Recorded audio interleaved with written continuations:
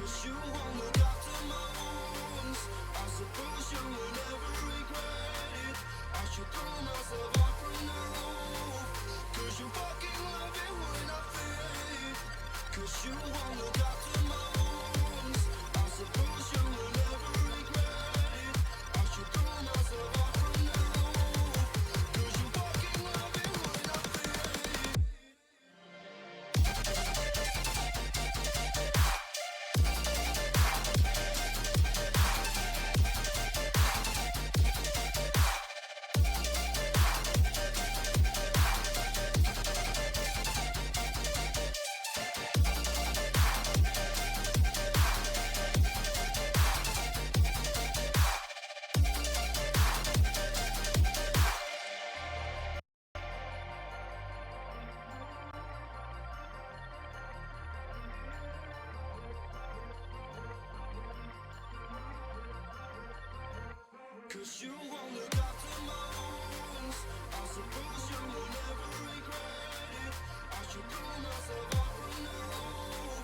Cause you fucking love it when I fade.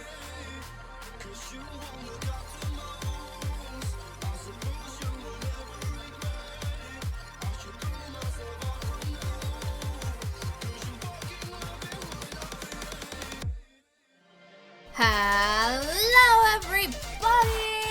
It's time for Tiny Game Tuesday! How is everybody doing today? How is everyone? I am back from vacation! Or at least, you know, my grandpa's vacation, because he came out to visit. It's been like 4 years since we've seen him, and it's been really, really good to see him again. And it was a good visit as well. It was a good visit. We went to the beach, we saw the Barbie movie, you know, all that kind of good stuff. Yeah, how is everybody doing? How's everybody been doing while I've been gone? Because, like, my sleep schedule is completely weird right now. I know it's closer right now to what most people in my time zone have, but it's weird, man. It's fucking weird.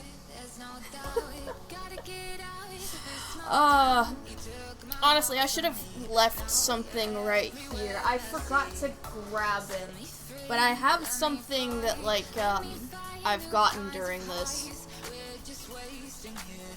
My grandpa's wife got me a rock from a rock shop, and I honestly should have gotten it right here so I could show you how pretty it is, because it's a chrysocolla malachite. So on the top it's a chrysocolla, on the bottom it's a malachite, and the fucker is gorgeous. Like, it's like about, I want to say like this long, kinda, like a mini chocolate bar size, and like it's all covered in these swirly patterns, and you can clearly see the distinction between the top chrysocolla and the bottom malachite, and it's so cool. I love it. It's beautiful. Like, two kinds of green, just, it looks so good together. It looks so good. And going to the beach was fun too. Like, it was just a nice sunny day, and it wasn't too windy, so we didn't get, like, chafed by all the sand. Yeah, it was relaxing. Kinda wish we could have been out there a little bit longer, but we weren't really prepared for it, so we just kinda went up to the waves and watched them for a while. It was really nice. It was really, really nice. But that's honestly not what we're here for today, is it? Is it? Because we're here for an indie game. An indie game that some people may not have heard of. An indie game called Life After Magic. Now, despite the fact that I have not been entirely active while I've been on my vacation, you know, I did manage to pick out a game to play. for now that I'm back. So I'm gonna get the trailer all ready to go here because we like to allow these games to pitch themselves.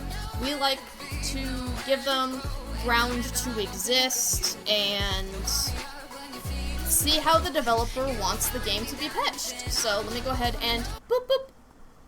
Gonna stop that music there for a second here while I go ahead and bring up the display capture.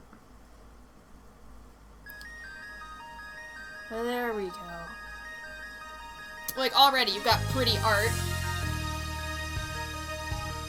So the game is a visual novel where you check in with magical girls, like, a couple years after they've saved the world. Like, wanna say, like, it's at least 5 years, but it might be like 10 years. I just know they're 20-something, so it all depends, I guess, on what kind of genre the original Magical Girl series was, huh? Alright. Let me close that. Let me close it. Let me make it less ugly.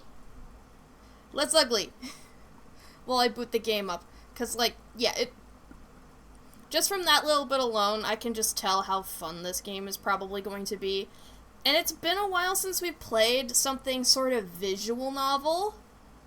I will say, it being a visual novel, we're probably gonna have to take 2 weeks on this bad boy. Probably. So be prepared for that. I'm not gonna say that that's a bad thing at all, because sometimes you gotta give a story a chance to breathe. And this one looks like a lot of fun. Like, I don't know anything about who you play as. I don't know, like, just how distant you've gotten from your other fellow, well, I guess previously magical girl friends. But that's what we're gonna answer today. That's what we're gonna find out. 'Cause here we go. With Life After Magic.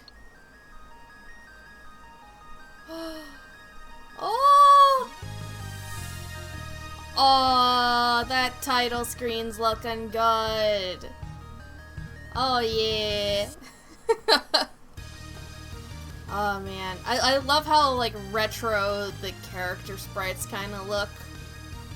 Like, it's not... Like, it kind of reminds me of the trainer models in the original, like, Game Boy games. You know? Where they have just these limited colors. Oh, the trainers in the original Pokemon games.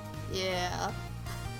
Probably more like Gen 2, honestly, because that actually was on the Game Boy Color, but that's what kind of style this looks like to me. Alright. Let's get into it, shall we?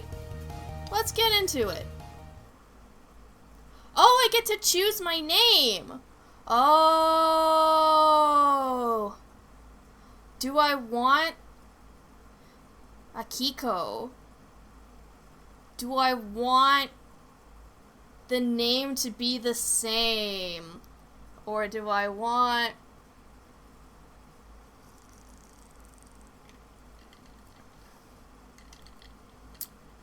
You know, nobody here can stop me from, like, doing whatever the hell I wanted to right now. There's nobody here to redeem. Name the character, right? So I could just completely screw this over, you know? We could be anything right now. We could be anyone. But honestly, we should probably save that kind of mentality for Wildermyth, because that game is... You guys are giving me so many things to work with. Is that a compliment?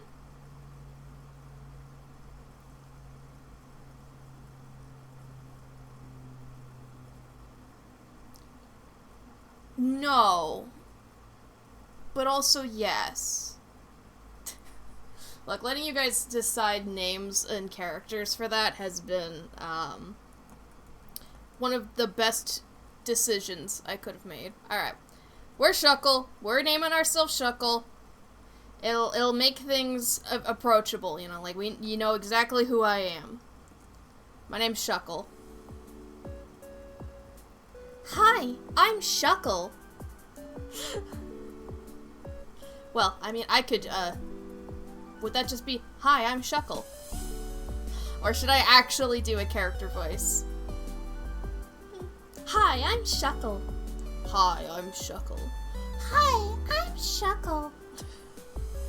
Okay, I'm gonna be hearing this character talk a lot, so I'm at least gonna make it slightly casual. So, like, hi, I'm Shuckle. I'm a 22-year-old high school dropout who's a bit of a klutz. Classic stuff.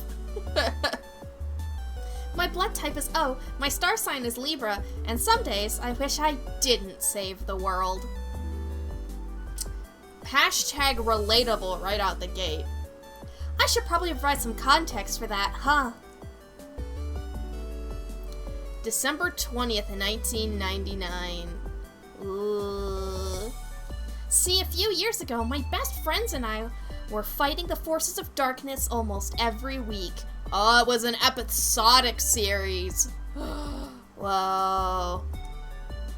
We were the Sentinels of Justice, and I was their leader, Princess Sentinel Starlight. Whoa, Starlight! That's a cool one. We saved humanity more times than I can remember. You could say we were a big deal. Except we were all still in high school, so we had to keep our identities secret. And after many years, battling countless foes, we finally defeated the Demon Queen, Azrella. Our long war was finally over. And that's the worst part. It was all over, all of it. In a few short months, the Sentinels went our separate ways. We retired from magical girlhood, and that's when my life really started to take a turn for the worse. Something most people don't realize about heroes is how saving the world all the time has its price. Oh yeah, your social life gets wrecked, you have a ton of medical bills, you have PTSD, that's just scratching the surface, right? Because then there's also, like, all your clothes are typically ruined from, like, too much action, sweat, or, like, blood, you know? What else is there to ruin your day? I mean, suddenly not having such an important job to do could lead to depression. Okay. I'm sure they're gonna get into it. I don't need to say it, right? My price was terrible grades all throughout school, and in the end I dropped out entirely. I mean, yeah, that also works. I never applied to college, vocational school, or considered any careers outside of being a magical girl. I didn't have time to even think about it. Turns out saving the world from doom once a week for 5 years isn't something you can put on your resume. My life peaked at 15, and now? I'm grinding away at a dead-end job at a makeup store trying to make rent. Living in a coastal city like Diamond Cove on minimum wage is a daily struggle. Yeah, that's the problem with secret identities. You know, imagine if you didn't have a secret identity, then you could just put that on your resume and like, holy mackerel, you saved the world, I want to hire you for this dead-end office job.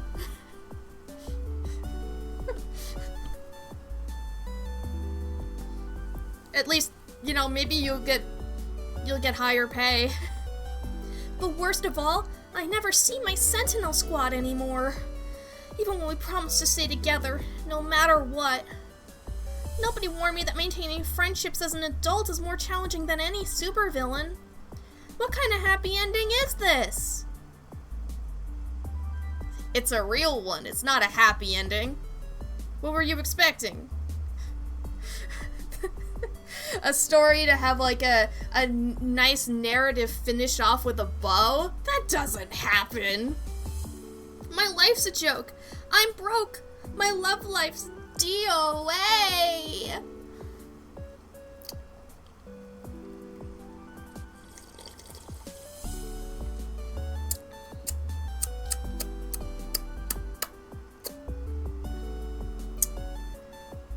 Mood.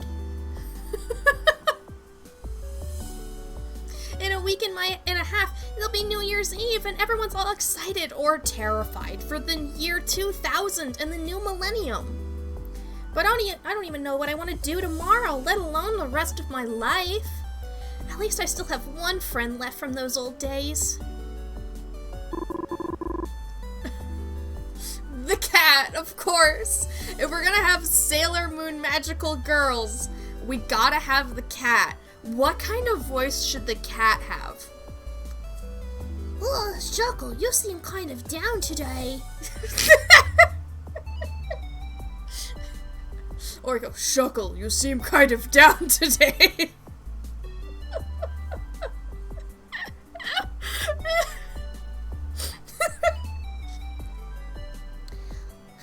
No, Shuckle, you seem kind of down today.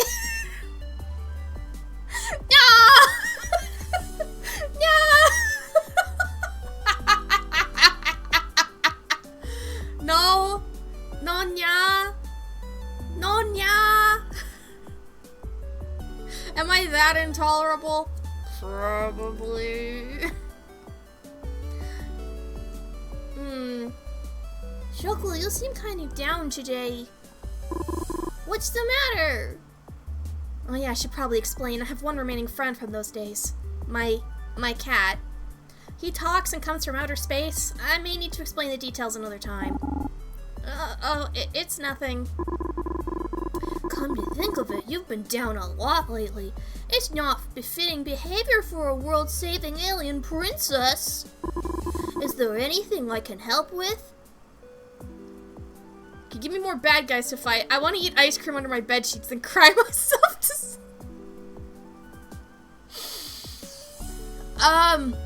You know, both of these are valid wants. I think one is only slightly healthier than the other.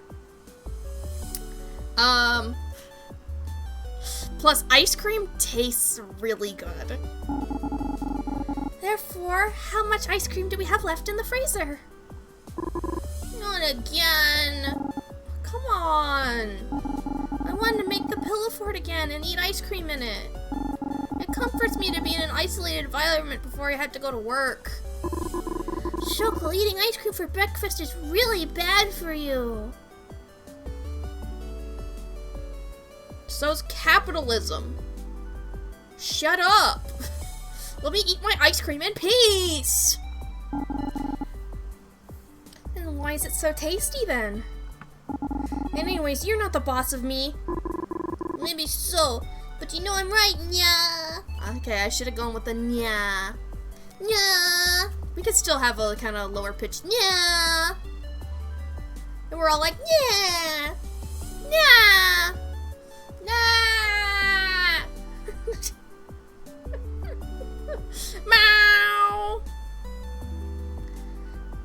Toast it is. Well, I would have toast if my damn roommate would buy groceries once in a while. Looks like I need to skip breakfast again.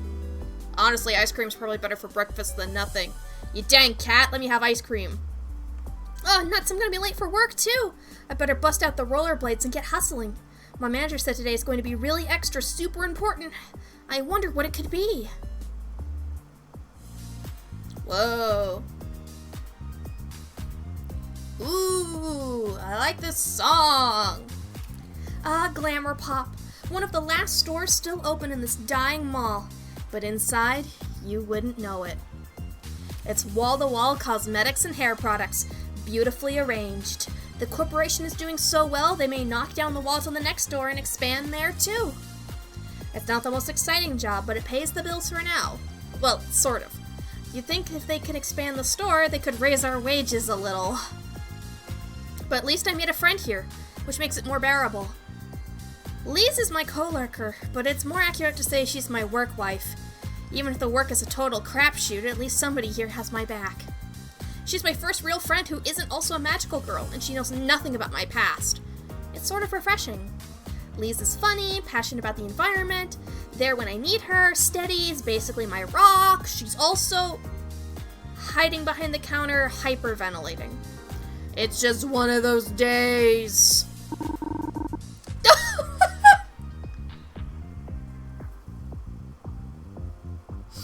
I love that. I love that the counter in this instance is the text box. Okay, that's so good. Oh my god, that's so good.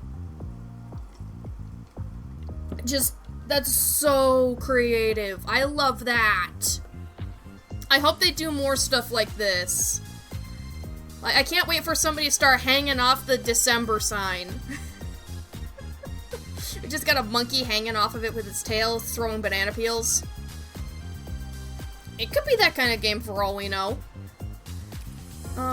Why are there so many people here? It's not that many. Okay, wait, it's kind of a lot.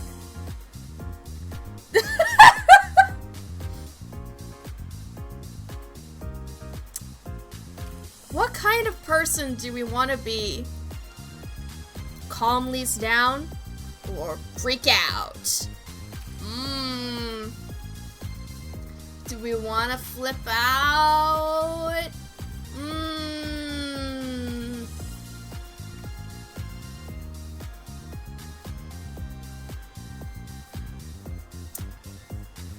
Do we want to?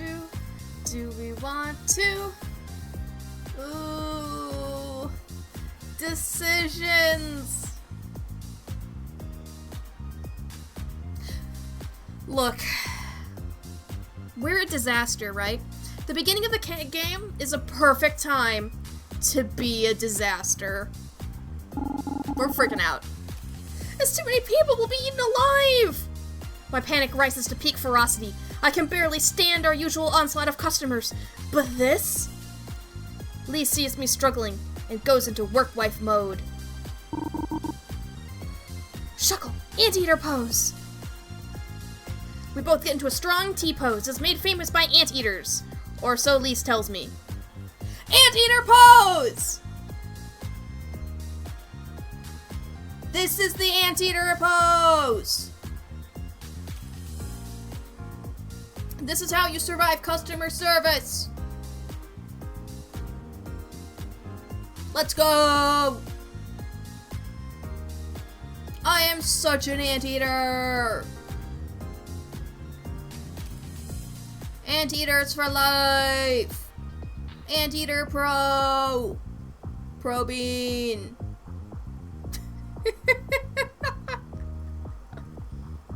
I can already feel the confidence flowing back into me. I can feel my arms starting to hurt. I need to work out a little bit more.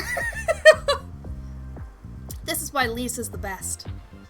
Wasn't something happening today? Oh, right! Lise, what's the start of our promotion for that super special makeup line our manager has been bugging us about?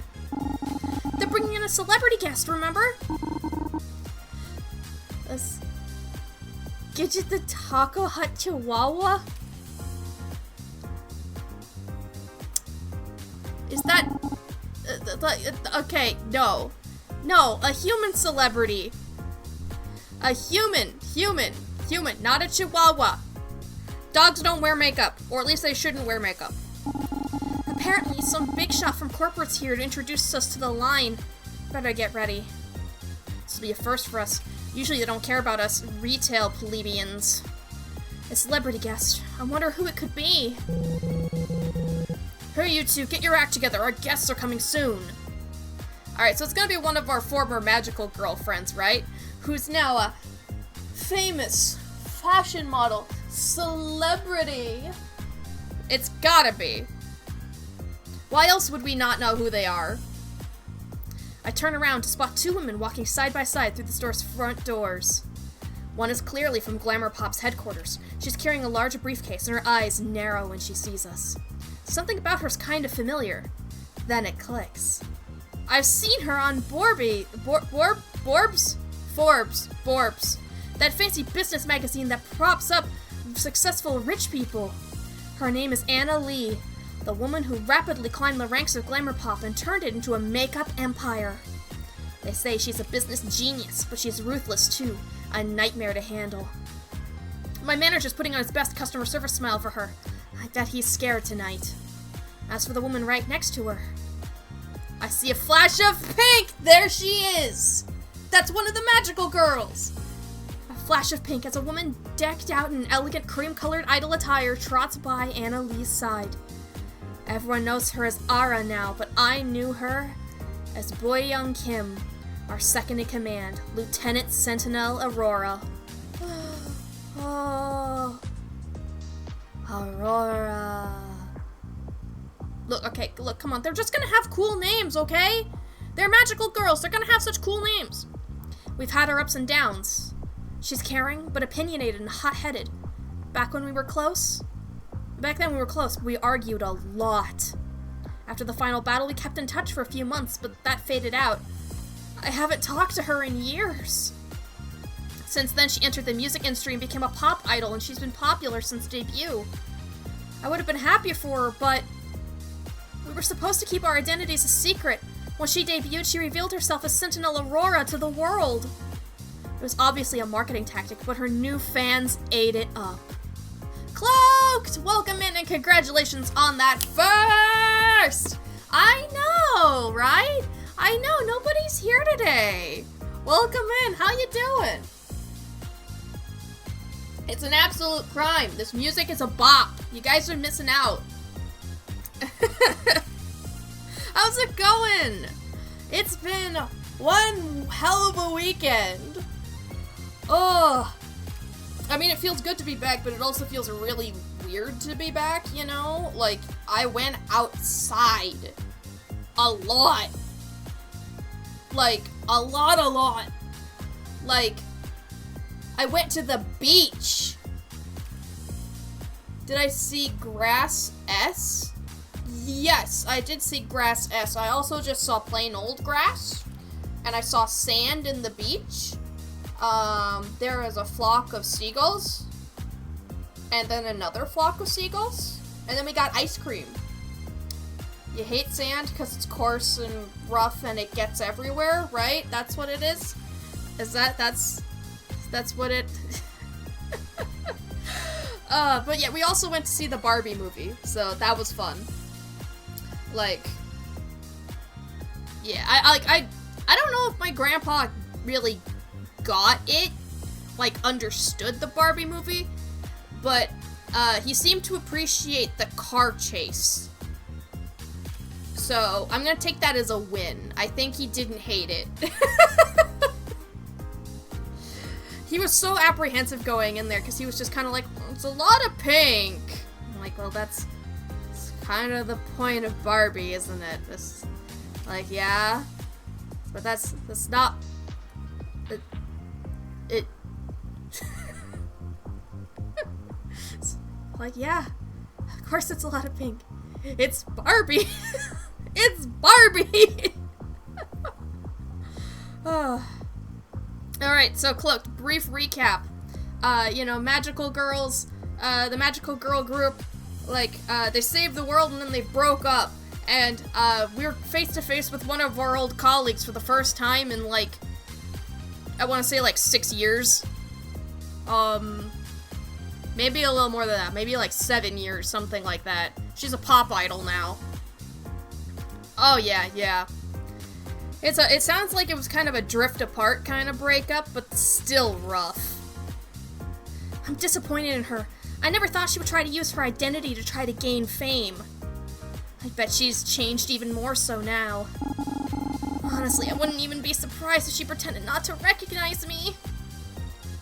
As Ara glances over the crowd, she locks eyes with me immediately. She's coming over here! Shako? What are you doing here? Actually, I work here now. Oh. She thought I came to meet up with her. She thought I was here for a fan meetup. Oh, look at that face. She's heartbroken. Oh my god. I feel bad. Ara fiddles with her necklace, which I recognize as her sentinel ring. We each have one, and it's the source of all our magical girl powers. She still wears it after all these years, huh? How could I pick that dialogue option? I did not! This is basic lore, Cloaked! How dare you insinuate I would break her heart like this. I would totally break her heart in other ways if it was funny. But not this one! This is not funny. The silence hangs in the air, and the atmosphere is awkward. It's been so long I'm not even sure what to say. It's nice to see you again, Boyoung. You can call me Ara now. It's my stage name, but I prefer it to my real name. Okay, got it. No problem. So what have you been up to lately? I haven't heard from you in ages. Ara, well, it's nice you've reunited with your, friend. Why don't we get down to business? Everyone else is waiting for us, after all. Right, sorry. Ready when you are. Annalie claps her hands and everyone in the store stands at attention. Glamour Pop is proud to announce the greatest, most ambitious launch in our company's history. Annalie lays down her briefcase on one of the empty tables. She opens it up to reveal a trove of plastic sample bags full of packaged makeup. From what I can see, everything looks cute and colorful, with star and ring motifs. Just what I like. The color coding reminds me a lot of the Sentinels, actually. Well, I mean, look who they're partnering with, huh? We'll be doing our first ever Magical Girls theme makeup release, using the iconic imagery of Diamond Cove's very own Super Sentinels. What? Annalie continues on the specifics of the so-called collaboration while my mind reels. I shoot Ara a pointed look. How could she have let this happen? First she uses the Sentinels to pave her way to fame, and now she's allowing our image to be used for marketing makeup products? As a former member of the Sentinels, I'm so excited to share our history with all of Glamour Pop's customers. Please support the new line. She must be joking, right? Or this is some crazy dream that I have to wake up from. I pinch myself. Nope. This is happening. Oh, wait, hold on. Oh, yep, I'm streaming. Oh, God. Yep, I'm streaming. Ara, this is such an interesting concept. One that I would have loved to hear about ahead of time. You know, you could have called to tell me you're selling the image of, your group. Yeah, exactly. Well, you'll see my liar. Oh, don't be silly, Shuckle. That'd be breaking my NDA. She gives me a half smile, half grimace while blinking rapidly from me to Annalie. Oh, boy.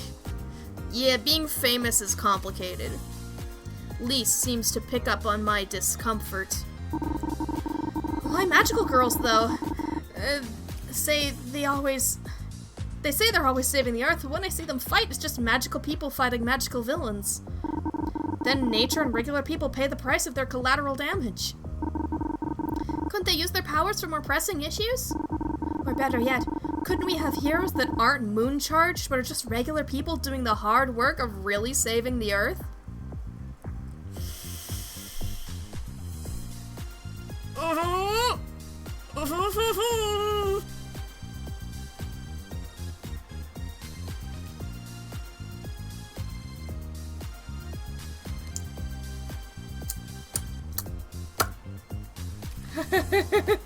We're jumping right into the complicated issues, huh?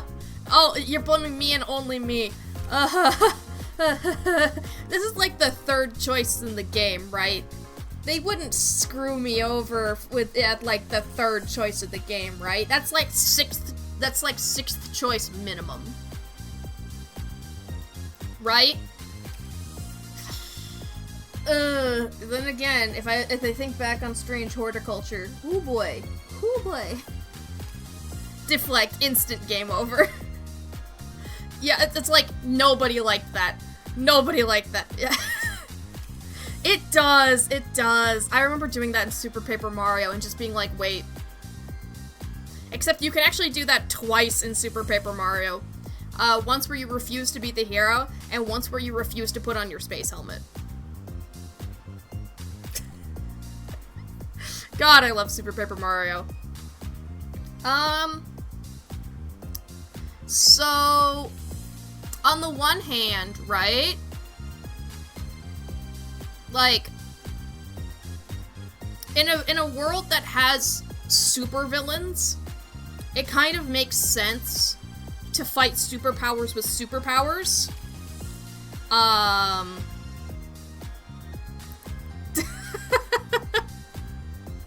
Oh, that's cool. That's cool.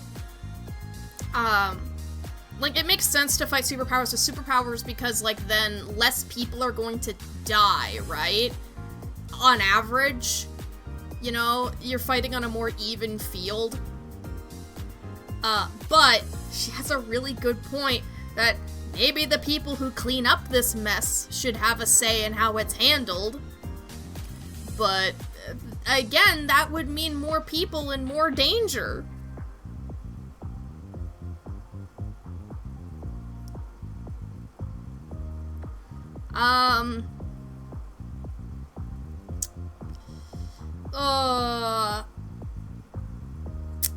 I haven't been, like, introduced to any sort of, like, friendship mechanic yet, but if there's gonna be one, this is how it fucking starts.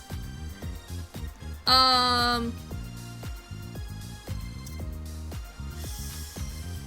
know what? I'm gonna defend magical girls, because I think it makes sense. Like, we're going to have to reveal ourselves to Lise eventually. She's going to know. So we have to defend magical girls a little bit to warm her up to the idea that we are a magical girl. Magical girls do have their place in the fight. Without them, the destruction caused by the villains would be way worse. Wow, the old defensiveness has kicked in. Do I even really believe that? What was I doing all those years? Was I really helping, or was I causing more damage? Oh, I'm sorry, I've offended you and I didn't mean to. Maybe I was being overly harsh. Oh, Lise! Oh. Maybe she would have gotten upset no matter what I did. You're entitled to your opinions. So are you. But I'll think about what you said. Ara looks baffled by the conversation. Moral opinions on magical girls aside, I lean into Ara, whisper distance. Ara, you really don't think I would have approved something like this, would you? I suppose not, considering you're not in charge of it for once. Ooh, the shade! Dimly, I get the sense I'm being glared at, and it's not just from my manager. I turn my attention back to Anna Lee as Ara glides back over to her side. Ahem. Regardless of your personal feelings, the reason we're here is to offer our prospective customers free samples of the Sentimentality line. The employees of course, get first pick. Perhaps that'll change your mind. We start to open up the samples Anna Lee presented us with. Admittedly, the formulas for this line seem solid. The eyeshadow glides over my eyelid, and the lipstick's creamy base feels great to apply. I take a glance over at Lise, and I can't help but crack a smile. Lise, are you trying on the makeup your way again? You know it. Goodness gracious, what on earth are you doing to your face? Did you know that flamingos use an oil secreted from their butts to keep their pink feathers from fading in the sun? It's like rouge. This pink reminds me of that. The more you know.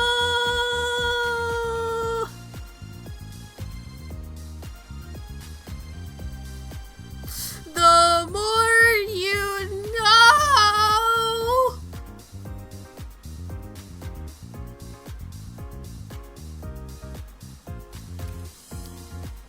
Maybe we should use that in our makeups. How ridiculous. I thought you trained these girls. I've been seeing clips of that on YouTube lately. While I'm like winding down for the night, I've been just like clicking on YouTube shorts and like, well, there you go. Those are some of the most sinister things. Like, it's quite excellent. Hell yeah. Ma'am, we do. This hire just has a unique taste. You bet she's unique. I always look forward to her next look. The way she does eyeliner is truly the future. Totally the future. It's not even near her eyes. I like to make pretty leaves on my cheeks, like I'm hiding in the jungle. Well, that certainly was a demonstration of our makeup. Count on my Weird Elise to brighten up a bad situation. A demonstration of what not to do. Now our manager looks like he's about to pass out. Did I do it wrong? I'm so sorry. Such a special occasion, and she was very excited to just try on everything. You an idiot. What do I pay your salary for? Image is power, and this is not the glamour pop image. She's so scary and pretty. Sapphic energy! She looks like she might faint or develop an unhealthy fixation. Will she get fired? I should do something. Hey, this is gonna end so poorly. Like, you have to remember, there are customers in here.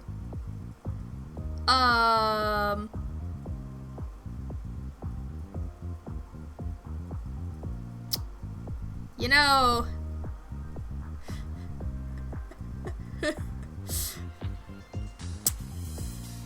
Let's get us both fired. Quickly, I try to recreate Lisa's creative application on my face and look defiantly at Anna Lee. A show of solidarity, huh? How quaint. She leans in close. But I'd think twice before you cross me again. Okay then. I guess the strange girl can stay. But Anna Lee turns to the manager. But you're fired. What? I must get to my next meeting. Ara, come along. Yeah, I think unionizing is probably a pretty good move at this point. Yeah. Other stores are expecting us after all. Expect shipments with more sample packages inside. We'll be distributing these to our customers over the next couple days. My manager opens the door for Anna Lee and Ara as they walk out. He looks utterly defeated. Ara glances back at me at the last moment. I give her a look as if to say something like, "We're talking about this later." Quentin and Tiffin start talking to the press about how fucked up this is. This is the 90s. This is the 90s. I don't know if that's gonna work. It's not like I can go rant on Twitter. Yeah. Lise nudges me. My life flashed before my eyes. Thank you for your help back there. Anytime. That Anna Lee sure is a firecracker.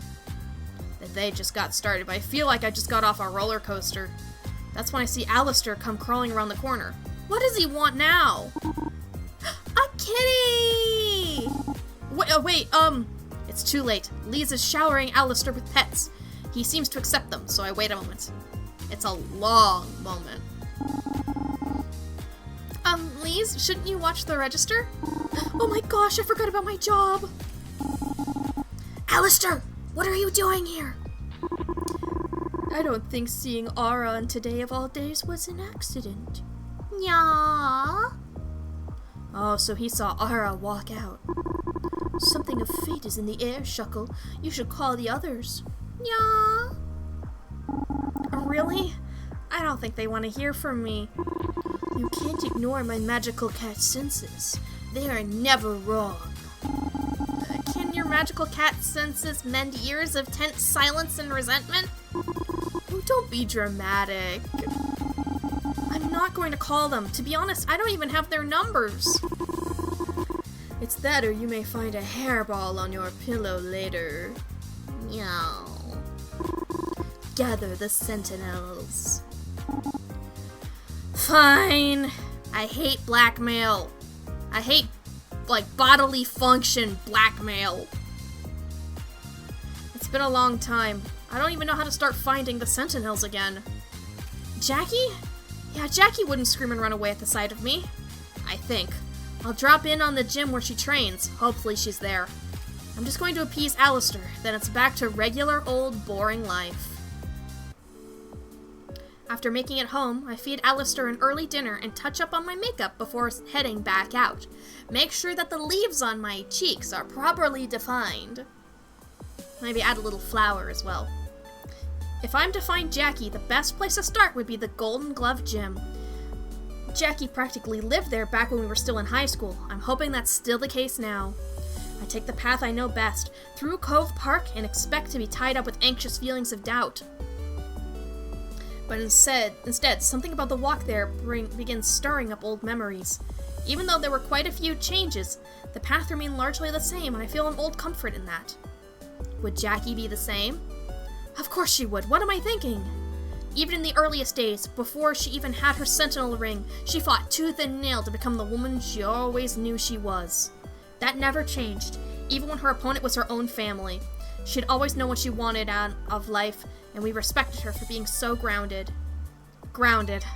Although there were definitely times she was more spaced out than me, still, she was always there for us when we needed her most. You must return to work. Okay, Cloaked! Good luck with work. I'll be here if you come back later. Cause I think this game might take 2 weeks. I'm just gonna say that up front. So if you like this, we're probably gonna be coming back to it next week as well. And so far I'm really enjoying it, so I'm gonna hope that remains the case. All the more reason why I feel terrible looking back and seeing how little I've kept up with her. She never failed to call for holidays or my birthday. Oh, and you didn't call back? Despite that, I even lost her number. Man, why am I so bad at this? I really need one of those new cell phones with caller ID. Not that I can afford a new phone anytime soon. While weighing the options of a Nokia versus a flip phone, I arrive at the gym in no time. The Golden Glove is still open, but it's nearly vacant save for 2 people. In the center of the ring, I spot Jackie wearing mitts and catching punches from a little girl I haven't seen before. After you break my guard, I want you to land 2 body shots on me as hard as you can. After that, I'm going to swing, and I need you to roll and repeat the pattern. Let's see, Leela? I got it this time, Coach. I'm ready. Then show me. Let's go. This new girl starts to throw a flurry of punches that Jackie catches with her mitts. Every so often, she lets a few slip by her, allowing Leela to hit her in the same spots. Jackie isn't just sitting there taking it either. Every so often, she quickly swipes her mitt near Leela's head to punish, but each time, Leela smoothly ducks and rolls out of the way. That's it. That's how you do it. Keep your head moving and the pressure on. An opponent will get desperate, making it easier for you to pry open their guard. Coach Martinez, you said this would help me against taller people because it's supposed to lower their chin. How come yours isn't lowering? You'll have to hit harder if you want to lower my chin. What's important is that we build your confidence. You're young, strength will come later. I would feel pretty confident if I knew I could knock someone down in one hit. I bet you would. You'll have to trust me on this one. Technique makes a better foundation for confidence than strength ever will. But if it makes you feel any better, I'm pretty sure this might bruise in the morning. Leela doesn't take long to bask in the praise before she notices and points at me with her glove. Coach Martinez, there's a weirdo watching us. Weirdo? Huh? Jackie is surprised when she turns to see me awkwardly standing at the foot of the ring. She must have really been focused if she didn't notice me until now. Oh hey, that's one of my weirdos. Oh, she is happy to see me. Hey! No, that's a compliment. It's good being a weirdo. Hey yourself, stranger. What are you doing here? What? I can't visit my friend? Friends usually call ahead. You caught me all gross and sweaty. So, what's a little sweat in our friendship, huh? Well, you see... You forgot my number, didn't you? I'm sorry. Who's the weirdo, Coach? Again with the weirdo? Alright, Leela, this is Shuckle. Shuckle's an old friend of mine from back when we were in high school. Leela stares intensely at me, as if she were trying to puzzle me out. An old friend in weird hair? Starlight? Huh? Leela! I knew it! I'm right! Jackie, what the hell? Oh, hold on, I didn't tell her anything. I'm very smart. My dad even says so. I already knew Coach Martinez's soul. Jackie, why? It wasn't on purpose. You might not recognize her since it was a while ago, but Leela was someone I rescued back when we were saving the world. It was so cool. You were fighting monsters on a bridge and they were all going whack, wham, pow. It was so crazy. When the monsters hit the car that Daddy and I were in and went floom over the side. Daddy bumped his head, but I didn't. I wore my seatbelt. Oh, but we were sinking. But we stopped singing because we were in a giant bubble, and then bang! The coach came in and busted our window and dragged us out. Wait a minute, can we please go back to the part where your father bumped his head while falling off a bridge? He is alive, right? Huh? Daddy's way too tough to die, silly. He just went to sleep for a bit. Jackie rolls her eyes and sighs. So apparently her father knew my Tio, and out of sheer confidence, she joined our gym in about the same year as our breakup. She, never seemed to have forgotten my face, I guess. Leela gasped. You dated Starlight Sentinel?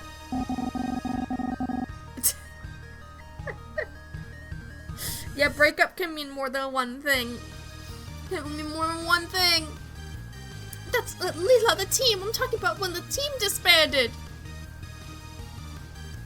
Unless... Look, we can change a few things, right? We can I'm just saying. Ooh, I get it. Yeah, that makes a lot more sense. What's that supposed to mean? Okay, hold up.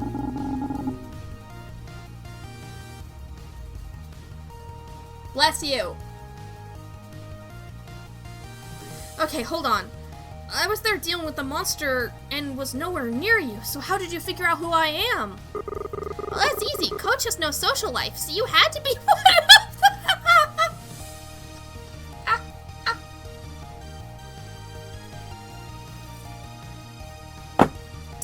Oh my god, I love this kid, alright? I'd hate having to deal with this kid, but I love this kid, okay? Incredible. This is the next generation of magical girls right here. Leela! It's true, though. You're either here hanging out with that biker girlfriend of yours or going to concerts for that Ara lady. Biker girlfriend?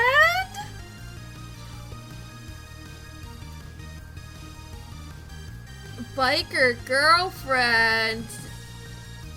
Ooh, I gotta know. Biker girlfriend? It's not what you think. They're just my friend. Look, you can ask. There? Jackie stops mid-sentence when Leela begins to mock her with kissy noises. Jackie claps her hands suddenly. Gee, would you look at the time, Leela? How about you finish the day off with some jump rope before your father gets here? But... hop to it. Leela nearly trips over herself as she runs off without question. She can be a handful, but she's got a good heart. So about you, fearless leader, what have you been up to? Surviving. I work at a makeup store now, and I'm trying not to drown from the rent while I figure out what I want to do with my life. A makeup store, huh? That suits you. Good for you. Are you making fun of me? It's a retail nightmare. I'm not. You were always big on makeup, so it's nice that you get to work somewhere that suits one of your interests while you figure things out, right? It's nice to know we have something in common now. What do you mean? Don't worry about it. It's nothing. Are you you know, that kid packed more of a punch than I give her credit for. Say, how about one of those good old-fashioned fashion starlight patch-me-ups? I sigh to myself, knowing that I'm not going to pull more out of Jackie once she gets elusive. I look around to see if anyone else is in the gym, and when I see that we're alone, I nod my head. Alright, fine. Show me where it hurts. Mostly the sides. Here and here. I lower myself down to get a good look and place my hand where she guides me. Jackie's breath hitches when she feels the touch. I forgot about this part. It used to tickle. I don't know how you could forget. I had to heal you more than anyone else on the team. Yeah, that's what happens when your confidence leads with strength and not technique. I see. I could make out the damage which Jackie was referring to. It was subtle and still fresh, but I played the role of healer a lot. Now this takes me back. Noticing when something was off came naturally after I had enough experience. I wonder what went wrong.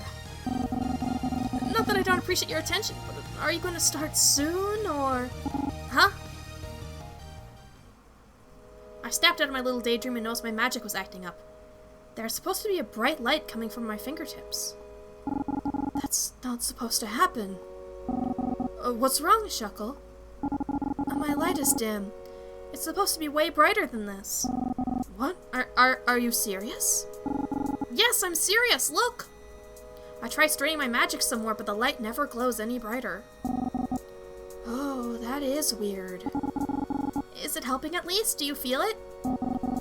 Kinda. It's getting a little tingly. Maybe my tickle tolerance has gone up. Alistair warned me something strange was going on. This must be it. Jackie, have you had any issues with your magic? Hey, Clever! How you doing today? We've just discovered that our magical girl powers are kinda, sorta... maybe, you know, fading a little bit. Maybe it's less of magical girl powers, and maybe we're getting magical woman powers. My character's in her 20s. It probably would have happened by now.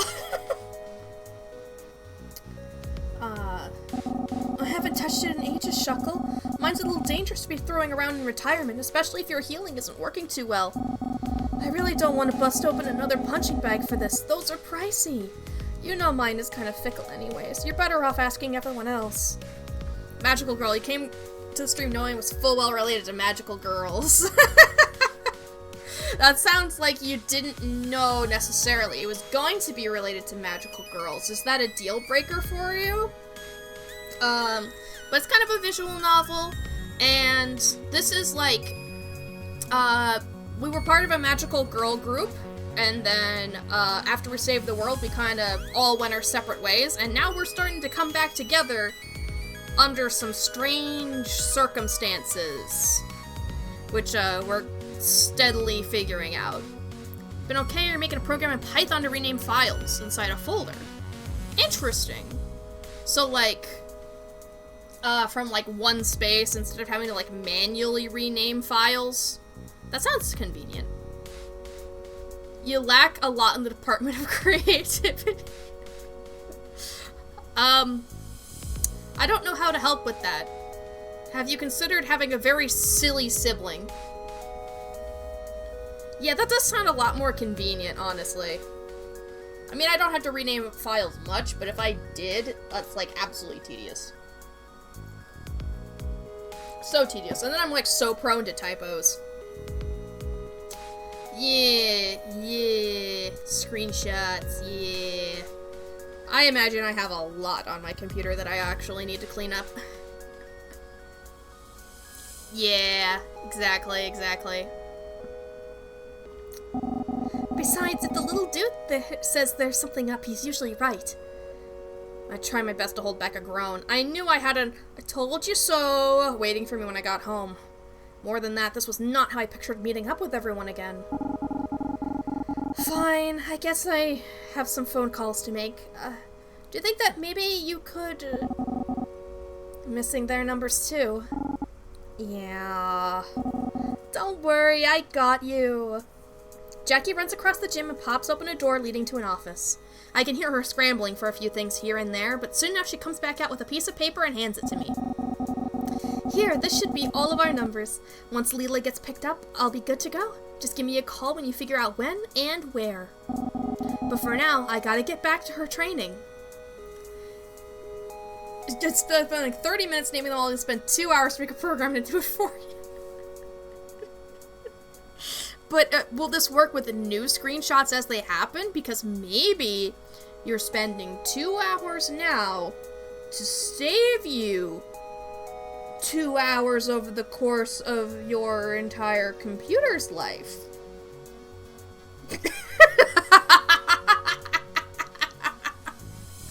Come on. See, there you go. It works with new screenshots. Look at that. You're preparing for your future right here. We've got time. Ditch the rope, Leela. Let's take it back to the bag. Same routine as earlier. Show me how you're going to be a champ. Yes, coach! Leela straightens up, tidying her footwork. She releases a barrage of punches upon the training bag. Right. Thank you, Jackie. I guess I should head out then.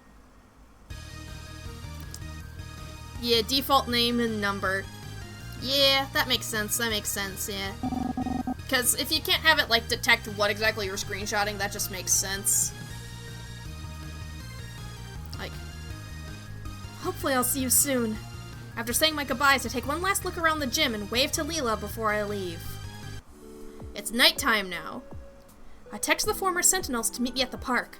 I scope out a place that's empty so we won't be overheard. Magical Girl 101. Keep your identities and intel secret. Unless you're Ara, who's gonna spill it to the entire world. Works relatively well. So you lack the creativity field, which is sad, because until now you always felt so you didn't dig yourself in any project you was for the first time in a long while tilted to do something. Well, I hope that this whole project works out, because that'll be nice. Hey Tia! Welcome in! How you doing?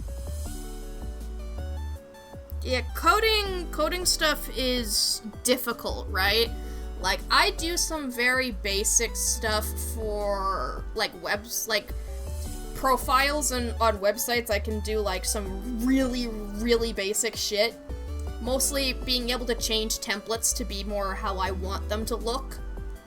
Or creating links in templates. Oh, it's working fine? Let's go! Finish project! Let's go! PHP. I know nothing about that one. Hell, I don't even know what, like, one Toy House has been using. Well, I know the basics of HTML, so that sounds like one step up. Ooh. Ouch. Ouch. Okay. Basics of HTML. A lot of brackets.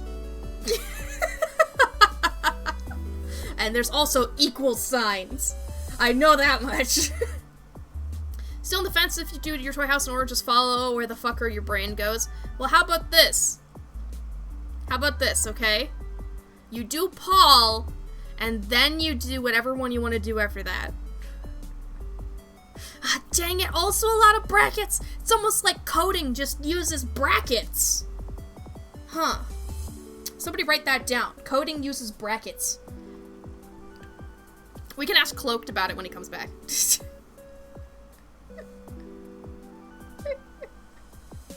Python doesn't use it a lot?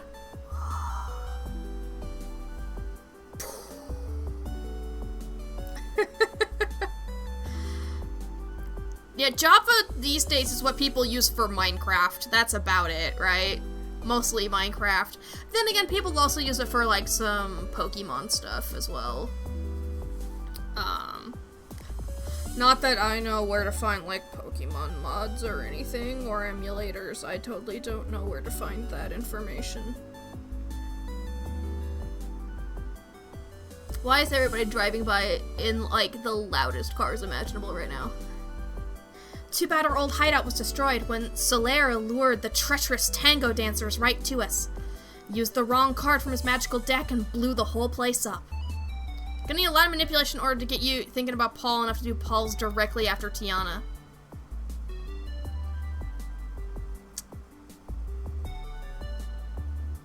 Please.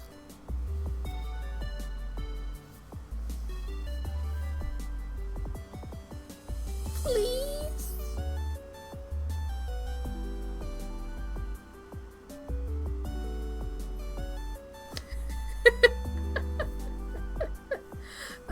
You do have a creative sibling? Well, there you go. Just think about what your sister would do. That's how you be creative. Solaire? Oh, I hope you never meet him. Ever. Ever, ever. I'm serious. Ugh. Anyway. You did send the message out, right? Yeah. Pages have been sent all around. I wonder what Aura will be wearing today. Alistair, stop being weird. You're lucky you'll either do Paul after Pen or Rose, depending on the path you choose. Just gotta give the pleading eyes. Works every time.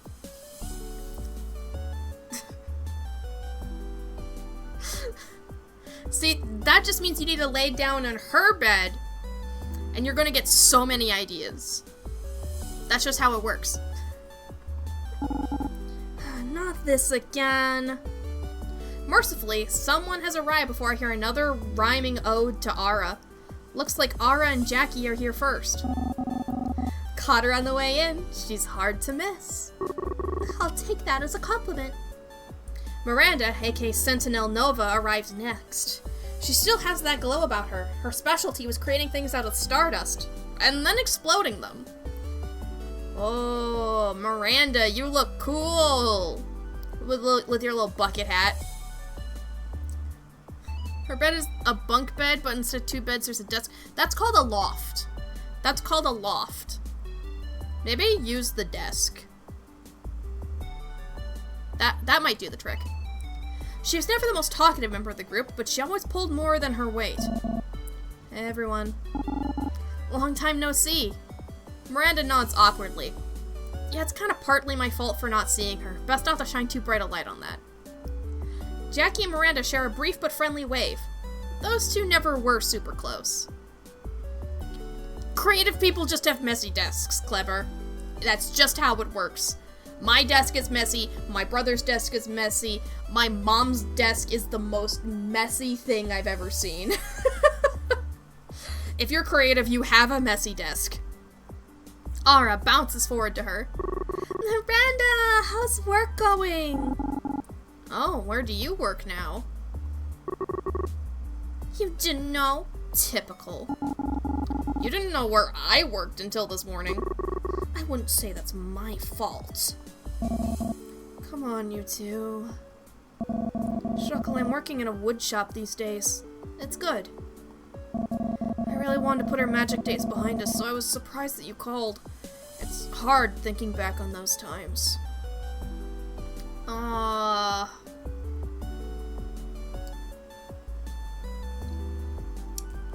Alistair did not say it was an emergency. I don't want to lie about that. But, you know, I would love to see what Miranda's working on. Miranda blushes suddenly. You love organizing stuff. Can you organize these shelves? I've got so many Pokemon figurines and amiibos and plushies, but I can't, there's just a lot. Actually, is this? Yeah, this should be like, I should dust this off a little bit more, but hey guys, look, it's a soda light. This is a soda light.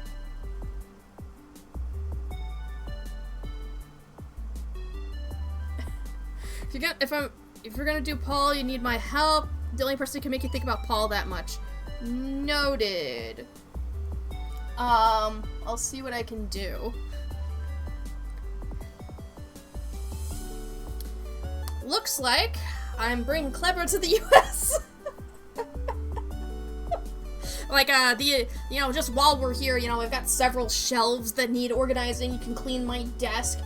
Maybe you can help me figure out how to keep my paintings straight on the walls. I don't know.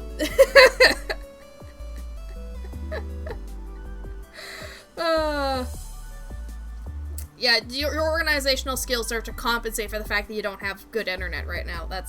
Everything's been leading up to that point. Oh, well, visit me at the wood shop anytime. I can show you something I've been working on in my spare time. That sounds great! So that's almost everyone, but there's still someone missing. Sentinel Perigi, our awkward little bubble girl. It's not like her to be late. So, does anyone know if KJ got the memo? She probably won't come. They hate all of us now. They? Oh, I guess if you haven't seen them in a few years, you wouldn't know. KJ realized they're not a girl about 2 years ago. They don't want to be called a girl or she. Just show them the same respect you've shown me. Okay, I'll try to remember. So, they're still going by KJ, yeah? Yeah. Well, they're still our shy little Perigi. I'll accept them no matter... Someone pulls up on a motorbike. Weird. I don't know what someone would be doing here at this hour. It's them. It's them. It's them! Okay. Are we ready for the, For non-binary? Are we ready? The stranger dismounts and walks toward the group. They remove their helmet. Oh my god. Look at them! They're so cool! Yeah! That's the magical person we all needed to see! Yeah! Exactly! Hey there, handsome! KJ? Hey, princess. Been a while, huh? Sorry I'm late. I try my best to keep composure over how different KJ is compared to when we were in high school. Wait, are those tattoos? Never mind, composure lost. Are you feeling okay? You look a little out of it.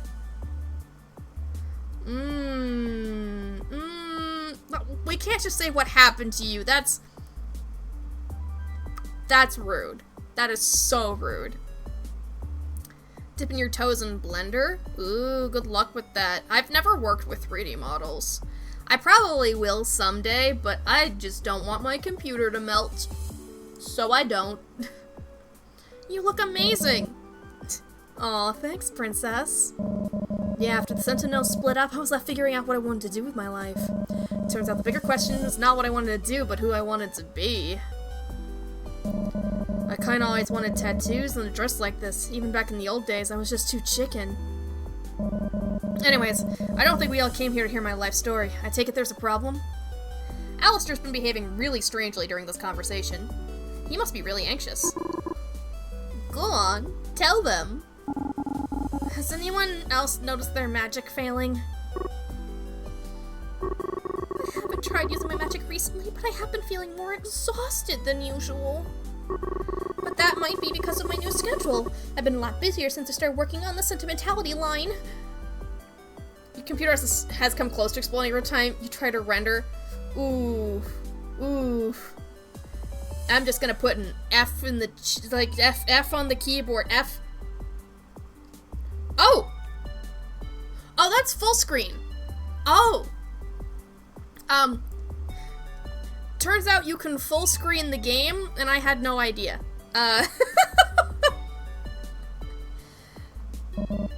The what?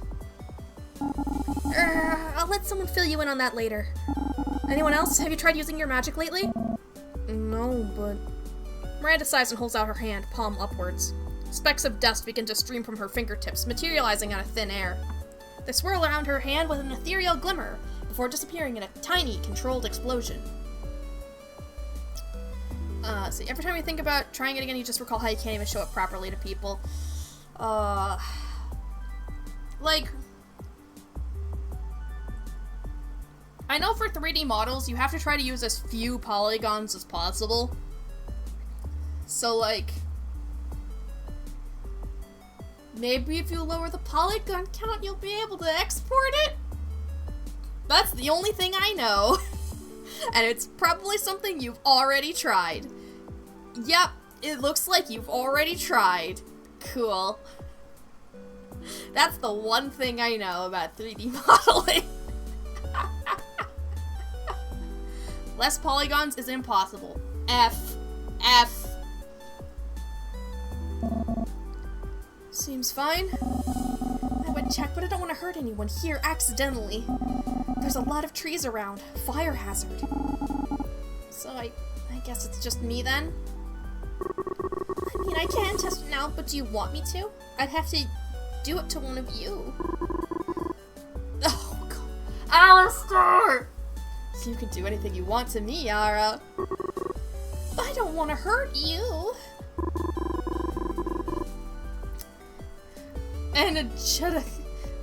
Angelically beautiful and cares about her friends. Oh, how I missed you.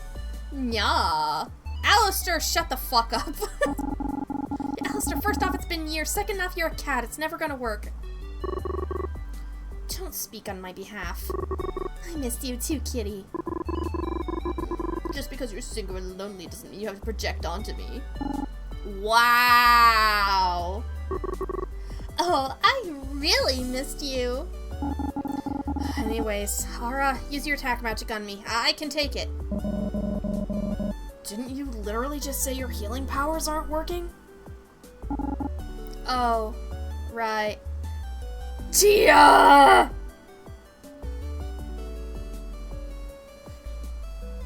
Tia, no! Okay, I can still take it, but go easy. Unless you want to use the charming attack on me.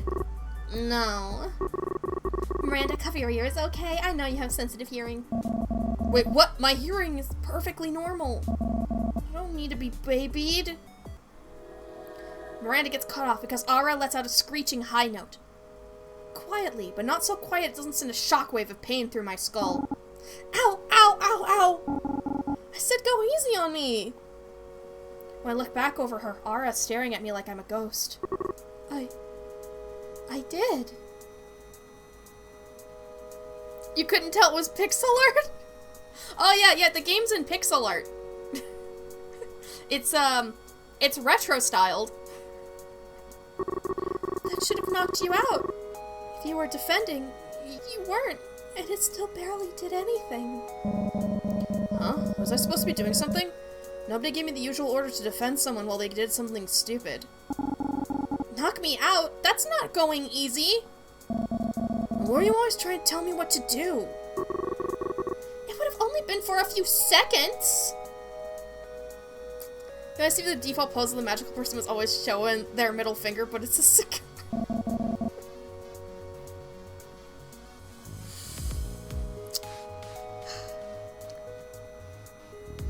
Well, you know, that's, I would have taken that. I would have taken that. I would have taken a middle finger like that. I can handle a little noise. It's also still a foul play, even if it didn't work out. No one's letting me talk! Girls, let's stay on track here. Not a girl. Listening to this squabble's giving me a hairball. Nya! Please, let's not have it come to that. Although it's better than him hucking up one at home. The point is, something is deeply wrong with magic. If we keep fighting amongst each other, we'll never get to the bottom of this. The group looks around at each other, unsure. Alistair's right, but can we really work together when some of us have changed so much? Yeah, they still use monochromatic palettes. Like, yeah.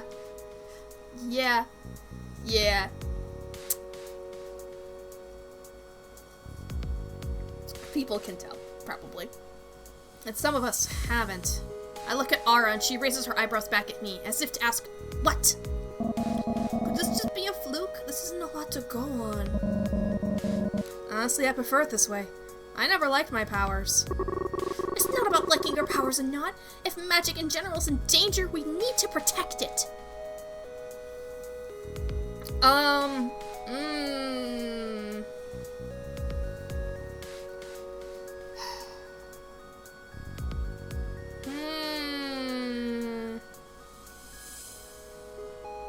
It'd be funny if the big bad that needs feed is all like, I'm old, look, I have grandkids now, I retired, I wouldn't be able to rule the world if I tried to.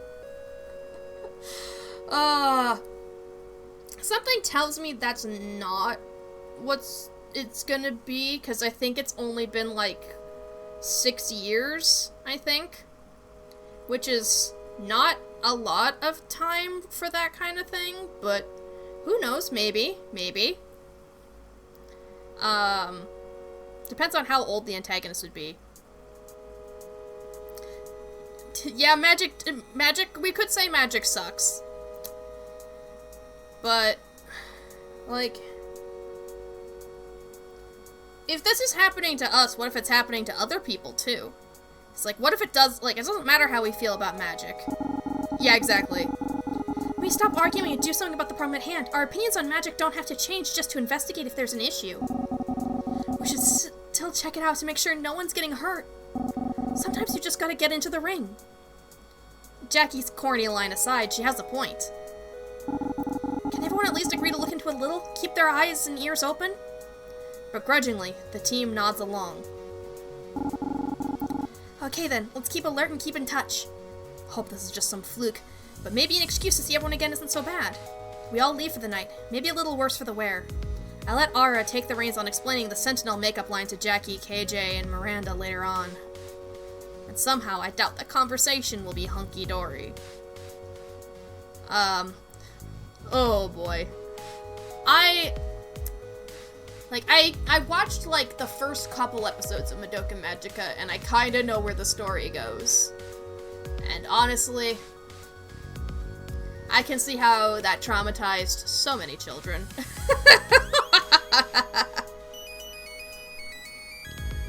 What a day. A store having a big product launch event would have been enough to make it a momentous day and a string of normally dull ones, but then Ara was our celebrity guest. And it didn't stop there. It's been so long since I've been to the Golden Glove, catching up with Jackie, then magic failing, seeing the whole team together and how much they've all changed. Miranda, and especially KJ. It's been so much to take in, my brain is swirling, and not in a fun, soft-serve ice cream kind of way. Is there something really wrong with the magic? Will I be able to reconnect with my old teammates without making the rifts between us worse? Will we be able to come together again as a team? My mind is racing about the future. The future! The future! What's it gonna bring this time? It was scary before when I was just worrying about the next month's bills, but now it feels even worse. I accidentally right-clicked, and it opened the menu. So if you need to open the menu, just right-click. Look at that! We saved! Your experience, aka bullshitting with magic, is mostly based off experience and learning and shit. Ow! You're a wizard! Your magic is wizardry. Pingu! Let's go! Am I even half the Sentinel Starlight I once was? If there's some crisis, will I be able to conquer it this time? My head is throbbing with all this worrying. My eyes are heavy. Better get some rest. It's the 21st. Last night I had the most amazing dream.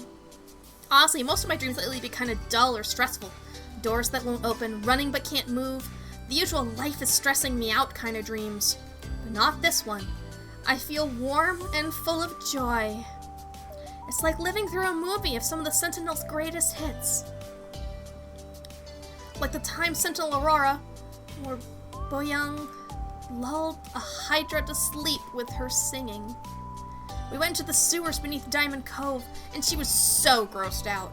But she put on a beautiful performance anyway. That's the thing about Boyoung. She's really opinionated and butts heads a lot, but you can rely on her when it counts. At least, that's who I hope she still is. Before I can dwell too long in the present, my dream takes me to another memory. I dream of the time we'd been through a couple of rough weeks. We were all stressed and exhausted. Sentinel Nova used her exploding stardust to cheer us all up with an impromptu fireworks display on the roof of the school. She's not very talkative, but she cares deeply about making people happy. Then I dream of our geeky Sentinel Perigee. KJ always felt out of place on the team. Their invincible bubbles saved us from collapsing buildings, toxic gas, mind control, but then somebody else had to defeat the bad guys. I wish KJ knew how much we love them as Sentinel and as a friend. I really hope this self-reinvention isn't coming from a negative place. Well, that's not about you, is it? So what if it is? It's happening either way. And we have Jackie, Sentinel Soul. I've never known anyone stronger in my whole life, both physically and emotionally. There are few things more satisfying in this world than catching a villain monologuing and then... Yeah, look, KJ's real power is just buying one cigarette, and it lasts for the end of time. And that is one hell of a superpower. There are few things more satisfying in this world than catching a villain monologuing and then, BAM! A Jackie red-hot fist to the face. She's always the first one in a fight and the last one out. She likes to keep things simple, though I sometimes wonder if things with her are more complicated than she lets on. And then there's me. At first, discovering I'm from another planet scared me so much. As it would anybody, I guess. My role as the last princess of the Sorrento royal family, sworn guardians of truth and justice, seemed like big shoes I could never fill. But I did. After many years of victories and defeats, I'd realized I'd grown into somebody both my adoptive and birth parents would be proud of. And then that chapter of my life ended, but the years kept coming. And I found myself stuck in a loop and unsure what to do. How do you top saving the world? Does it all just get worse from here? I wish I could go back to those simpler days. Life made sense. I knew my purpose. I had friends. I never want to lose that joy again. Beep, beep, beep. Beep, beep, beep. Beep, beep, beep. Beep, beep, beep. My alarm clock pops my dream like a balloon. I lay there for a while, staring up at the ceiling. Seeing everyone again. Seeing the makeup line. It really flipped a switch somewhere inside me. Alistair nags me out of bed. At least some things never change. And I hurry back to work. See, badass moment idea to an RPG session, have the villain monologue, and when the players try to attack, they stop the attack with their hands and go, I'm not done yet. This reminds me of this boss in Hollow Knight, right? Grim. And at the beginning of the fight, Grim will bow, right? And if you hit Grim while he's bowing, you know, he'll go into, like, an extra attack where it's hard to hurt him. But if you don't hit him when he bows, he'll just go about his normal attack pattern. So you're penalized for not respecting his bow, and I think that carries a similar vibe. It's beautiful. Yeah, exactly. Exactly. You never attack Grim when he bows. By exploiting his anger. I don't think I actually figured that out at first, that's what I was supposed to, like, I wasn't supposed to attack him, but... Yeah, like, sure, that can do a lot of damage, but, like, you're also gonna take a lot of damage from being directly underneath, you know? You gotta be careful with that. Time for work. Another day of minimum wage. Whoopsie. Alistair, what are you doing here? I came to check on you. Now that we know something's happening with your magic, what if something else is wrong with you? Do you have a fever? I'm a little tired, I guess, but I'm fine. Do you remember how your job works? Do you know where we are right now? Do you know your name? I'm Shuckle, lost princess of Sorrento, and retired magical girl.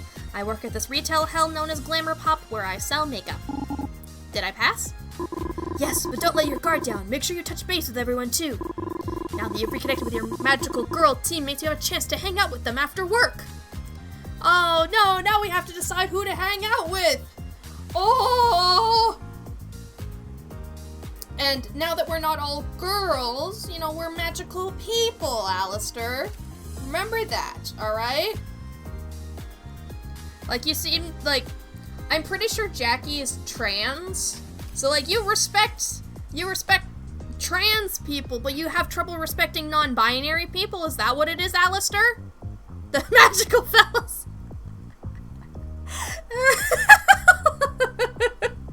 That's a pretty good one too. Yeah. You can even just say the Sentinels. You can say the Sentinels. Sentinels is gender neutral. You can't just say magical girl anymore. Magical gang, exactly. I'm not exhausted from work, that is. Right, you have a good day at work. You'll have extra energy to visit friends afterwards. If customers are extra terrible today, you might not have energy to visit multiple people. I should be careful about what I say to customers. Oh, so if I manage this better. Ooh, okay, so there's like a little mini game. Okay. Good luck. Welcome to Glamour Pop. Is there something I can help you with? So this kind of has some similar vibes to Boiled Over, actually.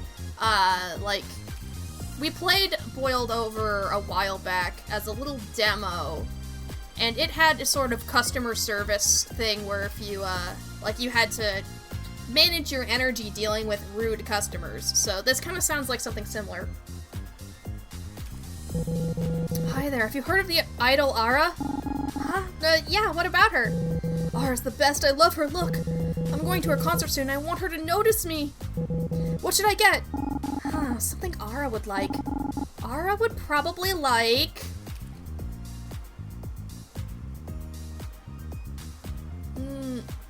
Do I like mechs? Mechs are fine, I guess. Lancer, got it. Like...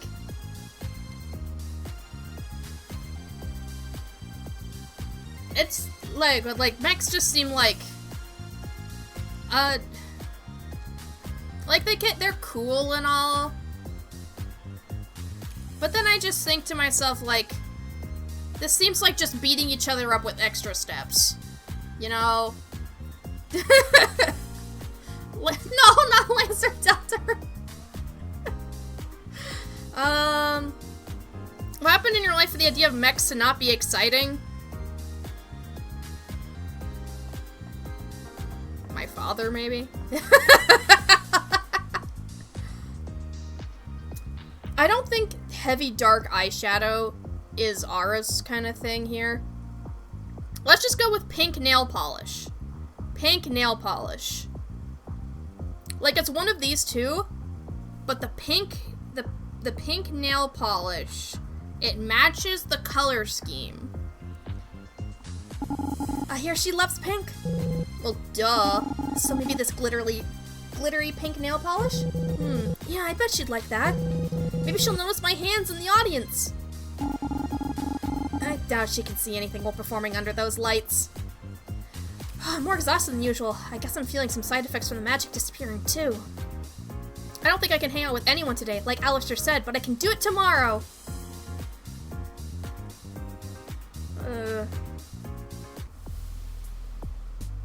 Working with the customers today was exhausting, but they've always been a bit demanding, aren't they? I'm glad to be home. Maybe that was the wrong answer. Maybe I should have saved. Let's see, you have sword mechs, artillery mechs, support mechs, teleporting mechs, nanomachine that fire molecule by molecule mechs, causality breaking mechs, war crime mechs. That is a lot of mechs. Yeah, we have a running joke on the channel about war crimes, don't we? I guess nothing really strange happened today. That's a good sign. Perhaps all the stuff with magic was just a hiccup. Meow. Yes, Alistair, I know you have your magical cat senses or whatever, but... Meow. Alistair, is something wrong? Got another hairball stuck? Meow. Why aren't you talking? Are you giving me the silent treatment again? Yeah, thank God. If you have mows, put them in chat. Mow! Mow! Let's go!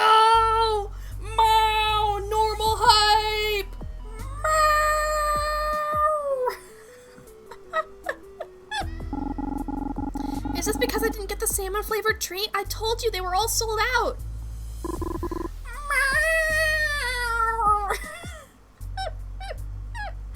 I don't know much about off, but I know that it's weird. Wait, can you not talk at all? Uh-oh, this is really, really bad. This has never happened before, ever. An unprecedented events in the life of a former magical girl? Not a good sign. I better call the team up, even if they don't like it. We all arrive and cram into our old high school classroom. Your phone won't let you spam Mao? No! Of course, it's like, if you're searching for it by Mao, it would be Mowski. So just keep that in mind. Shuckle, tell us what's so important that you need to call an emergency meeting for the second day in a row. And in our musty old classroom? Well, I admit it brings back memories. It does, but it's a little spooky at night, and ghosts are my natural enemies. Ghosts? They aren't punchable. Your fist would fly right through them. Is this gonna be a regular thing? If so, I have to work around my schedule at the workshop. It really is an emergency! Alistair, can you try talking again? You don't mean... Meow, meow. I can't understand him at all anymore. His ability to speak is gone. No! Not our funky little dude, little owl! I can still hear his voice. Meow. I mean, yeah, we can still hear his voice. It's more about comprehension. Maybe it's less about him not being able to communicate with us, and more about us losing our ability to understand him. Maybe so. I tried using my healing powers on him to see if it would help, but honestly, I still can't manage to get things working again. Alistair crawls up onto my lap. He seems exhausted from trying to communicate with us.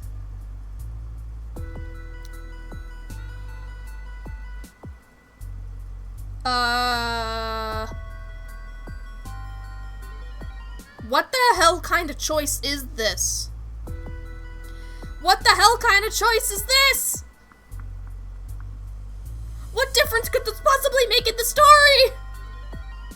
I'm utterly terrified now. Which is it?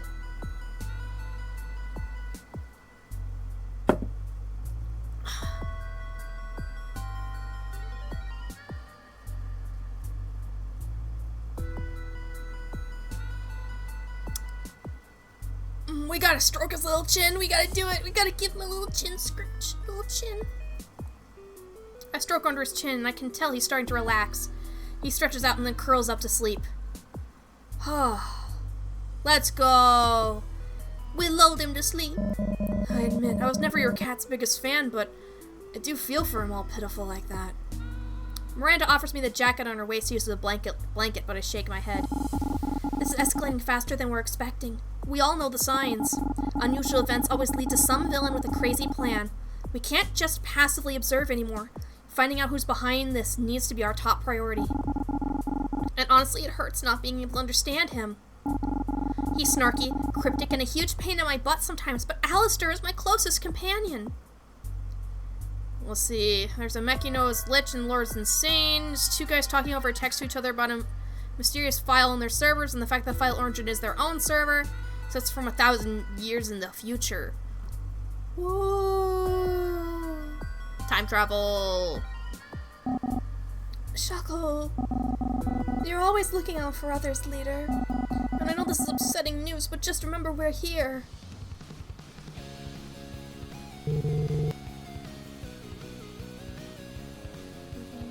Why is Yu-Gi-Oh here?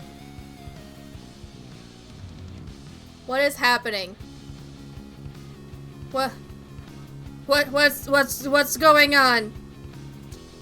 What, huh? Hi.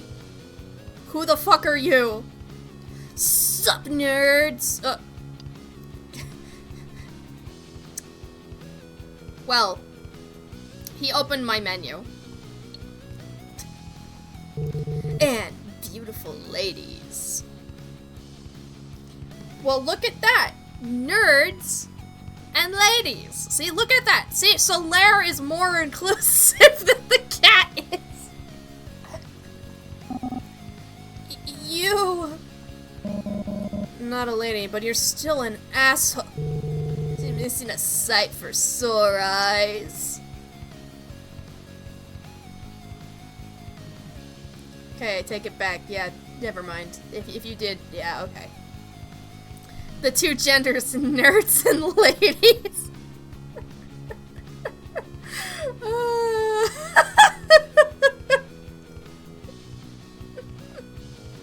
Yes, this is Solaire. I warned you about him. Useless man-baby who inherited some magical soul cards, or that's what we decided to call them, and Jackie, our sentinel soul, will never forgive him.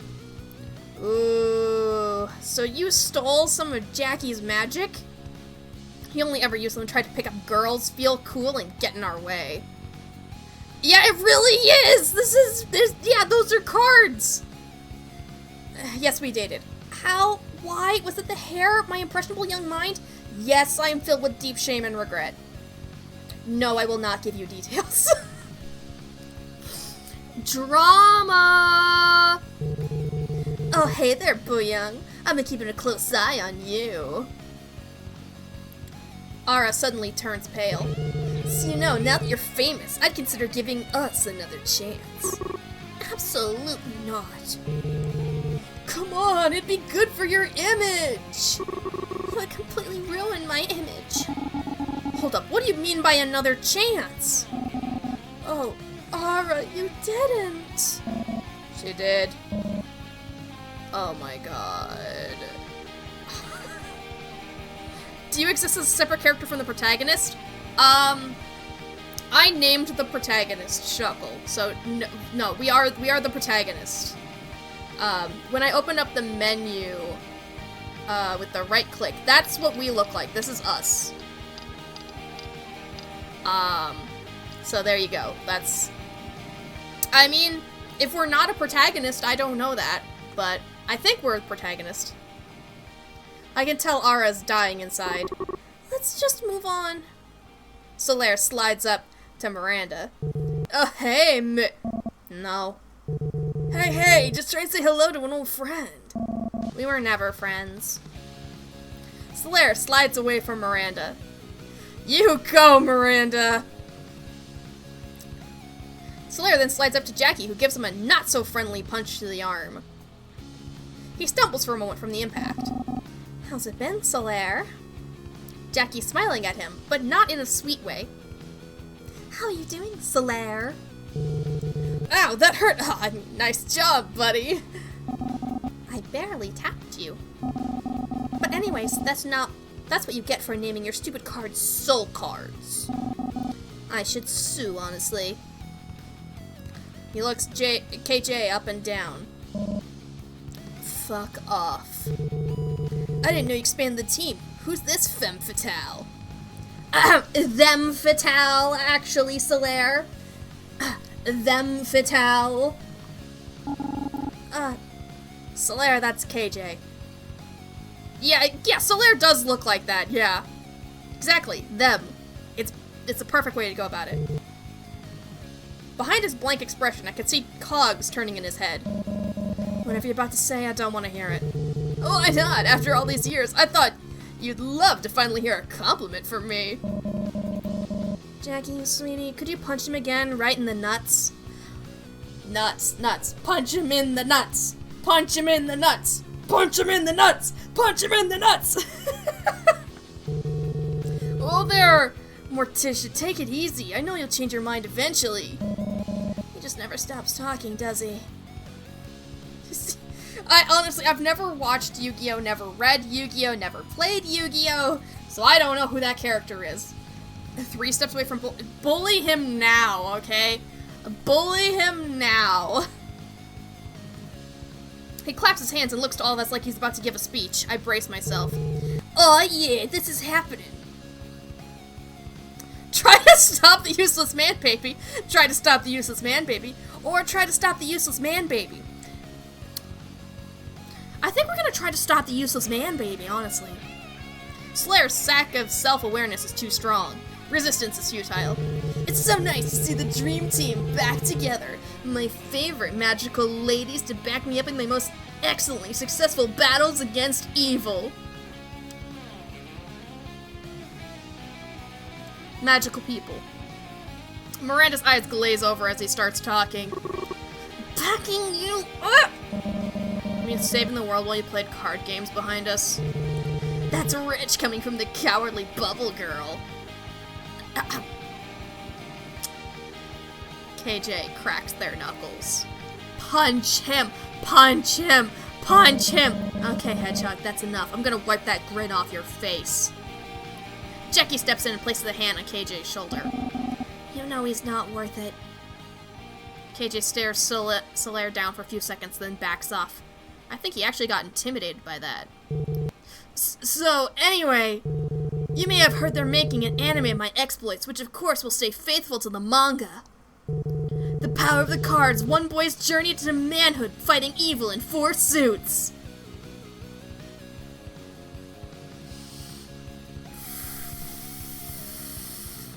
How do we get here? Where is here? I have no idea who this guy is, how he found us. Look, honestly, KJ kind of, in the moment, probably deserves to, like, to at least get one of those strong blows in for Solaire's demise. But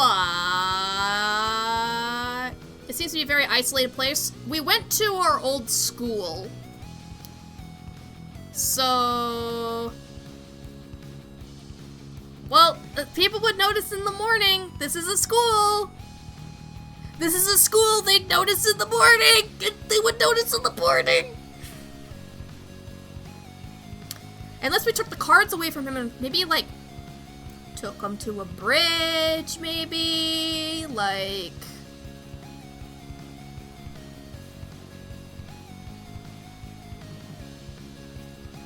just some light murder.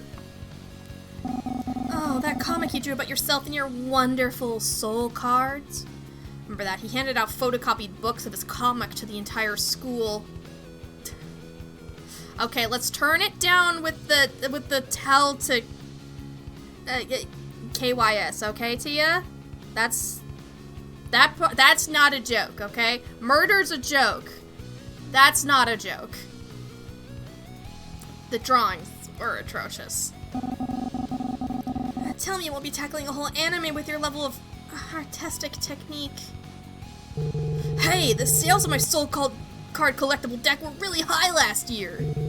The sales will finance the anime with some help from my trust fund. Jackie looks like she's about to crack at the mention of soul cards again. I need to redirect his attention. Once he starts talking about this stuff, he never stops. Oh, throwing him something shiny ought to do the trick. Like, just show him something shiny. Solaire, look at the sparkling makeup case! Ha! Can't distract me, I've learned your tricks! Dang, I've used this tactic one too many times on him. I need new material. Then what are you doing here? Damn it. Honestly, what we should have done was just roll the coin across the floor. You know, that's more subtle. Right, I'm on a spirit hunting duty. Any scary ghosts that haunt this sacred ground better peace out before I find them. Ghosts? Spirit hunting? I guess the school always has been pretty spooky at night. Jackie, there are no ghosts. He's an idiot. Well, actually... Please, no more tangents. Solaire looks at me with a pleading look, but I hold my ground. Anyway, my sweet nothings, I just came here to tell you to always believe in yourselves. He winks. God, he winked at us. Feel the blaze, baby. See ya. With a flash of a card, he promptly explodes. Classic Solaire exit. I think the theme song stopped, Kleber. I think it stopped. I think we're okay. Is he gone yet? I blacked out for a sec. How did he know where we were? He always had an uncanny sense for tracking us down. Also, why is his magic okay? Total unearned confidence and stupidity. That'll do it. I'll clock him in the face next time he interrupts us like that. Maybe Solaire's the reason for all of this. He's definitely a draining presence. I'd agree, but that's definitely wishful thinking. He's annoying, but he wouldn't hurt a fly. I don't know, my ears hurt just listening to him. Burn! He always fumbled with his magical cards during battle. He never managed to actually hit any of the enemies with them. In some ways, I actually feel bad for him. I don't. I really don't. To me beside, I'm gonna keep looking into this. But I'm not exactly mourning the loss of my power if it happens. Ara looks taken aback by this comment. Some of us actually still care about magic, and the team for that matter. I'm expecting everybody to be on their toes. I never say I didn't care about the team, but they can speak for themselves, you know? Right. Were these two always on such thin ice? I make eye contact with Jackie and Miranda. Jackie gives me a sympathetic smile while Miranda shakes her head. Anyways, let's try staying in touch more often. Maybe check up on a few of our old enemies, see what they're up to. We should make an effort to drop in on each other's schedules, just for safety's sake, you know? The group nods in unison. I can sense some hesitation, though. Shuckle, I'd love to see the Sentimentality makeup in person. I haven't actually seen it yet, either. Can't say I'm all that enthusiastic to see it. Still, we should swing by Shuckle's store sometime. See what our magical girl work has turned into. Jackie, I promise you'll love it. Just give it a try. I mean, if you say so, Ara. Great. Now that's decided, I'll be in contact. No. I've never heard of that, but I am not surprised. Maybe I saw it on Itch at one point. I don't know. Like, I'm not surprised that that exists. I'll do my best to check in with everybody.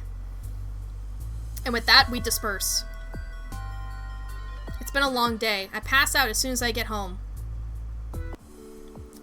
When I do finally get to sleep in, but when do I finally get to sleep in? When I get to work in the morning, there's a crowd that's gathered outside the store entrance, which is blocked by a line of security guards. Excuse me, can you all let me through? No way! If anyone's seeing Ara, it's me! Right, I should have known. I better not get my pay docked if I'm late because of this.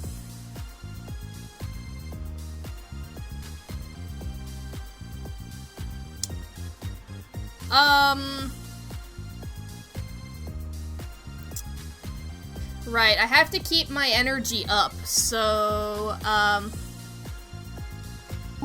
But I work here, let me through, I have rent to pay! Wait, does that mean you can help us meet Ara? The fan grabs my wrist and stretches my arm out, and they scribble their number onto my skin. They yank me into the crowd behind them, and with their help, I'm actually able to make it to the front. I knew it! I knew that would work! I knew that would work! Tell her to call me! Sure. I show the security guards my employee ID, and they let me enter the store. Jeez, what a hassle. I hope this number washes off easily. I rush into the store and enter the employees only section, where I clock in just in the nick of time. When I return, I finally take a look at what's causing all the commotion. Ara's posing in front of a colorful display that shows off the Sentimentality line. She's smiling brightly with a mascara wand held up to her eyes. There's a flurry of camera flashes, and she switches to another pose. It is pretty mesmerizing to watch. She's radiating confidence, and she gives off the captivating, dreamlike aura that celebrities have. I never would have expected her to become an idol, but then again, I never put a lot of thought into what our personal futures would look like. Life after the Sentinels wasn't something I could really comprehend. That's part of the reason I didn't exactly plan out my future. Let's see. Reading some stuff from It Gave You a Stroke, but it's a call system? I'm not entirely sure what that means. I wonder, has Ara always been like this? Or was this aura something she cultivated over the past few years? Watching her, I almost forgot how irritated I am, as she's agreed to model for this in the first place. I should really bring that up soon. Oh, cool, it means you mistyped. Ah, yes, the typo system is one of my favorite systems. You know, like, it allows me to do such wonderful things, such as look like an idiot on the internet. And my own personal favorite for the typo system is that, it's relatable. Like, everybody's been there, everybody's done that, And that's what makes the typo system just inherently the best RPG system, is that, it's for everyone.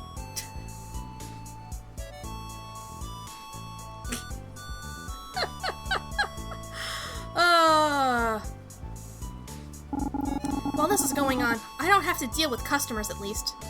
There's a system all around casting spells and rearranging letters into words. That does sound like fun. The shoot keeps going until we get closer to our delayed opening time, and Lise and I do menial operations around the store. Anna Lee occasionally appears to monitor the shoot, and Lise hides in the back to avoid her. When it seems to be over, Ara heads over to me. I'm so tired. I wish I could have taken a nap. Smiling for cameras and holding makeup products is hard. Harder than you think. You try looking excited about nothing for hours. It's emotionally exhausting. I'll still take it over dealing with rude customers any day. By the way, I never congratulated you becoming an idol. You're just like TTJ now. I'm not quite there yet, but thank you. What else have you been up to while I've been gone, other than the whole idol thing? Other than that, not much. Nothing that you can't find in a magazine article anyways. What about you? Anything new other than your job?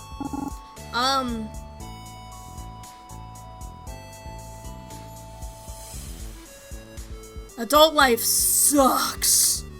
I'm trying my best to survive out here. I used to think that saving the world would be my greatest obstacle. Now it's just rent. At least things were a lot more straightforward when we were kids. It's nice to remember the old times, right? I've been feeling particularly nostalgic recently myself. So I'm glad I've been able to see everyone together again. Although who would have thought after everything that happened we'd be at such different places in our lives. We saved the world, but now I'm a superstar and you're here. Wow, that's kind of condescending. How could she act like she's all that when she used to use the Sentinels to get to where she is? I still need to talk to her why she even agreed to this campaign in the first place. Maybe now's as good a time to bring it up as any.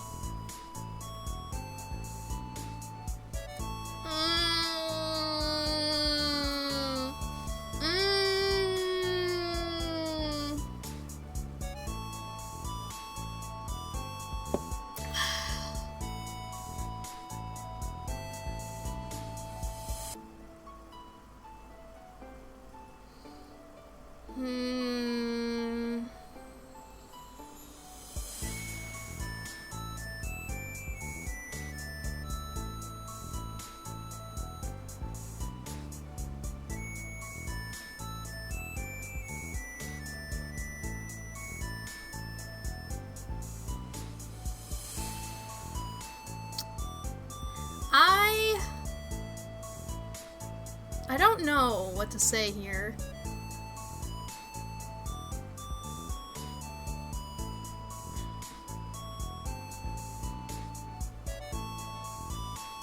I'm gonna admit I feel lost. I think that's the way I want to go. I guess I've been feeling lost lately. How so? I mean, obviously I don't want to be working in retail. I don't really have any direction in my life right now. So I just sort of ended up here. I see. Actually, I get what you mean about feeling lost. You do? Huh? But you're literally famous now. You didn't get there without having some sense of direction. Not exactly. How should I put it? As Sentinels, they were symbols of hope and justice. We saved the entire world multiple times. After we all parted ways, I felt like I didn't have a purpose anymore. I felt useless and I didn't know what to do. All I had left was my singing. So when I got the opportunity to become an idol, I took it. I know you might not agree with my decision to create Ara from Sentinel Aurora. KJ thinks I'm a sellout for it. But the Sentinels were the most important thing in the world to me, and I want to incorporate that part of myself into my music. Sentinel Aurora is my identity, and I should be able to use it however I want to. What about the makeup line? That's not just your image, it's all of ours.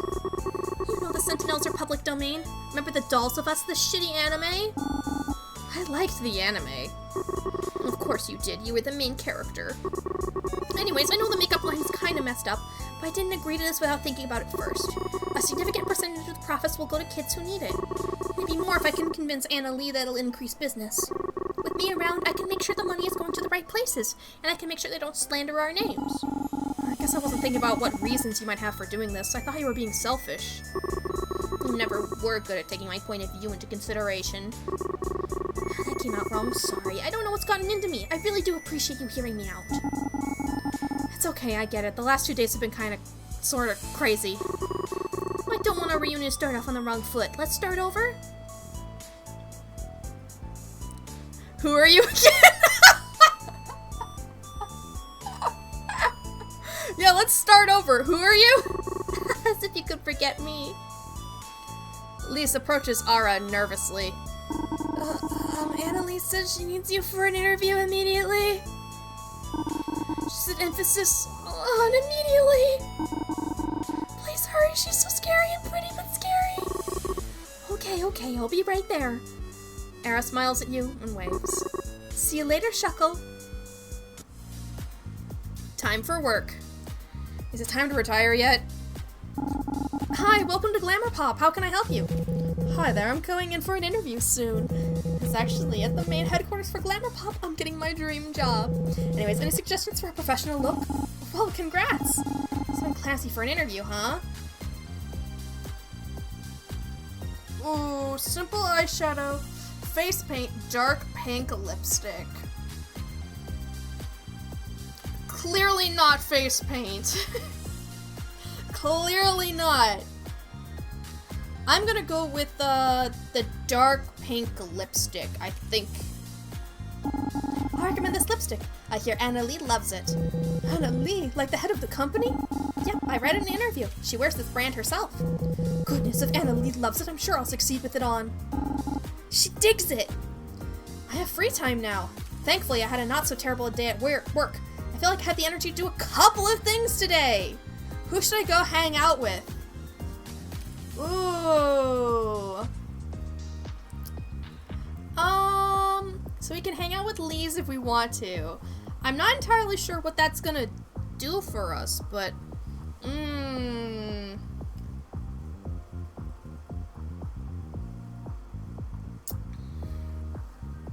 want to hang out with KJ, alright?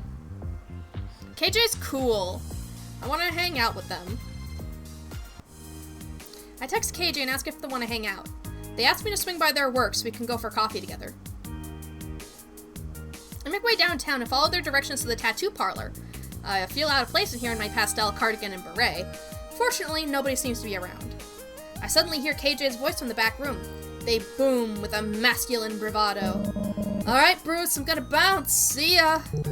Enjoy your date. Nah, dude, it's not a date. Oh, hey, princess, you're right on time.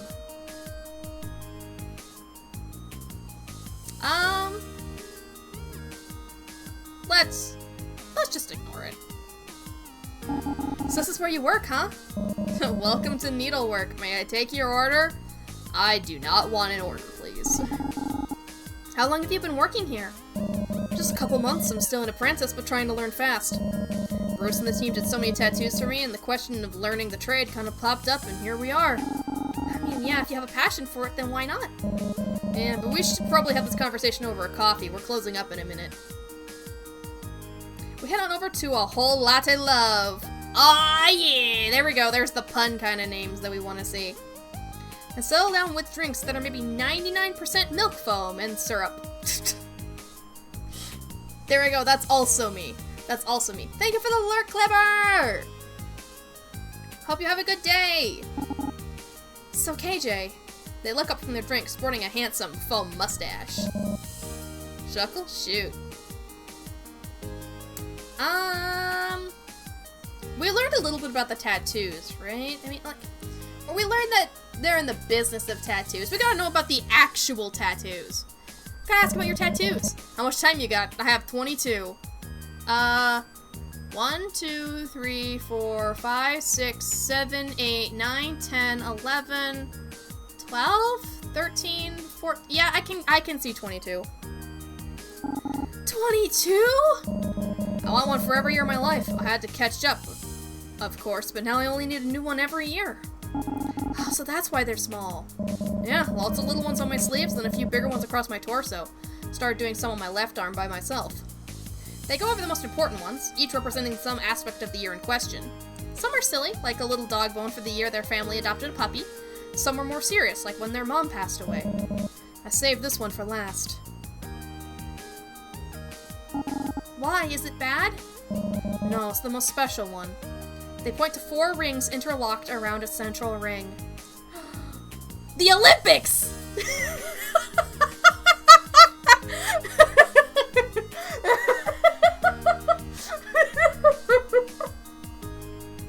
Sonic the Hedgehog! Magical girls. The magical people. The time we all had together. This one's for 1992. The year we all met.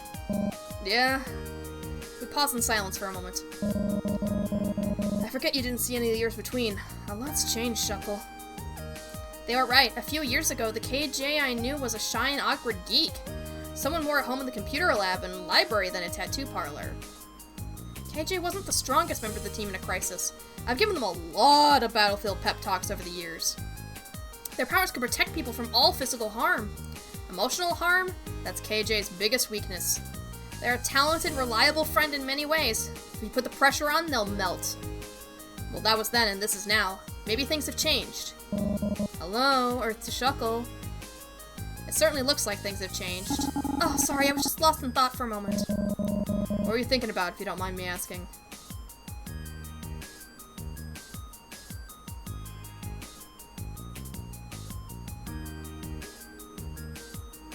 Wow, how handsome you've become. Good save, princess. Jeez. Good save, me! Even if it's a little white lie. Well, it's still true in part, right? I mean, like, well, we're thinking about how they used to be. Like, some of the differences are now, you know? Just... It's not that big of a lie. Have you been keeping up with everyone? Actually, let's flip the script first. Why haven't you been keeping up with everyone? What? Quick, Shuckle, think of something! I moved back to my home planet! That's totally not the struggle to keep up.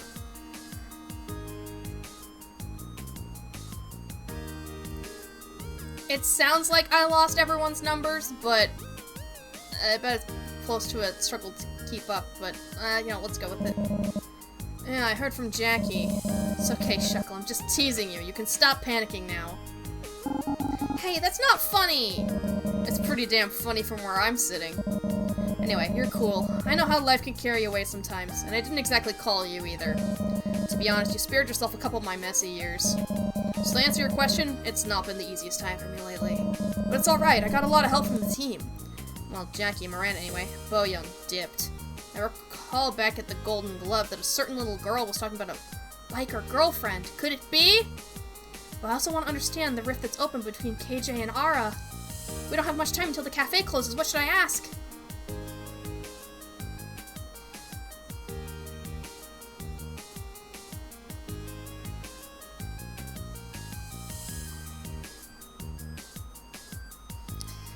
I think it's important that we learn about the friction in the friend group so we can work around it.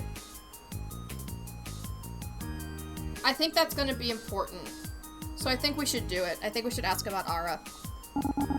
KJ, do you mind if we talk about Ara for a minute? Why? Do you think it's her too? Think what is her? You know, our magic disappearing.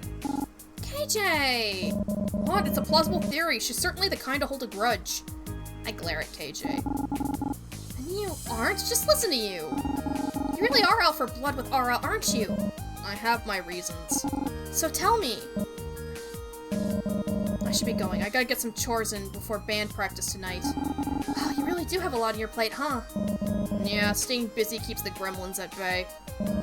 Gotta make up for lost time, you know? Well, so long as you're happy. Yeah, I am. Especially with this chance to catch up with you, Princess. They look at me with almost a sense of relief.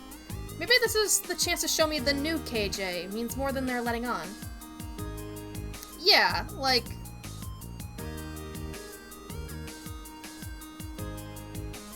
Yeah, it's important. It's important to hear them out. I mean, we're gonna be hanging out with other people next. We can't just spend all of our time with KJ.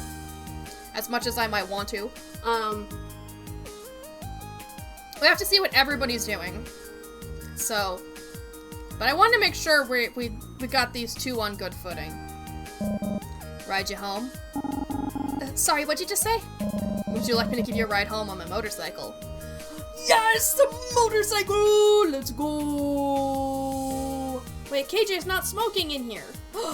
It's possible for them to not smoke. Holy moly. No thanks, I think that would be too scary for me. As you wish. We walked to the corner and KJ surprised me with a big hug before we parted. They never used to take the initiative like that. And as I watched them walk away, I reflect on how much a person can change in just a few short years. What other surprises did my old friend have in store for me if I kept looking? Who should I hang out with now? Oh, we have enough time for somebody else? Nice. Okay, okay.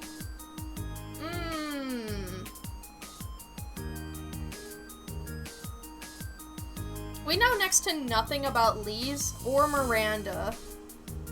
So I think we should probably look at one of them. Oh, we promised Miranda we'd take a look at what she's been working on in woodworking. So I should go see Miranda. Let's go see Miranda. The workshop is cozy and full of half-finished projects and tools. It smells musty and woody. It's nice. No one else is around, but I see Miranda at a drafting table looking at blueprints. She hasn't noticed me. Her eyelids are heavy and her head bobs forward like she might fall asleep. I should probably wake her up.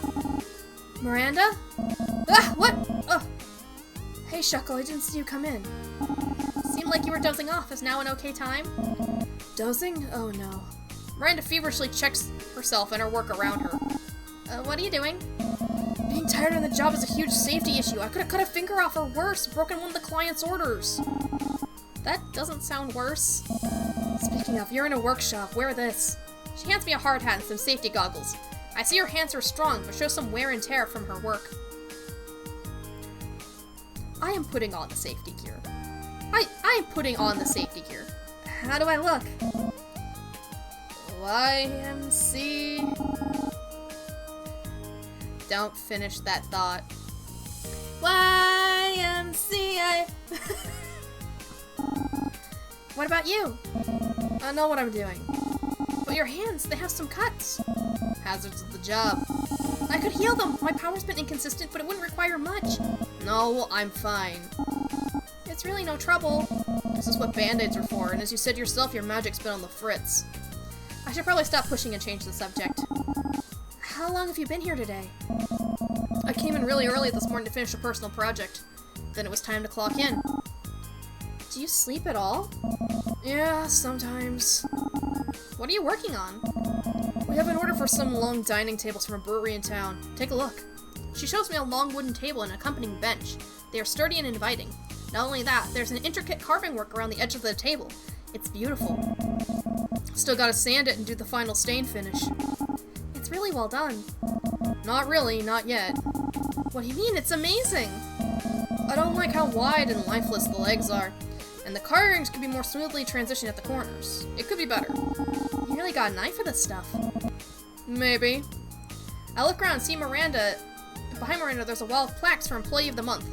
Her face is on almost all of them. That's a lot of Employee of the Month plaques with your name on it. There's only 6 employees. Are you all 6 of them? Miranda laughs.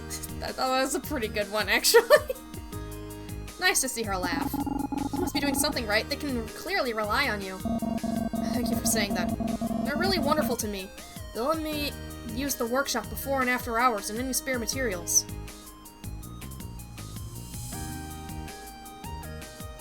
Why are they just so loud? Like, oh my god. Just like constantly. Constantly.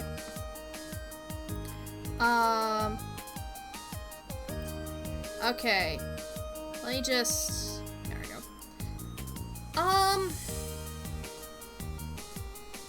Do you think you're working yourself too hard? I have to ask. Do you think you're working yourself too hard? Miranda sighs in frustration. You don't get it. I don't understand what. I finally found something I can feel proud of, even though it's just hard to get inspired these days. The day job, the stuff with the squad, it's a lot. I feel like I don't have the same creative spark. What inspires you? What inspires me? Do you listen to certain music, research images? It's more like a feeling I get when I touch the materials. Like what I want's already in there, it's just my job to bring it out. When I start to see colors, shapes, and I just make what I see. Can I see something you've made? Sure. Miranda brings out one of her projects. It's a jewelry box made of wood. On the top, she's carved stars and patterns. There's iridescent stones inlaid into the wood, too. Looks like the night sky exploding with new galaxies. It glows like it's been touched by her stardust magic.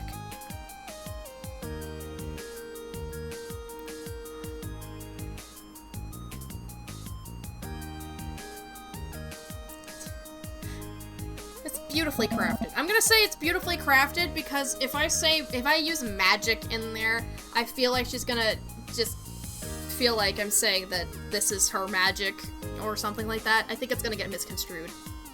Thank you, but not again. It seems like I infuse it with my magic even when I try not to. Oh, okay. In a flash, Miranda explodes the jewelry box into a burst of stardust. The wooden stones fall apart and land with a thud onto her work table. Oh.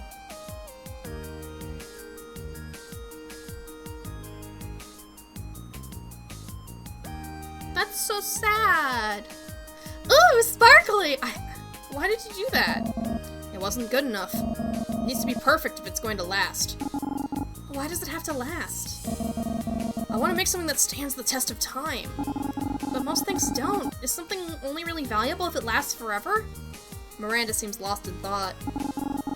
Thanks for showing me around here. It's really wonderful to see what you're making. Thanks for coming. It may not seem like it, but I like showing people what I do.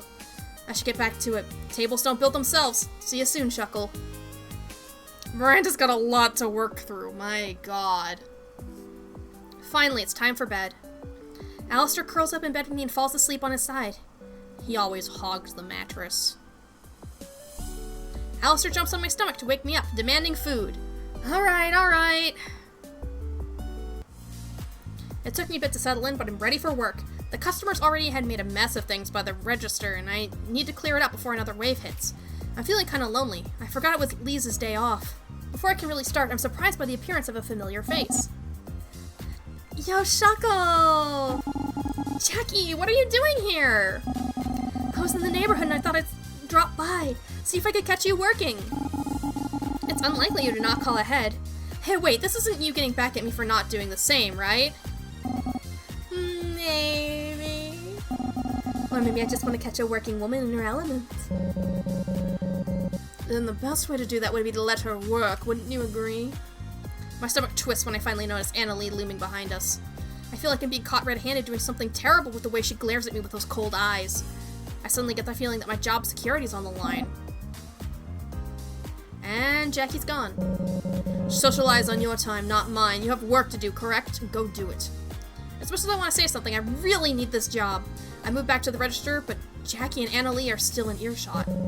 As for you, have we met before? No, ma'am. No. I suppose it must be true. I doubt I would forget such a pretty face. Whoa, Annalie being nice? I can see from the corner of my eye Jackie growing shy under Annalie's gaze. The Jackie I knew was quick to give a flirtatious quip or be evasive in some way, but she goes still instead. Her rhythm seems to be thrown off. As a valued customer at our store, let me pick out some samples for you from our new line. I know just the thing. The yellow one, right? Oh, this is a sales tactic. Annalie's hand glides over the sample collection and pulls a few pieces out. Jackie finally finds the courage to say something, but she's interrupted when Annalie raises the lipstick near Jackie's lips. Yes, I see it now. Jackie, was it? Sentinel's soul would be a great fit for you. Jackie barely chokes the word out. It's from a brand new sentimentality line. With these shades of color, I think I'd really let that pretty face of yours shine. You simply must try it. Annalie hands off various samples to Jackie, who is barely keeping up with her. If you're going to come in here and talk to your little friend, why don't you do me a favor and come in wearing these? I don't think I'd mind it too much then. Not when you can show other customers how dazzling you really could be with just a little touch-up. Okay, yes ma'am, I'm just gonna go buy these real quick. Annalie chuckles to herself. Jackie freezes again, wondering what she did wrong this time. They're free samples, dear. Alright, the sign I can read. Bye! And like that, Jackie hurries herself out the shop with her arms full of makeup samples. Silly girl. Should have at least asked for a bag to carry all that. As if knowing she's being watched, Annalie's eyes meet my own. And what are you looking at? Back to work. Right, yes ma'am. I rush to a display counter that needs a little maintenance, rearranging the sample products to look busy. But really, my head is racing. Had Annalie picked out the Sentinel Soul-themed products for Jackie coincidentally? It's 'cause she's wearing yellow! It's 'cause she's wearing yellow! I peek over my shoulder, steal a glance at Annalie, who is now chiding my perpetually distressed manager. She must have. She doesn't seem to recognize me as Sentinel Starlight. I'm sure Ara wouldn't tip her off about us. I look toward the storefront where Jackie had scattered off moments before. Oh, that was a short-lived visit. I guess it's back to work. Time for work.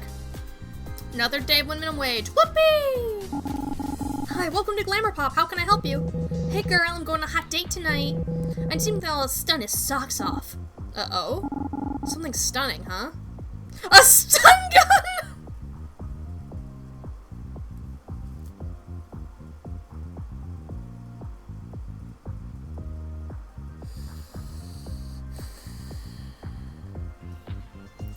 That's something a little too shocking, I think.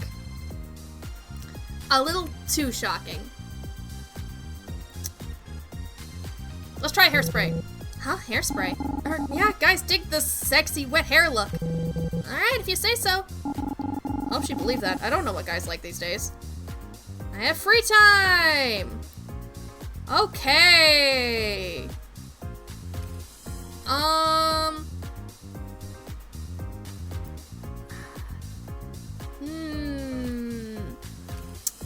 Let's go catch up with Jackie after she ran away. After calling ahead for the okay, I arrived at the park where I was supposed to meet Jackie and Leela. Apparently they were training outdoors today, but when I arrive, Leela is on a swing set with Jackie resting on a bench nearby. Jackie gets up as soon as she sees me and comes to greet me. When Leela notices me, she gives a wave and shouts, "Hey, weirdo lady!" Still with the weirdo? Shuckle, you came at a good time. We're near the end of the training. At the park, huh? It's park day! We already ran around the lake, shadow boxed, and did pull-ups on the monkey bars. I see, that sounds like a lot of hard work. I feel like I could be blinded by the twinkling lights in Leela's eyes. She was pumped up. Oh yeah, big-time training for big-time gains. Since we already did our workout, Leela's taking the initiative to do some freestyle training till we're done. Freestyle! Leela takes a big jump off the swing set and lands on her feet. Not losing her momentum, she starts to scramble her way to the jungle gym, but stops midway.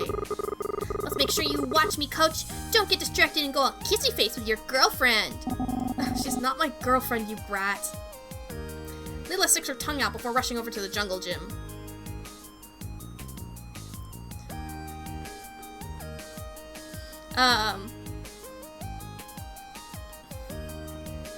Let's tease a little bit.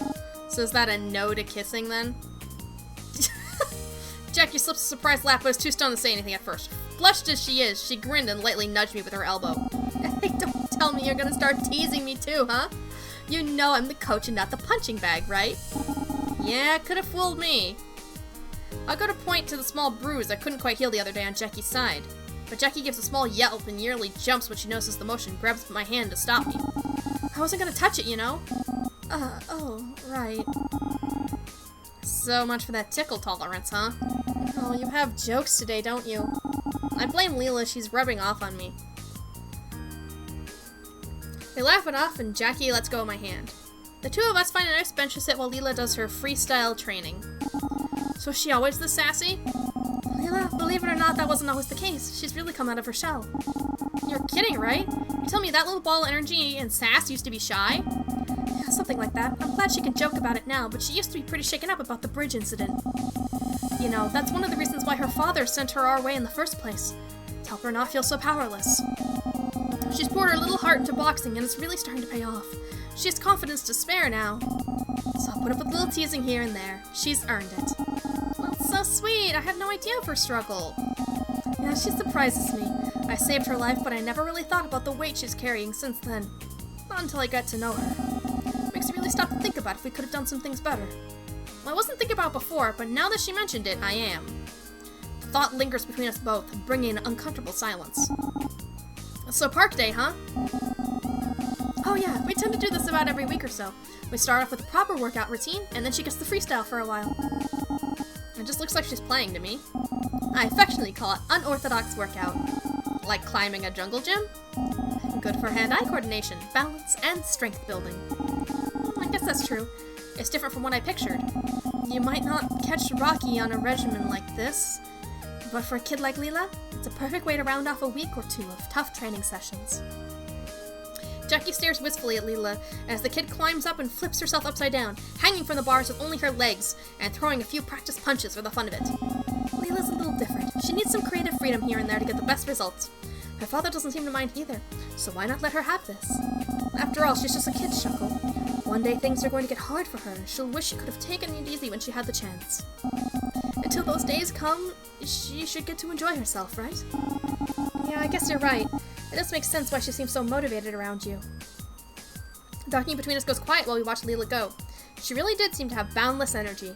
There was something nostalgic about watching Leela play, even though we rarely had time to go out and do so ourselves as Sentinels. That was the kind of world we lived in, and it was hard to balance saving the world and having a life. Shuckle, I'm thinking about passing my ring to Leela. Dun dun dun! What, really? Like right now? No, not right now, but maybe in the near future. Are you serious, Jackie? Very. I mean, it's going to be her choice in the end, but I feel like I'm not really cut out for the ring anymore. I feel like pang in my heart after hearing that. I understood that KJ wanted to do nothing with their powers, but I didn't expect Jackie to want to give up on them either. The finality of our group disbanding never really set in for me. I think part of me had always felt like we could come back to this at some point after a great danger would present itself again. Now that such a danger has arrived, I can't help but feel like our group is living on borrowed time. Oh. Hey Tia, welcome back! We have a big decision to talk about.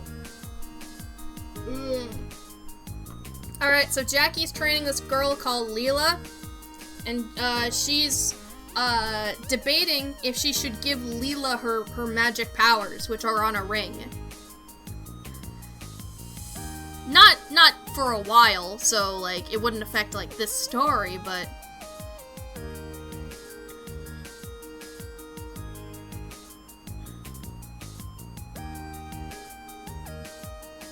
yeah.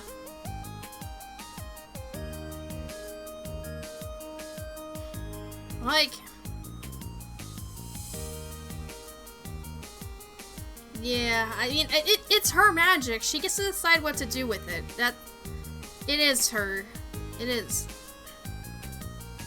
Plus, this is the great time to talk about it before Alistair can, like, start trying to, like, get us to shut up, right?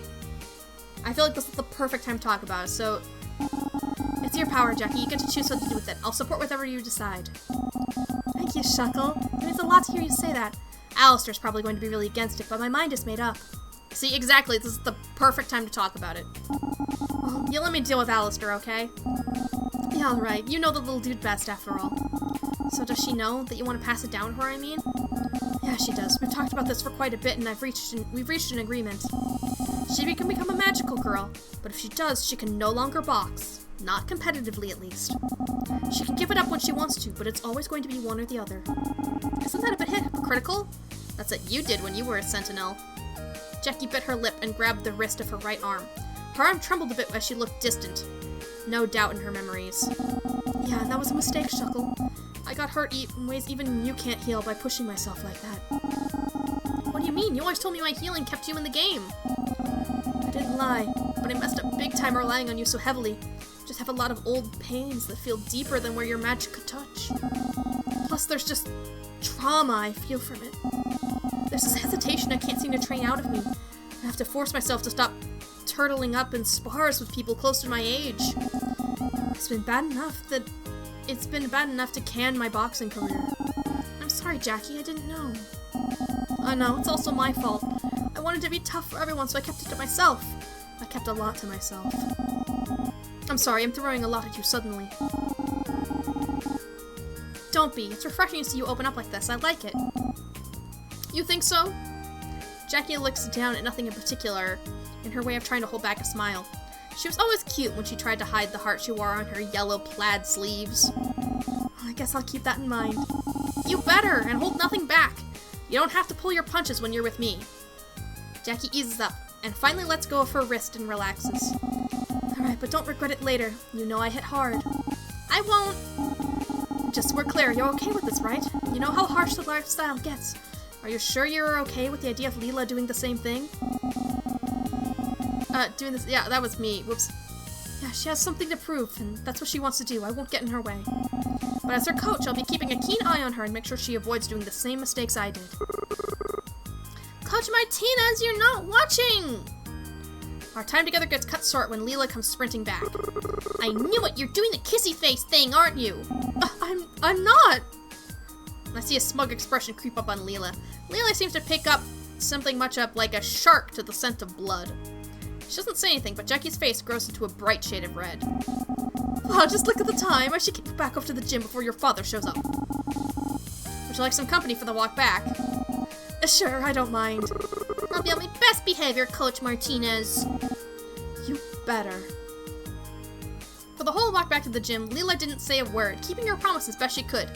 Unfortunately, she never dropped her smug grin. Who should I hang out with now? Alright. So yesterday we hung out with Miranda and KJ, but I think we should hang out with, with Lise. I think we need to hang out with Lise. Because, she's not gonna really become relevant to the story probably if we don't talk to her, right? So we probably should, right? I don't know. Like, probably?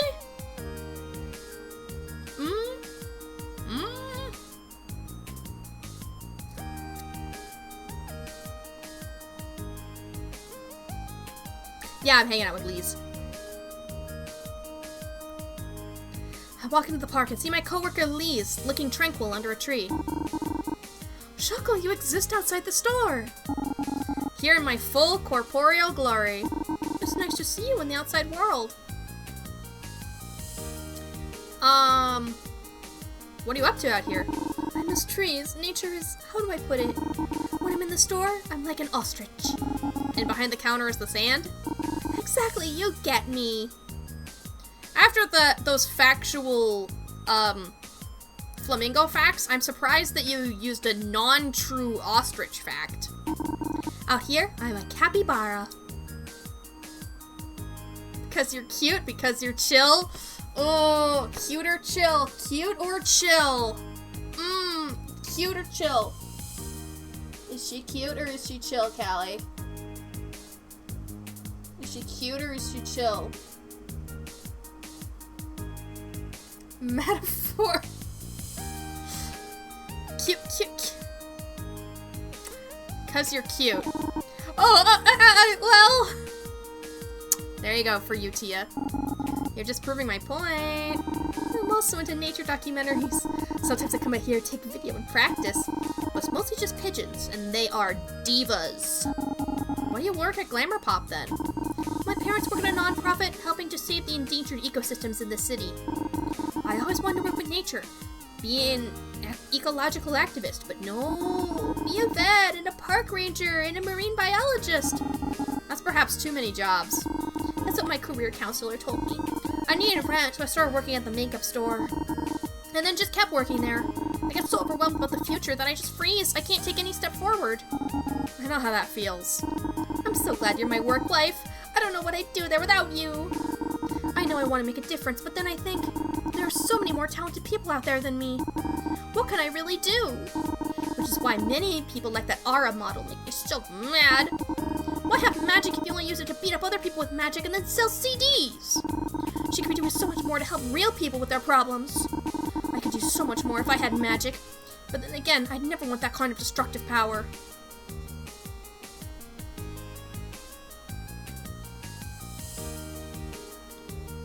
Nature is a kind of magic. You're right, it certainly feels magical to me. That's why it's worth protecting. And I don't need magic to do my part. If I can figure out what that would be and avoid... avoid what? Oh, nothing! I know you'll figure it out. You too, you're amazing. I know you'll find your way too. We chat a little longer at the park. I'm glad I came out, but then it's time to go. See you around next shift. Definitely. Finally, time for bed. Alistair curls up in bed with me and falls asleep on his side. He always hogs the mattress. No, shut up, alarm. Let me sleep 10 more minutes. Okay, so I'm actually gonna save here. Because I am out of water. And so... after choices, transitions. I see. So if we, so there's the autoplay, not autoplay, but second playthrough, convenience stuff. Water. Yeah, I need water. You know how it is, right? I need to hydrate, but I'm like all out of I'm all out of the hydration fluid. So we kinda sorta gotta be right back. But in case you did not remember, we're still doing the Clipathon! That's right. For these last few No, we're not starting with this song. No, that's my starting song. Pick a different song. Pick another song, any song. Thank you. We're still doing a Clipathon, which is going to be going on for the rest of August. Whoever takes the best clip is going to win a prize that I will be making for them. Be it a piece of art, be it a YouTube short, or be it something else entirely. It's up for negotiation, so be sure to join the Discord so you can share your clips. You guys, you have about a week left. You have about a week left to make those clips, so put your mind to it. If you see it, clip it. And remember, the finale of Outer Wilds August is going up tomorrow. That's right, my family's podcast, Collab Not Multiplayer, where we play single-player games together. We've been posting an episode a week every week for the entire length of August, and our final one is going up tomorrow, and it's on the topic of religion in the Outer Wilds. So be sure to take a look at that, because we worked so hard on it, and it's just a capper on an entirely meaningful month that we worked so hard on. I have some other things that I'm working on as well, like on my YouTube channel. My next video is almost done. I want to say we're like 75% of the way done. So hopefully I'll be getting that out there soon. Sick? Yeah, it is sick. I've been working on a lot of projects lately, and it's so cool to see some of them coming to fruition. So, if you want to support the channel, I have a Patreon link, and you can see the work in progresses of my video before it's finished. Some of the stuff won't even make it to the final video, and I'm honestly working on a second preview now, with some more detailed and polished appearance of the video. So expect that to be on the Patreon soon, and that will be available with a $1 donation a month. But if you support $10, a $10 support gets you in the credits of my upcoming videos. So keep that in mind. Keep that in mind. Not that I expect you personally to do that to you. This is just me plugging. You know how it is. You know how it's plug-in hours. You understand. Your support is greatly appreciated. And with that being said, don't stop that party, because we're going to be right back.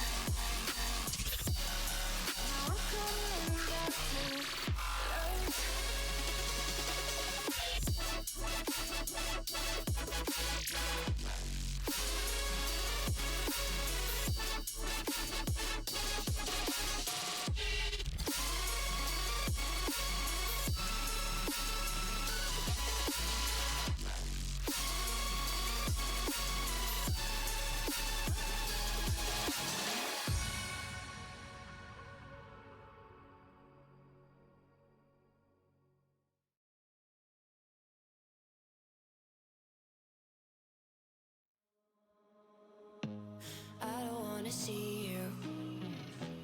I don't wanna hear you tonight. I don't wanna fight you. You don't wanna know if I feel alright. I don't wanna just forgive you, I just wanna be fine. I'll be waiting for a sign to light up, yeah. And your heart is out of sight. I just wanna feel mine. Hey you,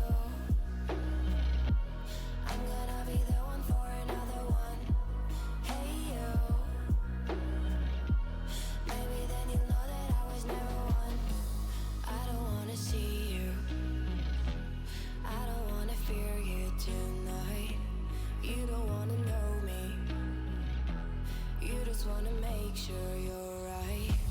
I'm gonna be the one for another one. Maybe then you'll know that I was never one. I'm gonna be the one for another one. I don't wanna feel you tonight.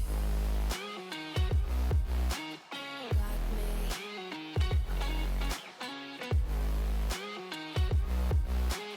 Got me.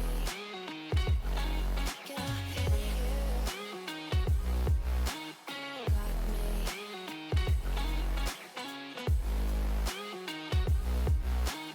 Got me. Can I feel you?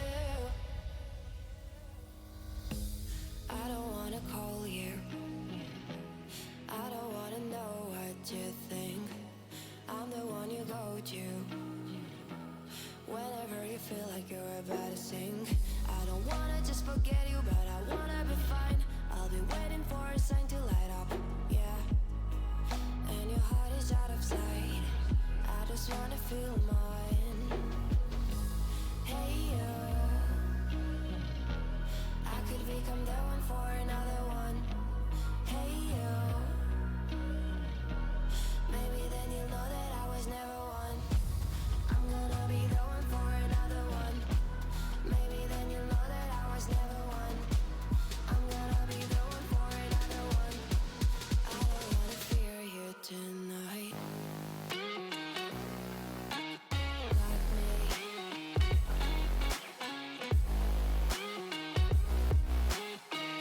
me.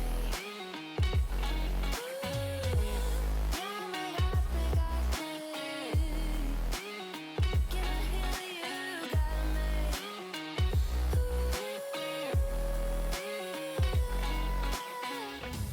I don't wanna see you. I don't wanna hear you tonight. I don't wanna fight you. You don't wanna know if I feel alright.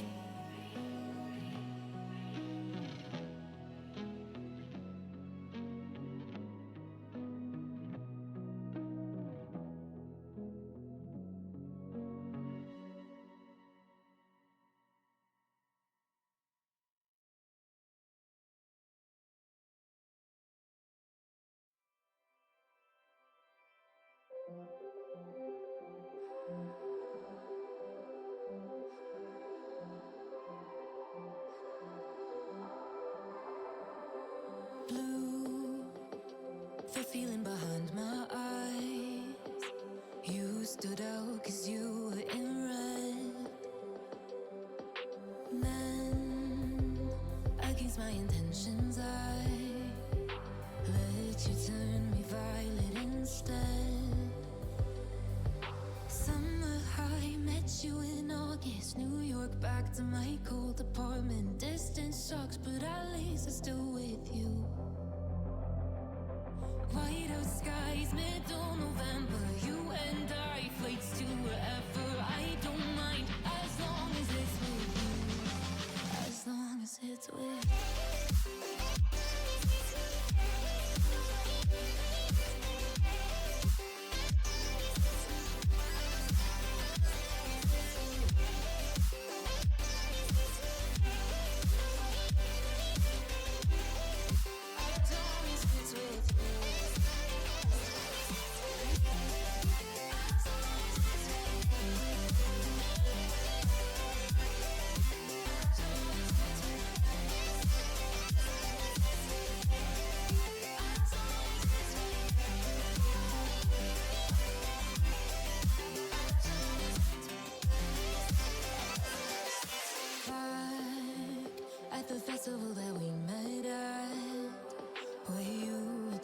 to face in a crowd.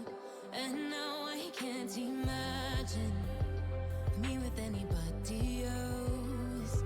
As we close out the night underneath the lilac sky. Summer high, met you in August. New York, back to my cold apartment. Distance sucks, but at least I'm still with you. White out skies, middle November. You and I, flights to wherever. I don't mind as long as it's with you.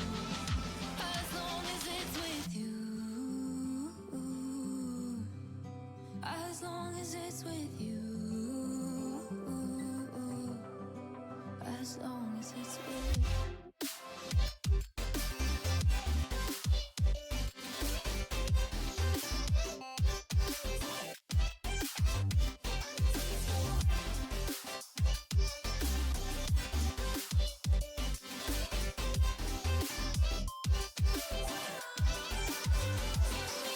Summer high, met you in August. New York, back to my cold apartment. Distance sucks, but at least it's still with you.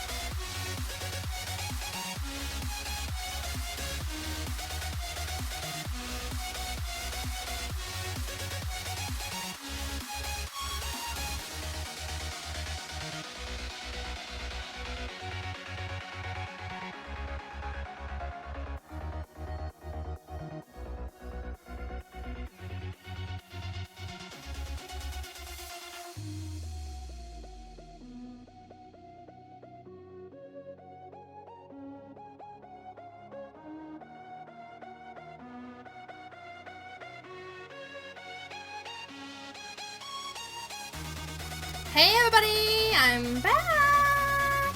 I have myself a delicious, delicious ham sandwich.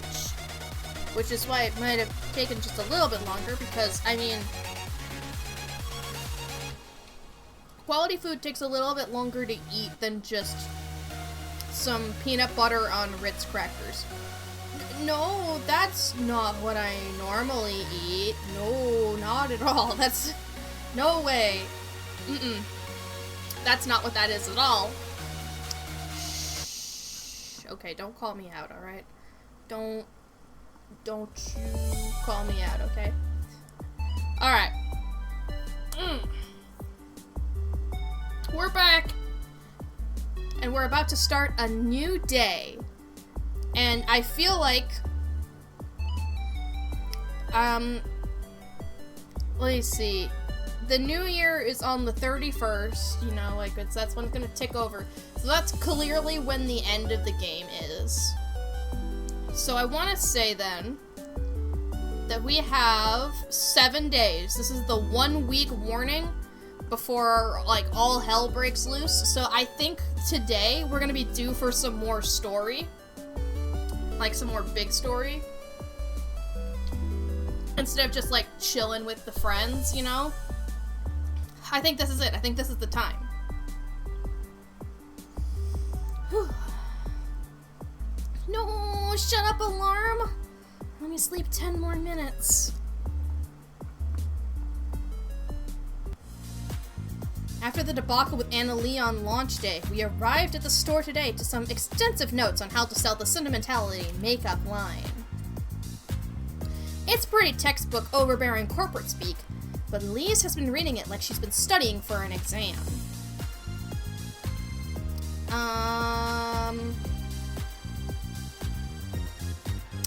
Come on, you could do it.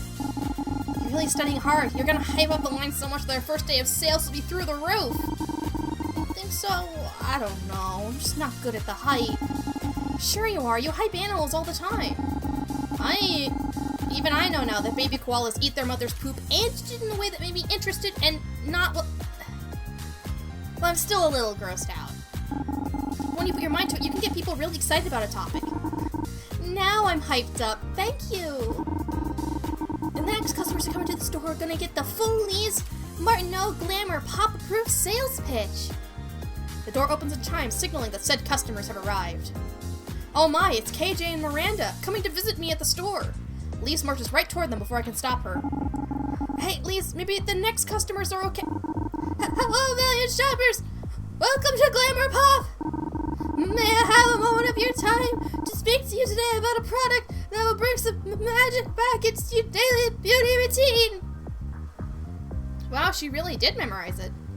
Lise finally looks up from her notes and takes in Miranda and KJ. Miranda smiles warmly at her, while KJ appears to be identifying all the nearby exits. Not that you aren't already beautiful or powerful. That's a really nice hat you have on, and your tattoos are so cool.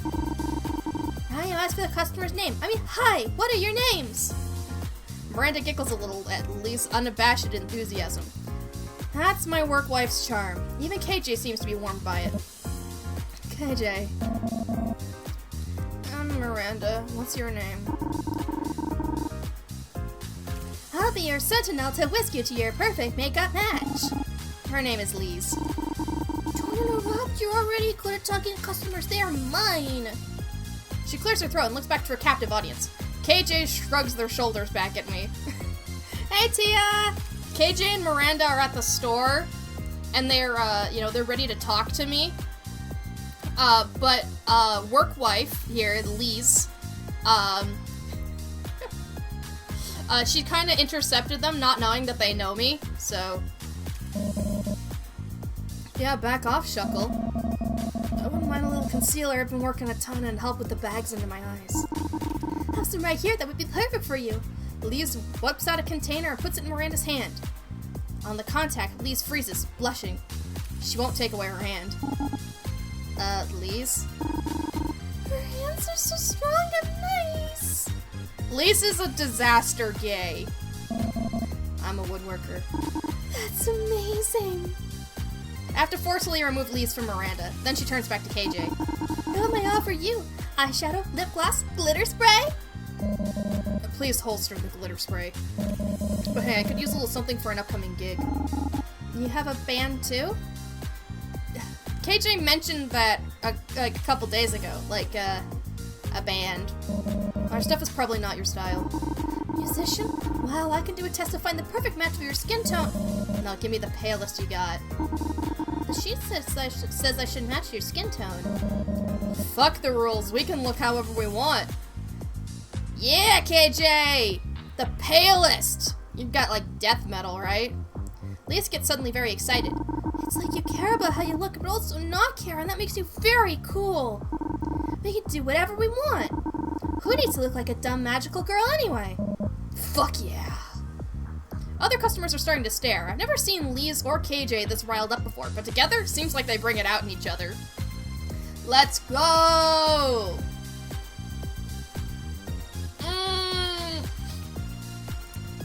I know I just said, let's go, but we could get in trouble! We could get in trouble!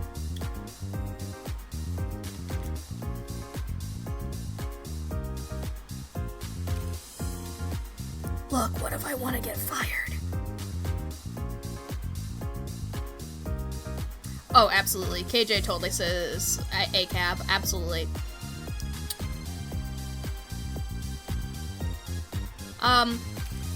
Honestly, fuck this job. Let's get severance. Damn, the man! KJ, Lise, and I jump up and down yelling excitedly. A few customers sneak out the front door with worried looks. Thank you for shopping with us! Are you all done now? We all stop jumping and catch our breath. KJ turns back to Lise. I want to look that's totally off the wall. Like, have you ever heard of Kiss?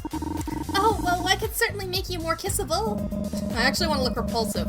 Monstrous. Give me all the weirdest products in the line. Coming right up! Lise rushes to the back room with the speed of a gazelle. She's a trip. I like her. Me too. She's the best.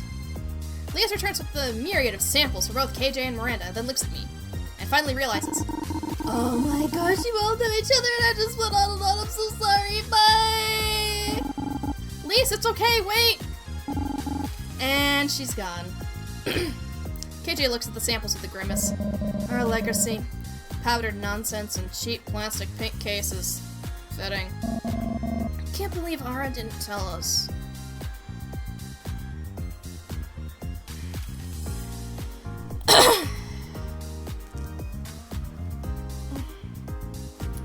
We talked to Ara earlier, and it's a little bit more complicated than it sounds. But it's definitely still a big deal. We all moved on in our own ways. We're moving forward in our own ways. This is Ara's way, I guess. If only we could all profit from our coping mechanisms. She's doing it for charity, at least. The three of us awkwardly stand quiet for a while. Do you want to try on those samples? That'd be nice. Why not? I lead them to the demonstration section with the mirror. While Miranda tries on the concealer, KJ gives themselves a look that reminds me of Brandon Lee in the movie The Crow. It rocks. Miranda and KJ were almost the quiet, dependable ones. Ara or Jackie were the ones to keep the conversation going. But I actually don't mind their absence today. It lets KJ and Miranda open up a little. Miranda tells us some more about her work in the wood shop. Some of her pieces can be found around town. I'll have to look for them. KJ tells stories of the funniest tattoos people have asked them to do. Lise covers for me at the register, so we aren't interrupted, but I probably shouldn't leave her for the whole shift.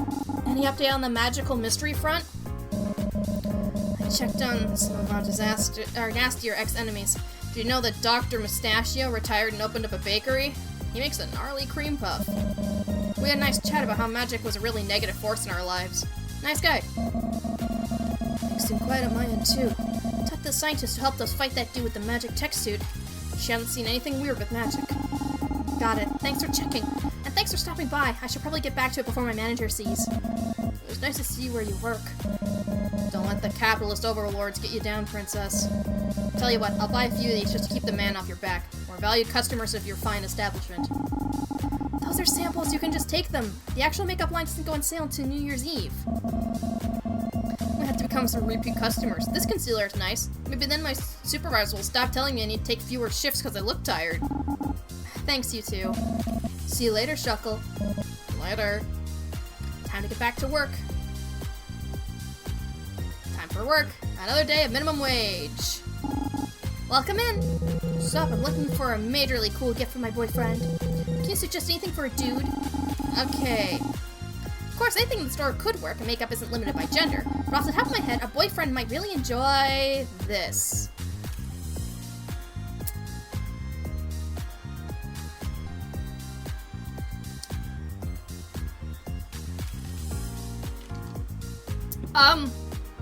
I think I just have to say hair gel. Because I'd have to know the boyfriend to say bold face paint. And I don't know if it's gonna go over well, so I'm gonna say hair gel. How about the hair gel? Like, give your boyfriend a slick back look. Wicked, this'll be great at raves. Hey, you're cute. You should come with us sometime. Really? Maybe another time. The look they're giving me is making me blush. Yeah, I'm a little bit busy right now. I don't need to... I'm good. I have free time. Thankfully, I had not some terrible day. Have the energy to do a couple things. Let's go! Who should we hang out with? We've hung out with everybody but Ara. So we should probably hang out with her. But then we have to pick out somebody else, but from Jackie, Miranda, Lise, and KJ. But I have a feeling Tia's going to have a pretty big preference. Let's do the Ara section first. Yes, the wonderful smell of freshly ground coffee at, 6 p.m. It sucks that I actually need it at this time. If I want to do anything fun after work, retail is so tiring. You'd say black nail polish? Well, that wasn't an option. The options were hair gel, a bold face makeup, and I don't know. But the nail polish probably would go over well, yeah. I know a lot of, masculine people who are, like, tried out, like, nail polish for the first time by doing black nails. And then, like, eventually they get to branch out to, like, other colors, you know? But, like, black is a great stepping stone for, like, a guy's first makeup. First nail polish, you know? You wanted to get into Blender earlier? It's not that I'm really, like, looking to get into it right now, but it's, like, something that it might be useful to know how to do, to be able to know how to 3D model. I think it would probably be really cool to be able to do it, because I could just do that for other projects, too. Blood red because you bite them off. That's a great color. Ugh. God, I honestly hate the idea of not having, like, fingernails. I hate that. It just squicks me out so bad. Ugh.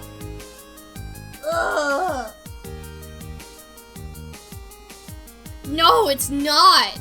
Ugh, I hate it. I always feel it, you know? It's one of those things that just, ugh.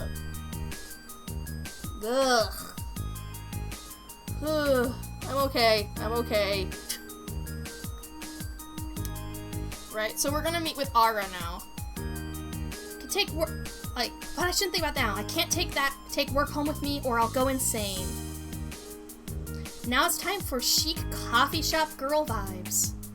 Since later that day, the cafe isn't too crowded, which is nice. Start to head to the barista, but in the corner of the cafe, I spot someone familiar. Psst, Shuckle! Oh, blue hair! To blend in with the populace, huh? You don't do nail polish because you don't like the smell and because you always stim your nails short. Yeah. Like, I wanted to, like, I tried to wear nail polish, right, at one point to try to stop myself from chewing on my nails, right? Because, like, I was just like, I'll have my friend put it on, it'll be beautiful, I'll look awesome. And then two things happened. One, the pressure of the nail polish on my finger was very distracting to me. And then two, I still chewed on my nails anyway.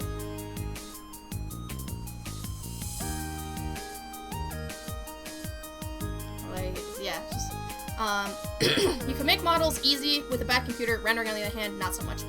Yeah, that seems to track. Because, like, I have to render my YouTube videos, and it takes an absurd amount of time. Like, it takes so long. So long. I think one of my latest videos took, like, 4 hours for, like, a 30-minute video. And I'm just like, oh my god, why? So, I'm gonna give you guys just like a quick heads up, right? About something that's stressing me out. I haven't exported the Collab Nut multiplayer video that's going up tomorrow yet. Yeah, I haven't exported that yet. I haven't rendered it. Which means it's gonna be crunch time when my stream's done.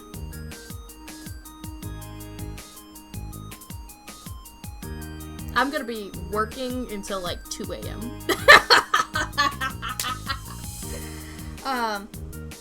Why is that, Tia? Why is it? Laura, why are you wearing that wig? Oh my god, shh! I'm in disguise, dummy, can't you tell? She glances around nervously, then forces you down into a chair next to her. Hey, Cloaked! Welcome back! Found it fun to make 3D models, and finding new tools in the program is cool. Yeah, I imagine. Did you forget I'm kind of a big deal around here? I can't walk around town with at least 3 people recognizing me. Then why are you here? I've been investigating why the magic's disappearing. Isn't the blue a little conspicuous? Well, I didn't have a ton of options to choose from. Do you think it looks too weird?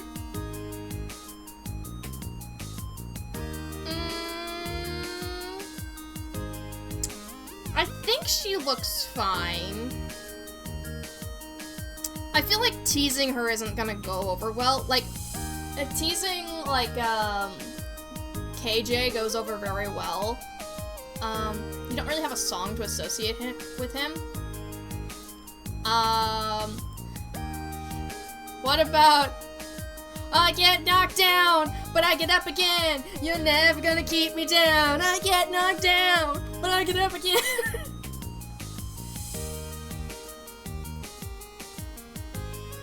You want reference art, look for furry OCs. There will never be a lack of front side view profiles of them. Well, that works great if I want to draw a wolf. But what if I want a human, though? Because that's a very different face shape. Alright, let's compliment. You look cute. I know. I just want to hear it from you.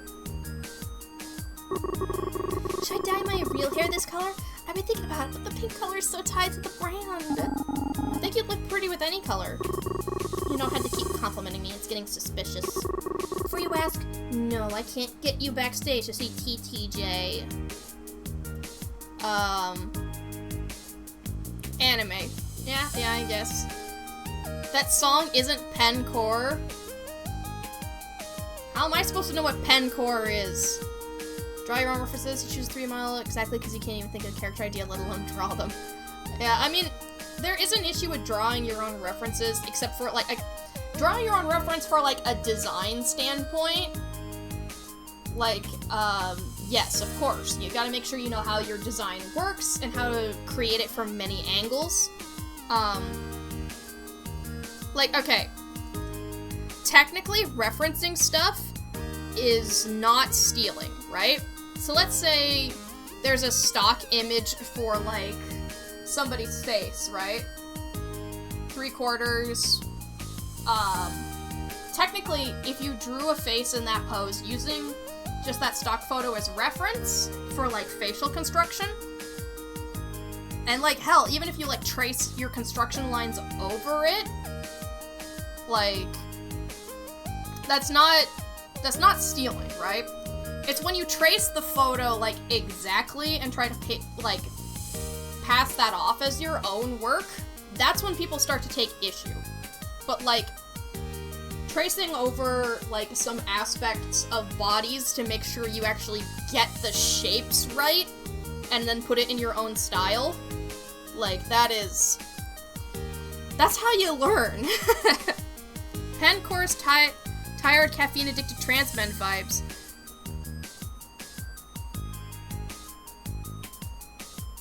I don't know, that sounds like somebody who'd get right back up again because they're too caffeinated to fall over.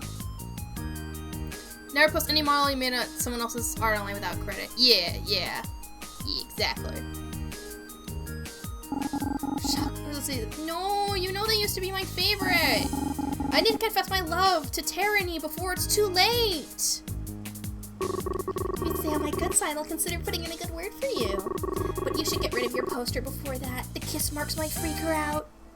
The cafe's speakers start playing a new song. I recognized it immediately as one of Ara's singles. It played on the radio constantly when it was released last summer. Oh, I hate this song. Same, I wish they played some real music. Oh no. And an Ara song? It's people like her that are ruining what it means to be an artist. She really thinks she's all that in a bag of chips. Ara isn't saying anything, but the look on her face tells me that she definitely hears them.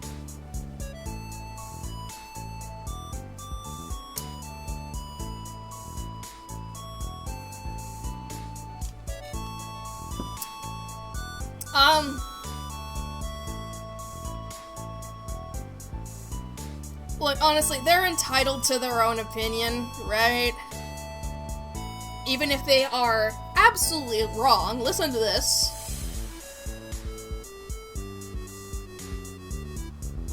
Come on, that's good. That's good. If I was video editing, you bet I'd put Megalovania over that. But yeah, I'm gonna... Hey, don't listen to them. Your music wouldn't be so popular if it wasn't good. You have so many fans who love your music. No, it's not. They're not. No one's ever... She can barely speak. Maybe she's never encountered a zealous anti-fan like this before. I don't know what to say to help her. Ara bites down her lip. She looks like she could burst into tears. Let's get out of here, okay? Before she can respond, I grab her hand and quickly lead her out of the cafe. We don't stop walking until we've reached the park a few blocks away. Are you okay? Huh? Like I said, are you okay? Oh, right, I'm fine. Sorry, that was... Never mind, you wouldn't understand. I mean, I know I can't completely empathize with you in this situation, but I want to help you if you can. I appreciate it, but it's not something you can help with. I think I'm gonna go home. I'm sorry about all this. I'll see you later, okay? Hey, don't worry about it. I'll see you later. I didn't know if she's so sensitive about her music God damn it. The right click always gets me. About her music career. Maybe she needs space to process this. Ara gives me a weak, bittersweet smile before she leaves. I get the feeling there's something she's not telling me. I wish she'd open up to me more. I hope she's okay. Well, who do we hang out with now, guys? Jackie, Miranda, Lise, or KJ?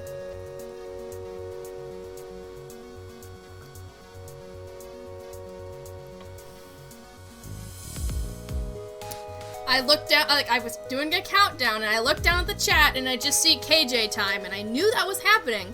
I knew the votes for KJ, but we can't always visit KJ, okay? But we are gonna, we visited everybody else before, so we can do another KJ visit. You're the third person you tell how to get a reference for 3D model and to got on the topic of art theft.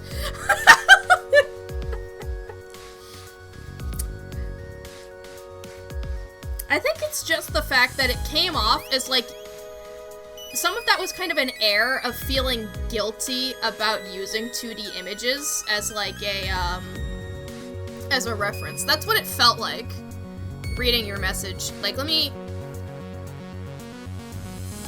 Yeah, so, you know, I steal stuff online. That's how you reference the fact that you use references. That's what you said. You steal stuff online. That's how it got me on that topic, right? So, it's the way, it's not that you look shitty. I thought the word steal would be funnier. Yeah, but that's how people get on the topic of art theft, because you use the word steal. Alright? It's not necessarily that I think of you in that way. It's just you happen to use the word steal. when referring to art. Like, I'm just saying. Alright, let's go visit KJ. Yeah, exactly. Who would have thought the word steal would correlate to stealing? Yeah, exactly, and theft. I'm curious to learn more about KJ, so I give them a call and ask if they want to hang out after work. I get lucky and catch them with a couple hours to spare. We agree to meet at the mall by Glamour Pop and do some window shopping. I certainly can't afford anything right now. I hang around the mall for a while, playing Snake on my game pal. My high score is pretty low, yet I can't beat it no matter how hard I try. But this time will be different. I get a coffee and hunch over the screen. Pro gamer time! I'm actually doing well. The coffee kicked in. I've become the Snake. I know Kung Fu. So close to being my high score. So close! I was so wrapped up in chomping squares I don't even notice KJ till they tap me on the shoulder. Ah! I see the brave Starlight hasn't lost her edge. No nasty villain is gonna get the drop on you, huh? It's not funny, I was concentrating on something. Sure looks important. We look down, a blinking game over mocks me. 10 points short of my previous best. No, my high score! Sorry, Shuckle, I didn't realize it meant so much to you. It's okay. I'll never recover from this. Alright, let me make it up to you. I'll treat you to something tasty. How's that sound? Snacks, huh? That could help me recover from this deeply traumatic experience. What can I get you? Name it. Ice cream, muffins, cereal, champagne. Do you think they put any thought into their tattoos? When we last met up with them, they talked about how each one of the tattoos symbolizes a year in their life. Yeah, the upside down heart might be the one where their mom died. Possibly. But I don't think we'll ever get to know the details.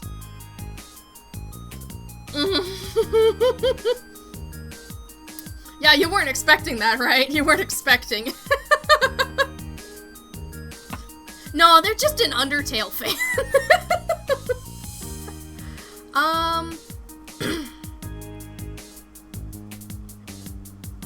Oh yeah, they've already gotten some on their back. Let's get some ice cream. In December? I mean, sure, whatever you want. Oh yeah, that is a good point. I just love ice cream, okay? We head over to the ice cream counter, and I spend some time investigating the brightly colored trays of delicious goodness. I order 3 scoops of the most intense flavors I can find. Orange soda, nuclear sour candy, and chocolate galaxy.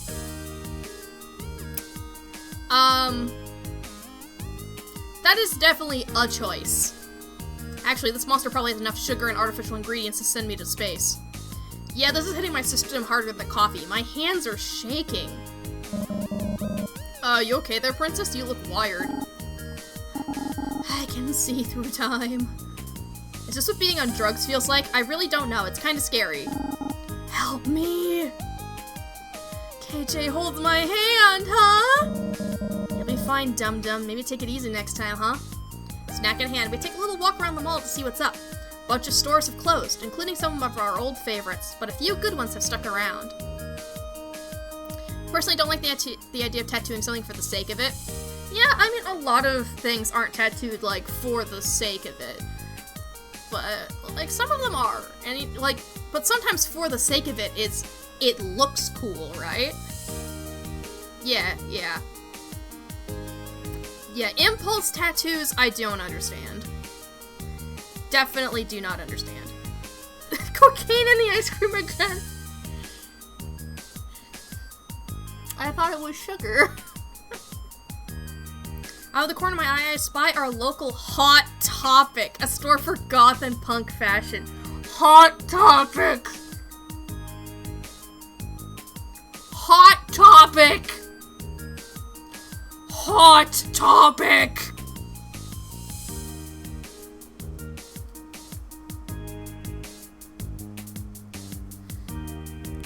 Oh my god.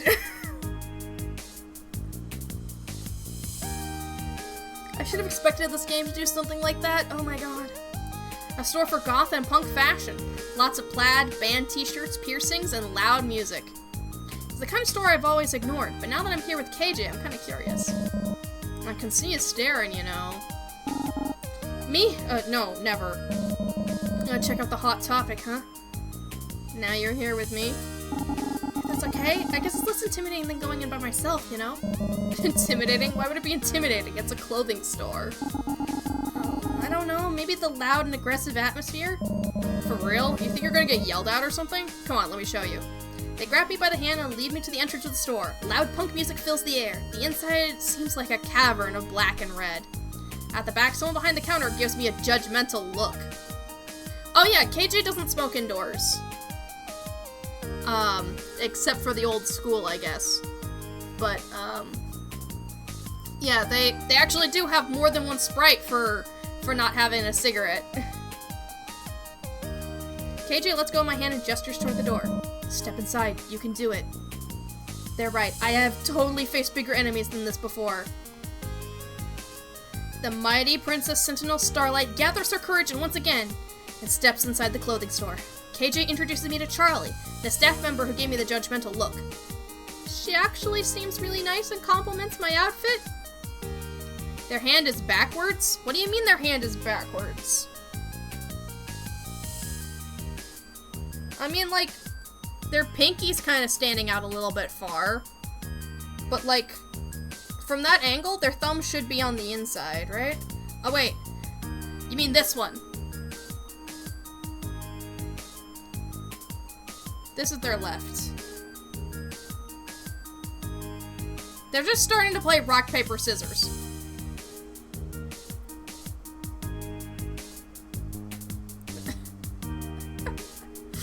Oh well, yeah, just yeah, their left hand, yeah. See, she thought we were dating, and that's why she was sizing me up. Gotta make sure it was good enough for KJ. Everybody's gonna end up dating each other by the end of this. We're all just gonna be one big polyamorous group, you know? That's what should happen to all magical people groups, right? Palm is facing outwards, messing with you. You ever held your hand like that? I mean, I can see it when you're, like, holding the cigarette. Otherwise, it is slightly weird. KJ laughs it off and takes me over to a part of the store you can't see from the rest of the mall. Figured you might dig this section. We can make you a skater princess. It's really tempting. There's pink plaid skater skirts and neon yellow torn up sweaters, and there's even a Hello Kitten backpack. I had no idea people even made clothing like this. There's a bunch of different subcultures under the goth and punk umbrellas. Doesn't always have to be about wearing black and being angry. It's a STEM thing, right? Yeah, of course. It's a STEM thing.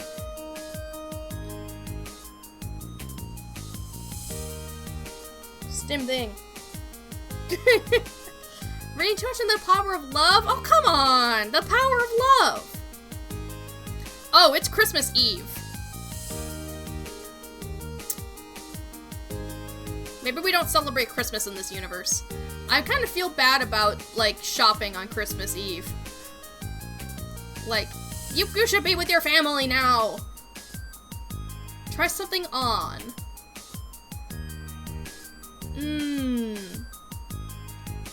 Oh, we're gonna try on the skirt. Alright, I thought you might like that one. Go try it on. After a few minutes in the dressing rooms, I reappear to model the skirt for KJ. The high waist has a nice cinch to it, and the rest of the fabric shoots out with a pleasing floatiness. And the pleats make it go extra spinny. I really like this. I look up and notice KJ is giving me some eyes. Yeah, it looks really good on you. What do you think? You as an asexual should know more than anyone that, but that doesn't necessarily mean romance. Like, yeah, technically, I am aro ace. And, like, in most games that have a dating option, I do go for the asexual route. But this one's kind of speaking to me for some reason, you know? I don't even know if there is a dating option in this. I don't know for sure. It would not surprise me if, like, for example, I just pick KJ all the time. Maybe we date them, but... if we end up with somebody, but at the end of this, I would not mind. Maybe you aren't as arrow as you thought. Well, okay, so even when you go with the absolute definite label of aromantic, even if you just go, yeah, with the full aromantic label, there's still a bit of ambiguity there, right? So, like, just like there are some people who are straight and go like, oh, that person of the same gender as me is actually kind of hot, right? So too, with an aromantic or asexual person, can you still get, like, pings sometimes of feeling something? Yeah, and you can also not feel romantic attraction, but still enjoy romantic things as well. Yeah, exactly, Tia. Like, it's... just saying that you don't feel romantic attraction or sexual attraction at all is kind of the best way to explain it to people. And for some people that is true. And some people can be, like, romance or sex repulsed as well. But there's also kind of, like, this umbrella. Like, some people who only feel it sporadically might be gray aromantic, for example. Or if you need to get close to somebody, then that's demi-romantic. You know, if you need to get close to someone before you start feeling romantic feelings or sexual feelings, you know, you, demisexual, demi-romantic. And those are all kind of under the ace umbrella. So somebody who goes by asexual, who goes by aromantic, might be any of those things. You know, a fair amount of stuff about aro-ace. Well, some people watch these VODs, you know, so it's good to, like, it's a good conversation to talk about. Because I actually don't talk about it that much on stream, despite the fact that I proudly display it, and I am a very proud asexual, you know? I do have a flag somewhere over there. Hang on. You think you're demisexual? Let's go. Here's my flag. Do I need to make it bigger? Do I need it? Nah, it shows up just fine. Whee!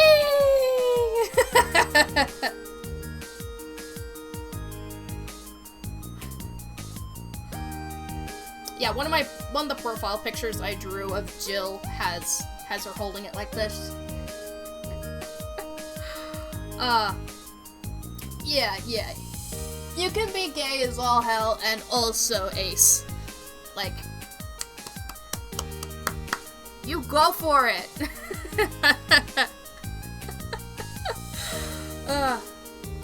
But yeah, just like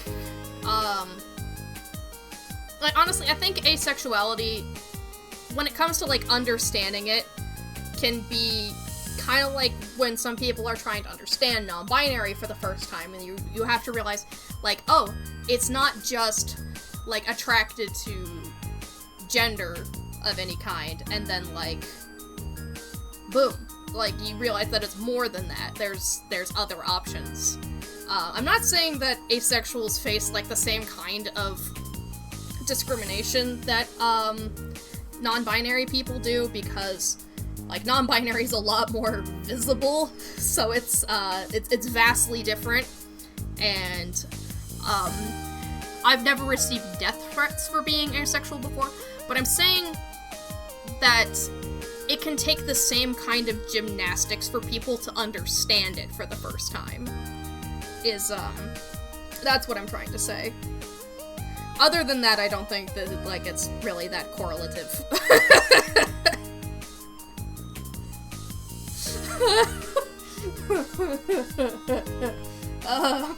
Wow, that's the most aggressive I've ever seen you, Clapper. Alright. I wish we could get to see us in the skirt. But unfortunately, limited sprites. Different enough to be interesting describes our whole friend group, don't you think? I could get that for you if you like. Oh, no, you really don't have to. I'm not going to insist, just think about it, okay? Don't worry, KJ, I'm going to be thinking about this for a while. We take a stroll around the rest of the store. KJ starts absent-mindedly flipping through the clothes racks. Funny thing is, I've been coming to the store forever, even back when we were sentinels. I'd look around, chat to the staff, but never had the courage to buy something other than a backpack or a wallet. I remember remember the first time I really bought an outfit from the store. It was hidden in my wardrobe for weeks and I didn't dare wear it. One day my dad found it and threw it all out. I was so pissed off. Him just projecting his idea of who I am onto me instead of letting me speak for myself, to the point of throwing out stuff that didn't fit his ideas. Just like Bo Young. I guess I never really talked about my dad much around the group, did I? We may need to talk to Ara about, transphobia. You're watching a video from, oh, Chipflake, right. Yeah, don't see every person you meet as a potential partner. No. That's just rude, man. Like, that's just, like, it's so rude to just see everybody as, like, potential romantic or sexual partners. It's gross. There isn't that much good to tell. KJ! It's alright, like, maybe I shouldn't be talking about this stuff right in the middle of a hot topic. You're the complete opposite. One of us, one of us, one of us, one of us.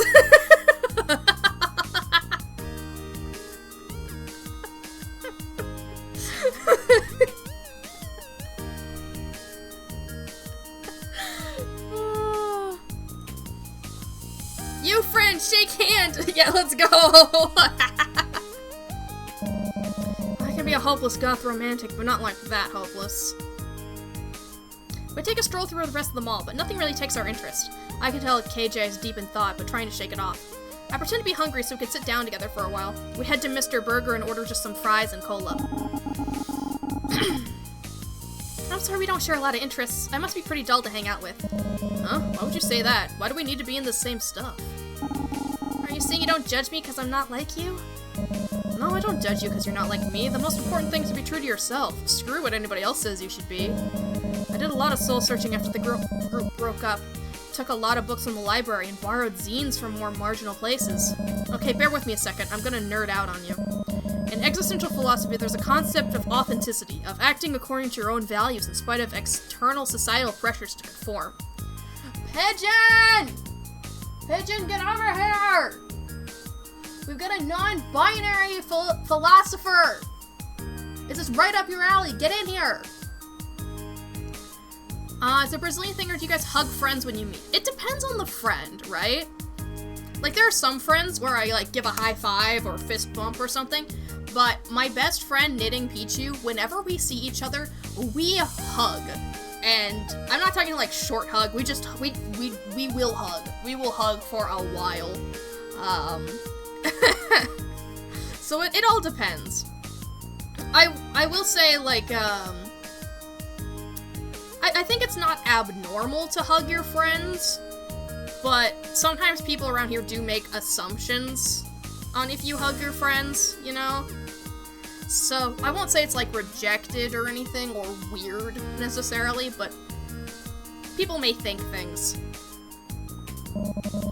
Reading the work of Ricky Wilchins honestly changed my life. I had felt so alone, broken in my discomfort with being a girl.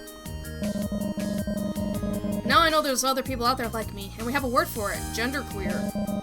I am who I am, not out of hatred for others, but out of a newfound love for myself. Ah, jeez, look at me go. Some things about me really haven't changed, huh? It's all a long-winded way of saying I don't care what you like or how you dress, so long as you're dressing how you want to dress and not, like, chasing approval. I understood that last part, at least. Anyway, I really like the way you dress, princess. It suits you. Oh. That's not what's bothering me. What is it then, KJ? I'm sorry to keep digging up bad stuff all the time. You're just here trying to have fun and I'm, like, dragging the mood down. Like, I promise my life is more than just being bitter about the past. Okay, how about a fresh start? My band's playing on the 27th. You wanna come watch? What? Maybe I could finally introduce you to some of the other friends I've made over the last couple of years. I've been a bit cautious about mixing my friend groups, but you know. You've been a big girl today. If you could step into a hot topic all by yourself, with my help, maybe you could also step into an alternative music venue. I'll think about it. Great, just whenever you do, remember to bring earplugs. It's gonna be loud. 27th, bring earplugs. Got it. Hold on. 27th.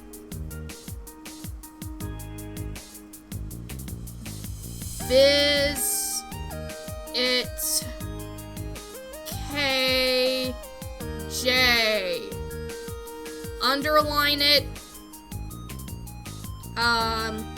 for Life After Magic. Because we're not finishing this game today. So I have to remember next week that on the 27th, we have to visit KJ, okay?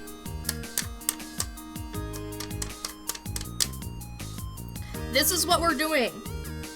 We're going. On the 27th, we have to visit KJ. So that might end up being a next week thing, but I have to make sure there's a chance I remember. So, alright. So, yeah, kissing friends is kind of a lot more rare here in the US. Like,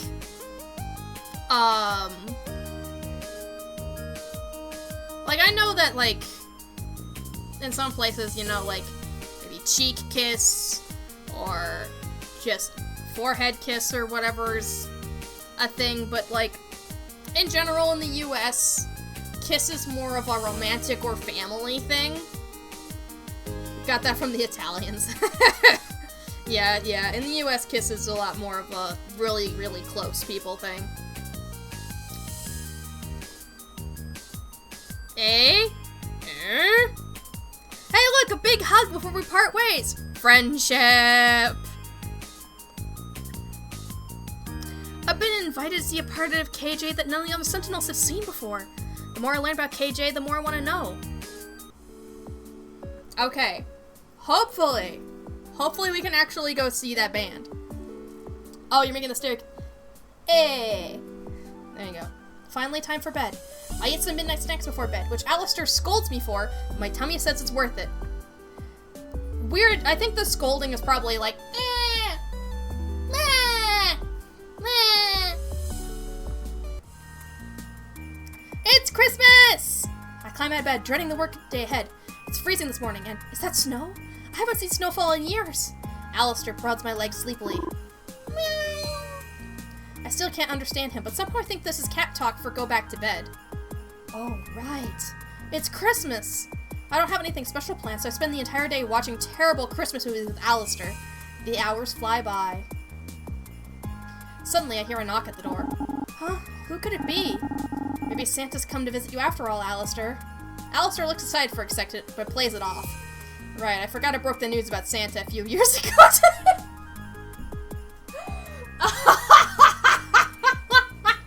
Oh my god. I run over to the front door and open it to see KJ standing at the doorstep holding something enormous. KJ, what are you doing here? And what is that? Sup, Shuckle? Doing some spring cleaning and figured you'd like this. Is it spring cleaning if it's Christmas? KJ hands me an absolutely gigantic rabbit plush. It's wearing colorful pastel ribbons in a dress similar to mine. But some clothes on is literally snowing. But KJ already has long sleeves. Look at all of that, see? They already have sleeves. KJ, this is huge, and it looks brand new. Also, it's Christmas. You obviously aren't doing spring cleaning. Yeah, you caught me. Well done, Sherlock. I just saw this for sale the other day. You like collecting stuff like this, right? Plus, it kind of looks like you too. Real cute and goofy. Goofy? And cute? I rolled all the way here with this rabbit under my arms. I must have looked like a total dark. Sorry I got some snow and road salt on it. My bike doesn't have side bags. KJ shuffles around awkwardly. Anyway, I hope you like it. I got a dip. Promised to do a holiday party with some guys at the shop and another with the band later. Got a full schedule. Barely got time to cook a turkey. KJ turns on their heel and starts to walk up before I can get a word in. KJ!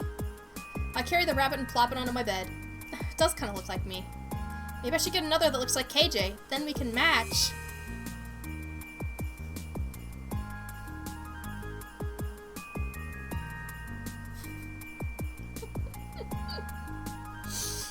Come on, it's so cute. Oh no, I see someone else coming. Solaire, no! Merry Christmas! I closed the door. Sorry, Shuckle's not feeling well today. Open up, it's an emergency.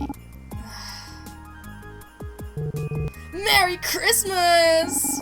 Alright, thanks, Solaire. You wouldn't want to match clothing with KJ in this temperature. Yeah, it's pretty hot here, too. Merry Christmas. Oh, you're very lucky. Santa Blaze is here to give one very special girl a very special gift. Solaire pulls out a rectangular gift box out of his jacket. Is this playing cards? Behold. Now, I'm sure you're wondering what's inside, but Solaire drones on about what's inside the box, but I already know what it is. It's a bunch of soul cards. I would know, because that's the only thing he ever gave me when he dated. I decided to cut him off now. He's practically yelling now, and I don't want any noise complaints. Solaire, this is so appreciated. I can't wait to open it. Thanks for stopping by. You're very welcome, Shuckle. I'm a little sad you haven't invited me in, but I get it. You've always been on the shy side, and I grabbed the box from his hands. Right, anyway, see you later. We're nearing summer here. It's obvious, but our Christmas is in the summer. Yeah. That would do that, wouldn't it? Make it just so silly. Like, it's definitely a hemisphere privilege thing, right? Like,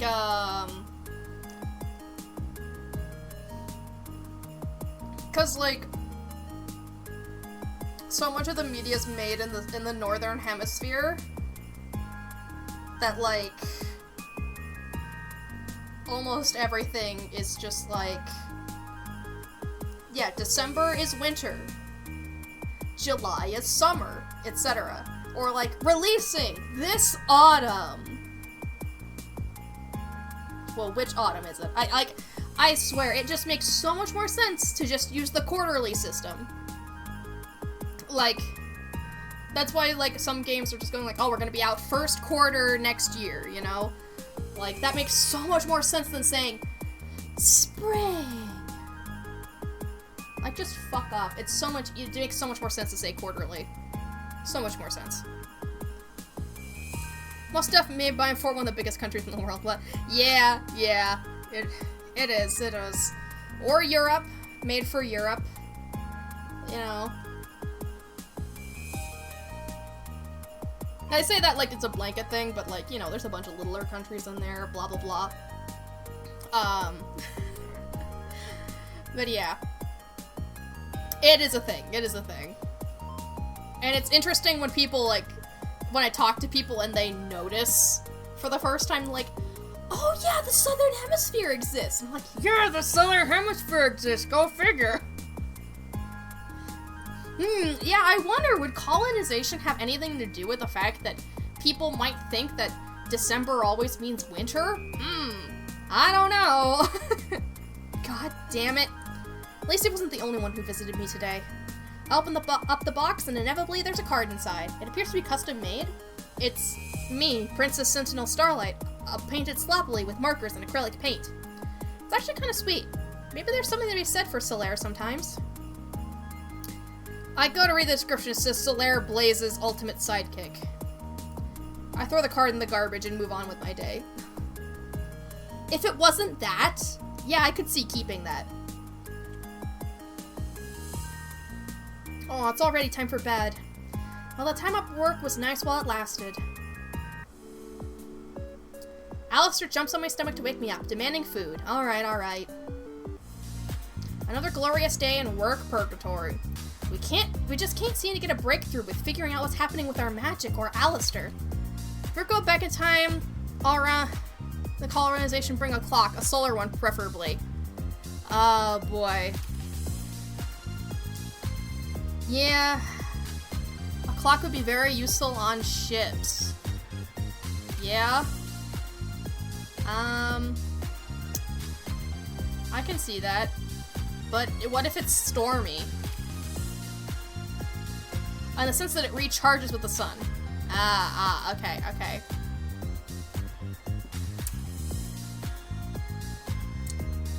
I think, you know, back in the old times, right? Like, I think useful would be more on the time of, like, it's daytime. Time to, yeah, like, you're awake and it's time to work. And honestly, having, like, a modern watch, you know? Oh, right, the first working clock for a ship, right. Because, like, they used pendulums, and the boat would wreck the pendulum. Right, I remember hearing about this. Yeah. British. Well, sometimes, like, you know what they say, sometimes a broken clock is right twice a day.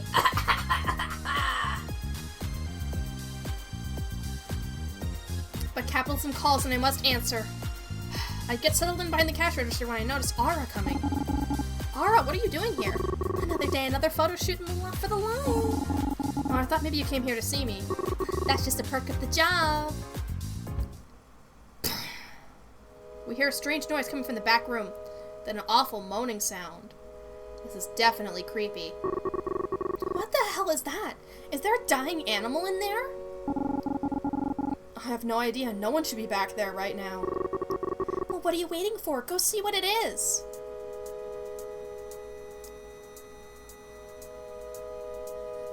Can we go together, Aura? How about some teamwork here? Must I do everything?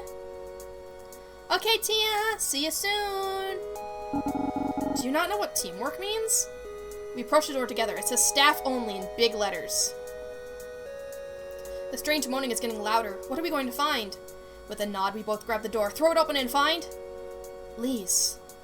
Sitting on the floor, surrounded by sample packs of the sentimentality line. Her pockets are stuffed. Oh, Lise! You're stealing! I'm so proud of you! She looks odd. Her shoulders are slumped in exhaustion, but there's a wild desperation in her eyes. Oh, Shuckle, I didn't expect you yet. What are you doing in here? Just some organizing? Looks like you're completely undone any organization there might have been. Explode a castle with a tank in medieval time while their knights can do nothing. I just want to stay away from time travel. Like, even if I could travel back in time and try to fix colonization or fix World War II or whatever, me interfering isn't gonna solve the problem, alright? It's systemic, so which means you have to work through it as a society. And if I were to go in there and just bash everybody who's doing problematic shit, I'm just gonna get executed. Cause another pandemic. Honestly, it's more likely to happen the other way around. Like, if I temporarily time travel back in time, and I come back, I'm just gonna bring smallpox! That's what's gonna happen.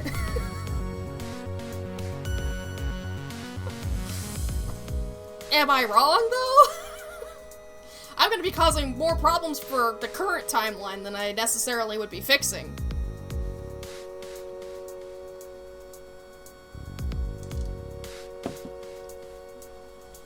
We can make vax. Yeah, but we're still gonna... it's still gonna hurt a bunch of people. I mean, potentially, but... think of it this way. If I were to bring COVID-19 back to the past, alright?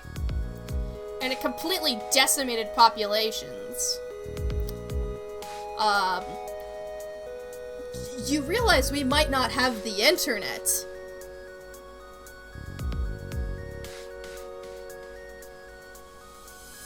If I wanted to, like, stop colonization or the world wars by introducing a pandemic,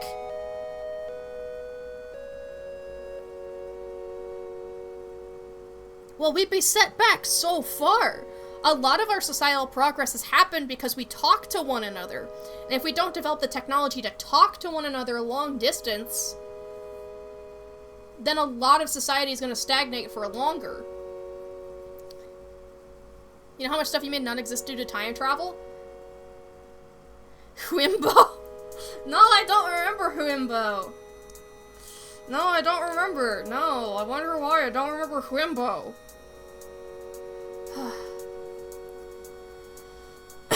Still, but this kind of concept is talked about in, like, one of my mom's favorite shows called Dark.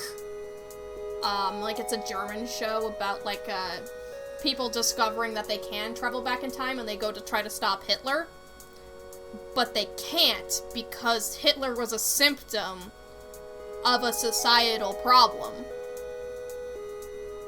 Yeah, exactly. That's the premise, right? That time travel doesn't solve the problem. The problem is bigger than that. It's basically what I get from not having watched the show and just hearing, ramblings about it. Because you wanted to learn German. Well, I can think of worse reasons to watch a TV show. Lise turns to Ara, finally noticing her presence. And, is that the celebrity retired magical girl who is peddling her fame for a makeup brand, possibly, ostensibly for charity, but probably more aptly about a deep sense of purposelessness in her life, so she craves attention and validation? Wow, Lise, wow. What? Worst? Are you implying your reasoning is bad? No! I picked up some Japanese words when I was a weeb. You know, I was like, watching a lot of, TV show, like a lot of anime. I was picking up a couple Japanese words. Like, Ichigo is strawberry. I like Ichigo. What the fuck?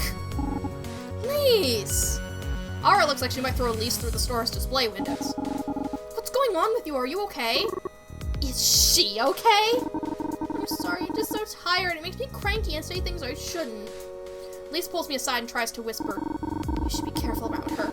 Magical girls. I don't think they care about what happens to us regular people sometimes, and she seems scary. Yeah, I literally went to cosplay conventions and cosplayed. You know, like, that's me. Lise, this isn't like you. Shuckle, could you cover for me today? I think I need to do something by myself for a while. Bye! Lise, you weren't even... Lise rushes out of the store. On the schedule for today. What was that all about? I don't really know. She's never like this. I'm calling a team meeting once I'm done with the photo shoot. You better be there. I will. Ara heads off to find the photographer and their crew. I stand dumbfounded. Everything keeps getting stranger and stranger, but I don't have a lot of time to think about it. A customer comes in demanding to see the sentimentality line. Time for work. Struggle to find a young Brazilian that didn't have an anime phase. True, though. Like, for many places. If I have to listen to the manager talk about us being a family one more time. Welcome to Glamour Pop. Is everything okay? I've been in that office my whole life, wasting my life away in sales.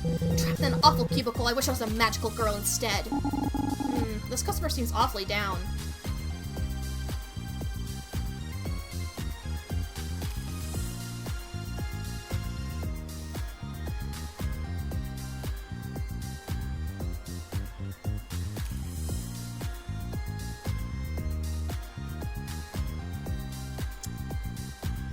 Like, they definitely need some help, but it's the Sentinel Soul Palette. I have to promote it. This eyeshadow sample from Sentimentality shines just like the sun. Oh, that perked them up. Those colors are just like the sun. Like my days off on the beach. Give it to me now. Okay, alright. No need to get aggressive. I have free time. Alright, let's go. There's a comment in the video going on how they travel to a place, learn native language, ended with learning naturally is the way to go. Yeah, like, I can't afford to, like, go to a different country to learn the language. It is, it definitely comes from a place of, not realizing their privilege. Like, that definitely sounds well-meaning, Yeah, go live in the country that speaks the language you want to learn. Exactly. It's like, wow, why didn't I think that? Alright. Oh, we can only hang out with either Jackie, Ara, or Miranda. Okay. So...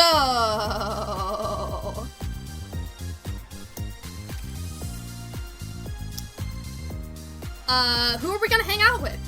Jackie, Ara, or Miranda?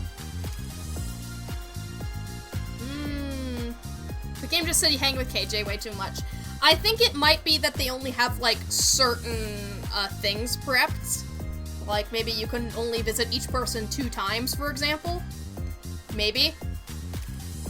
I don't know for sure. We did hang out with KJ a lot, though. But it makes sense we can't hang out with Lise today. That would be, yeah, that would be funny, but... something tells me that Lise does actually know that I'm a magical girl, alright? Here's my theory. Lise is whoever the antagonist is. And,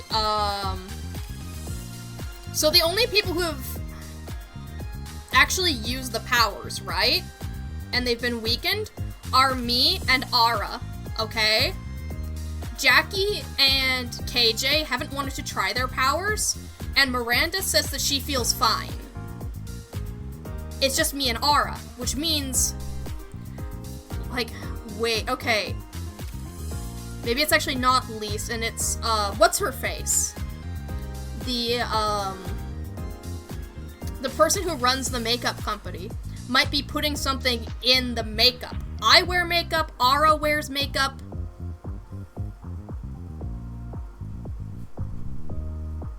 One of the 2 of them is actually the antagonist, okay? That's my leading theories right now. See, the learn naturally thing doesn't stick when... Okay, Hawaiian is complicated, though. Like, yeah, like... Oh my god. Yeah. That's difficult, yeah. I think we should check up on Ara after today.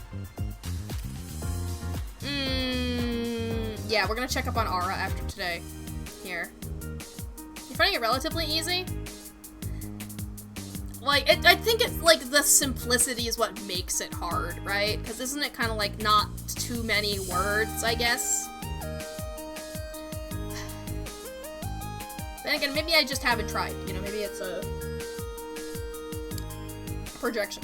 Ara wants to meet up to discuss more theories. We decided that maybe we should avoid public spaces this time for various reasons. She says her place is too risky, can't cause a scandal by being photographed leaving her home, so I offer her a meet at my apartment. The knock on my door comes earlier than expected, and I frantically rush to clean what I can, throwing dirty clothes into my closet and stuffing trash into the overfilled bin. Hopefully she doesn't look too closely. I don't want to give her another reason to complain about me. Hi, welcome! Thanks for letting me come over. No problem, just don't judge anything. Alistair hops down from his window napping spot to welcome her. He nuzzles against Ara's palm. Hi there, Alistair. Sorry you can't understand me right now. Wow. Once you try to learn French, French is an anomaly. My audience, like, I know you're not here often, Clever, but regularly. Like, Pigeon wants me to learn French. Cloaked wants me to learn French. JK would love to laugh while I try to learn French. Like, it's a thing. It's a thing that eventually I'm probably gonna have to do the French stream. Oh yeah, English is a conqueror's polyglot. We just, like, take words that seem interesting from other places, and it's a mess. Please don't. I might have to. I try not to look nervous as Ara glances around the apartment. I forgot how weird it can be to have someone invading your space, even if they were invited. I would go absolutely off the wall a breakdown if I tried to learn Chinese. Which Chinese? Probably any Chinese. Which room is yours? I point to the closest open door and she peeks into my bedroom. I knew me a wit. She points to where an old girl group poster is taped to the wall. There are rips in the corners and smudged red lipstick stains on top of the members. You still have the TTJ poster. It's actually called Mandarin. Well, actually, there is multiple kinds of Chinese languages. Mandarin's only one of them. So take that. Right? There's only one Chinese language, but many Mandarin languages. It's a big country.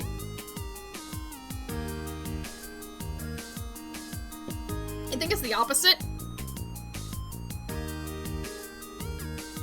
Like, isn't there, like, traditional and simplified? And then, like, one of them is Mandarin. Mandarin's the traditional one. God. Languages are complicated. I know the one.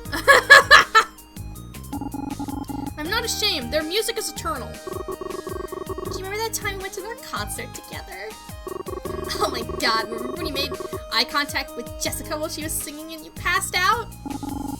You mean the happiest moment of my life? Of course. I thought you'd be more embarrassed about it. There's no embarrassment when it comes to true love. And don't act like you weren't equally as obsessed with them. You had an entire wedding planned out, all the way down to the types of flowers in your bouquet and everything. Okay, just please don't spread that around. I don't want them to think I'm some kind of stalker. Wait, you actually know them? Not that well. I've only run into them twice. What? When? I might have the picture in here somewhere. Hold on. You carry it around with you and you think I'm the embarrassing one? Shut up. Hypocrite. Ara digs around her bag and pulls a few things out of the clutter, tossing them onto the end table. I'm the guy who wants to learn Portuguese because of how funny it sounds to pursue Portuguese. Yeah, like, I know one of the issues we have, like, around here is, like, we just say Spanish, but Spanish is different in Spain than in Mexico, right? So, I know my mom, when she was growing up, like, they used to teach Spanish in schools, because, it, you know, it's the, actually, they still do, but, like, they taught Spanish in schools because there's, you know, a lot of people who do speak Spanish. They taught Spain Spanish.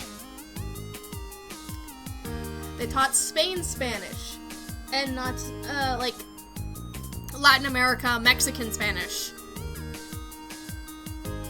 And it's like,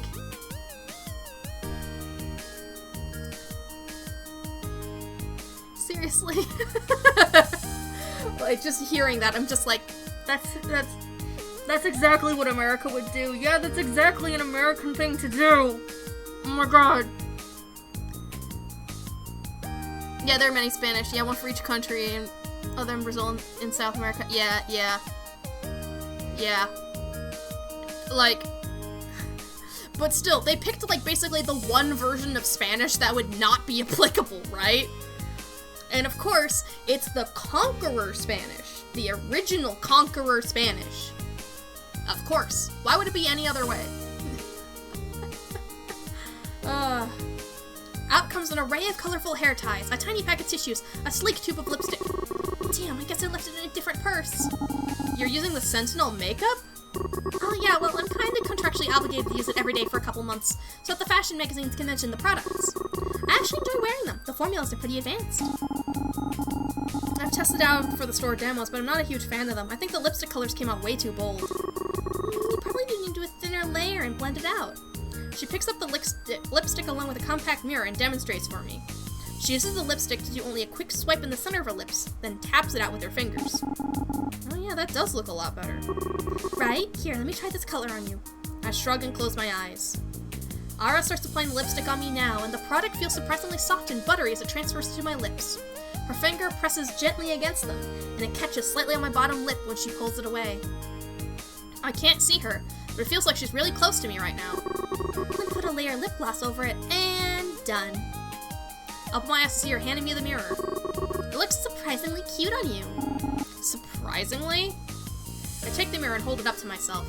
The color's definitely less bright than I thought it would be. I'm sheer reddish pink peeking through the sparkly gloss. I still don't know if I'd wear it, but it's not bad. It'd be a good color to use while going out somewhere, like a date night. Maybe I'll use it when you finally agree to introduce me to TTJ. Which I will do without fainting this time. You know, I don't know if I ever mentioned it, but I was weirdly inspired by that moment. Me fainting? How? Well, it showed me how special an idol can be to someone. They can bring so much joy to a person's life, even if they never get a chance to properly meet that person. Being able to spread joy like that's almost magical, isn't it? There. So you don't come to Brazil speaking Spanish, we'll stone you. No, we won't move personally. Yeah. It's Portuguese. It's Portuguese. Not just any Portuguese, but, at least if I come speaking Portuguese, I'll be laughed at a little less. I want to be like that too. I want my singing to lift people up, not just weaken them like it does, like when we're in battle. I want people to look at me the way you looked at TTJ. So what you're saying is that I'm inspiration to you. Wow, thanks, Ara. I wouldn't say that. You can admit it, it's okay. Although speaking of inspiration, I've been wondering, the song we heard in the cafe the other day, do you know what it was about? Eternal Rain? The lyrics are pretty cheesy, they're mostly about longing for a lost love. I don't know anything about her love life nowadays. I didn't know she dated Solera until recently. Even her relationships with the Sentinels seem different. I'll guess.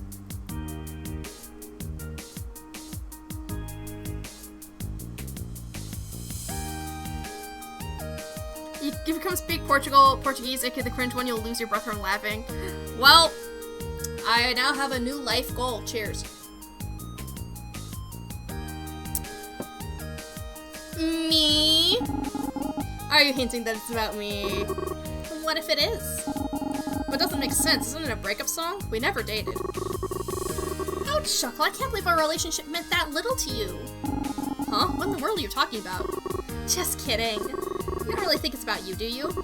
Well, you're close. It's actually about the Sentinels. Splitting up might as well have been a breakup. It hurt more than a breakup ever has, at least. Everyone disappeared. Jackie started distancing herself from me. KJ changed so much until I didn't recognize them anymore. And then they wanted nothing to do with me.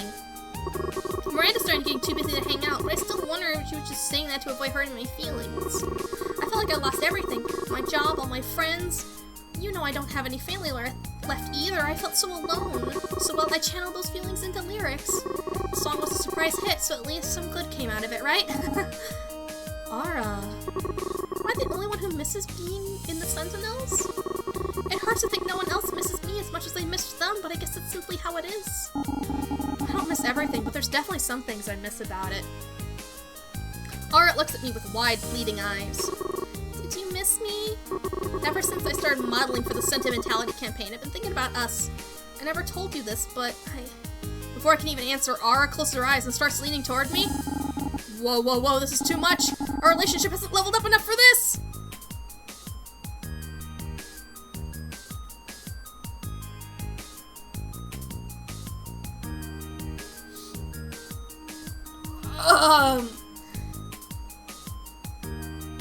I feel like I'm misreading the situation.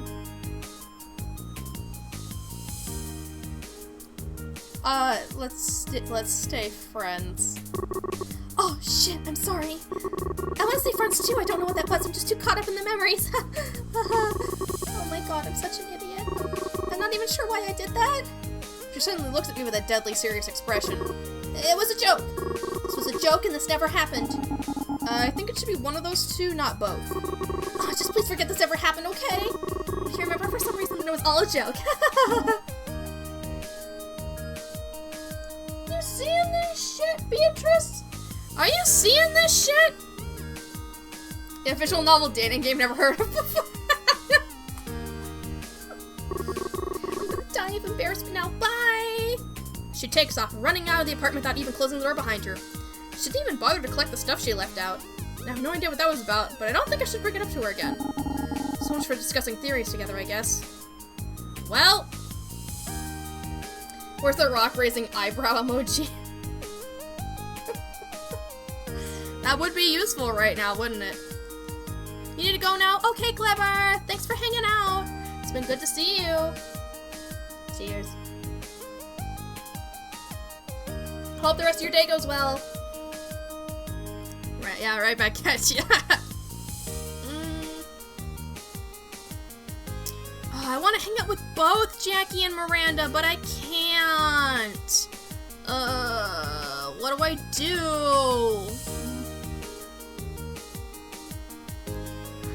Eeny, meeny, miny, mo. Catch a tiger by the toe. If he hollers, let him go. Eeny, meeny, miny, mo. My mom said to pick the best one, and you are it. Miranda! We're going to go talk to Miranda. It's not hard to guess where Miranda will be at any hour of the day. As predicted, I find her hard at work at the wood shop again. She seems to be more intensely concentrating than usual. There's beads of sweat on her brow. Knock, knock? Hey, Shuckle, come on in. When she sees me, she steps away from her project, the beginnings of a gorgeous bookshelf using different types of wood, and wipes off her sweat. She hands me safety glasses with a nod. What are you working on today? Must be really tough because you're working up quite the sweat. The project isn't the toughest part. Well, what is? I'm trying not to put any magic into it. I thought it'd be easier, but it takes a lot of effort just to keep it held back. Honestly, it's a bit strange building something this way.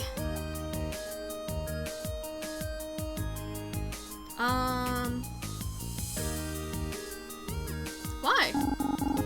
Oh, no, I meant, like, why is it hard? Why hold back your magic at all? Imbuing my magic into my creations was second nature. I guess I wanted to see what it'd be like without it. And how's it been? Really hard. I don't know if I could keep up the usual pace like this. That would make my work suffer, but then again, I'm trying to figure out where my magic fits into life now. This is an experiment. I don't want magic to be some crutch. I don't want to assume it has to be part of everything I do. That's a good point. That's a good point. Is this why you wouldn't let me try healing your hands last time? Miranda reflexively looks away. She starts standing the edge of a woodblock. I can tell she's avoiding more of this conversation. It's a part of it, but... Miranda disappears back into her work. It's hard to know what's going on in her head.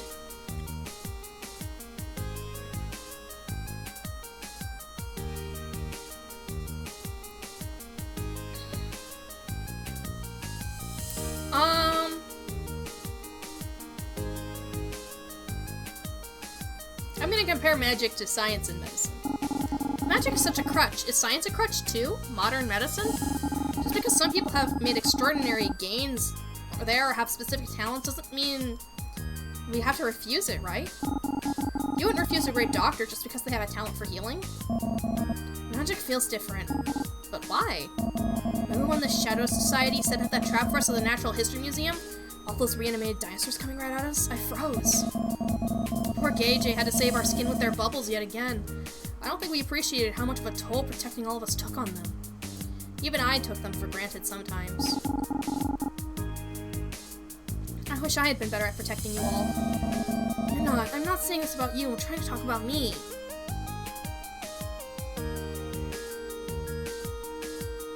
It's okay to be dependent on your friends sometimes. That's not what I'm saying.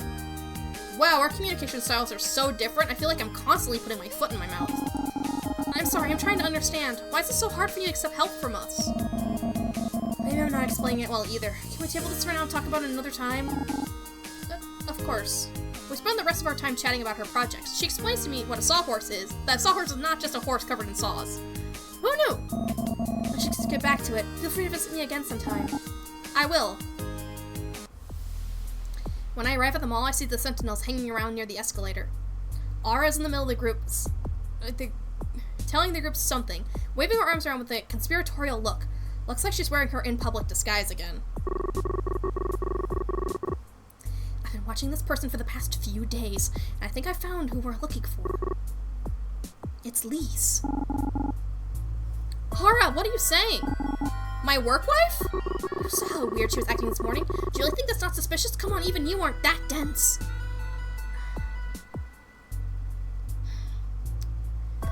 Like, it's sus. But, like, wait. Well, at work she's also been complaining a lot about magical girls. That might not be a coincidence. Exactly! Maybe you're onto something there. Tons of people complain about magical girls, myself included. That's not enough evidence to say it's her. Okay, I'm not 100% certain it's her, but She's hiding something. Vibe isn't enough evidence either. Yeah, I agree. That's obviously not the only reason. Shuckle and I are the ones whose magic's being affected the most, and we've been around Lise at the store more than anyone else. I don't think that's a coincidence. Plus, I've overheard her saying how much she doesn't like me in particular, so she could be targeting me now after Shuckle. It's so the sentimentality line, though. It is absolutely the sentimentality line is like hurting our magic. That's part of the plan. Is that what this is really about? Someone disliking you doesn't make them evil. Get over yourself. Fuck you, that's nothing to do with it. Uh-huh, you sure about that? Hey, let's focus. We aren't gonna get everywhere if we argue. Era and KJ mumble a fine and settle for glaring at each other. Anyways. Until someone has another lead, I think we should investigate Lise.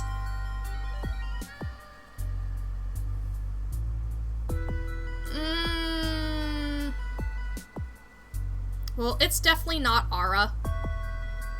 It's definitely not. No way. I'm gonna suggest keeping the options open. We can look into Lise, but we should keep our options open. If it's not her, we're back where we started. Everyone agrees with that for once. I'm not so sure it's Lise everyone's talking about. But if we have a lead, why not follow it? I can do the investigation since I'm the one who brought it up. No offense, but maybe someone more level-headed should go. You might have some bias that actually comes through. And that includes you too, KJ. Fair enough. I'll tag along. If anything goes awry, I'll protect you, Shuckle. Well, that sounds fine to me. You haven't even met Lise yet. I think I should take someone along who recognizes her mannerisms a bit better. Someone observant. What about you, Miranda? You and I can do it together. Me? Well, Fine, whatever, let's do that. Yeah, let's do it, Shuckle. We spent some time making a plan for investigating Lise. Hopefully this gives us the answers we need. Finally, time for bed. Alistair curls up and falls asleep on his side. He always hogs that mattress. Okay, but this is the 27th, remember? Tonight we have to go to the band, okay? We're going to KJ's performance if we can, if the game will let us. We're gonna go visit KJ tonight. Fingers crossed. It's gonna be a plot important day though, so I don't know. When do I finally get to sleep in? Miranda and I caught up with Lise just as she left her house this morning. She has her camcorder with her in a bag full of stuff. We stayed far back and follow her as she makes her way a couple blocks from her place to the park. Miranda and I jump behind a tree to observe. What could she be doing here? So far, nothing out of the ordinary. I'm keeping an eye on what's in that bag. Miranda's right, because Lise has plopped herself down amongst the trees and upends her bag. Out of it spills tons of sentimentality line makeup. That's a lot of makeup. Typical. I make one friend outside of all magical craziness, and she turns out to be a vain, villainous... We don't know yet. We have to see what she does with it. Wait, what is she doing with it? Lise dons the makeup in her way. It's all over her face like a kid playing dress-up imagination. Trust me, this is not yet out of the ordinary. Oh, well, it's kinda cute. She's always marched at the beat of her own drum. I like that about her. But it's what she's been saying lately about magical girls. Has she ever told you why she feels that way? She hasn't. Maybe there's something she's experienced that you don't know about. It can be hard to talk about the pains of our past sometimes. I don't really look back all rosy on our fighting days, but I'm not turning evil all of a sudden. You're right, let's give her a chance to do whatever it is that she's doing. Oh, that's cute.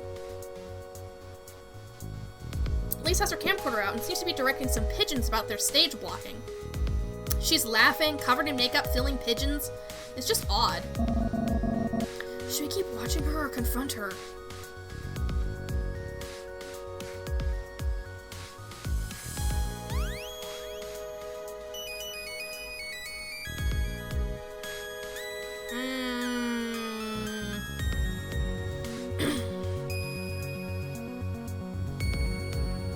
I think we need to keep observing. We should wait. This could just be a smokescreen. It's a very elaborate and effective smokescreen then. We hang back, try and see if there's more to it. Suddenly, Lise whips around with her camera to catch a pigeon in midair. She spots us. Oops. Shuckle? And Miranda, was it? What are you doing here? Do you want to be in my documentary? Lise, what's going on here? Well, I couldn't find real eagles, so I was doing a recreation scene for the climax. Lisa's energy burns with a passion, but her eyes are a bit wild. It's the sentimentality line! Lise, you're just making a movie? I used to make them all the time when I was a kid. I had to pretend I had a camera and I played every animal and the documentary host, but it was great. It was the happiest time of my life. Well, she's not vying for world domination, but this is still extraordinary. I bend down toward the sentimentality makeup. Why do you need all this makeup? Don't touch that! I need it. I use it to turn myself into the animals. Miranda leans close to Lise. I like what you did with your makeup. Lise calms down. She smiles widely at Miranda. Really? It's creative and cool. I did stuff like that when I was little too. You did? I really miss those days. I was happy, carefree, running around the state park where I grew up, learning all about ecology and animal biology from my parents. I keep remembering those days and wanting them back. And I'm so tired. I'm tired of being me. I'm tired of worrying about the future. I just wanted to feel light and silly again. Tears start to stream down Lisa's face. Oh, jeez. I don't know how to explain it. I'm probably dumb. No, it's not. It's not dumb at all, really. It's like, I know how that feels, Lise. And I'm not always so good at talking about it either.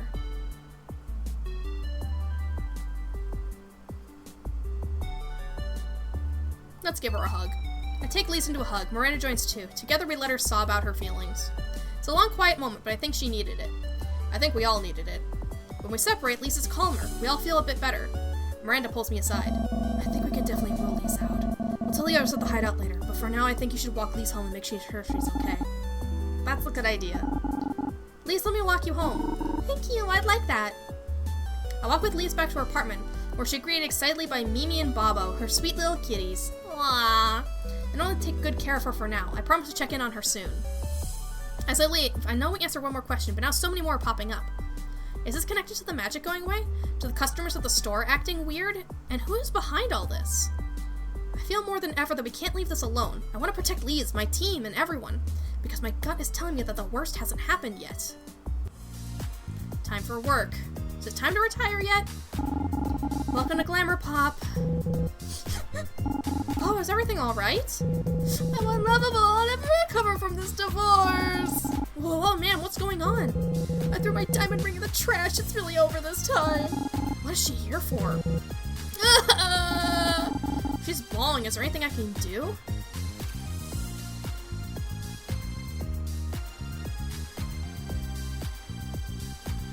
I think I'm gonna actually ask, can I call somebody? Hey, is there anybody I should contact? Ma'am? She ran out of the store in tears. I can only do one thing today.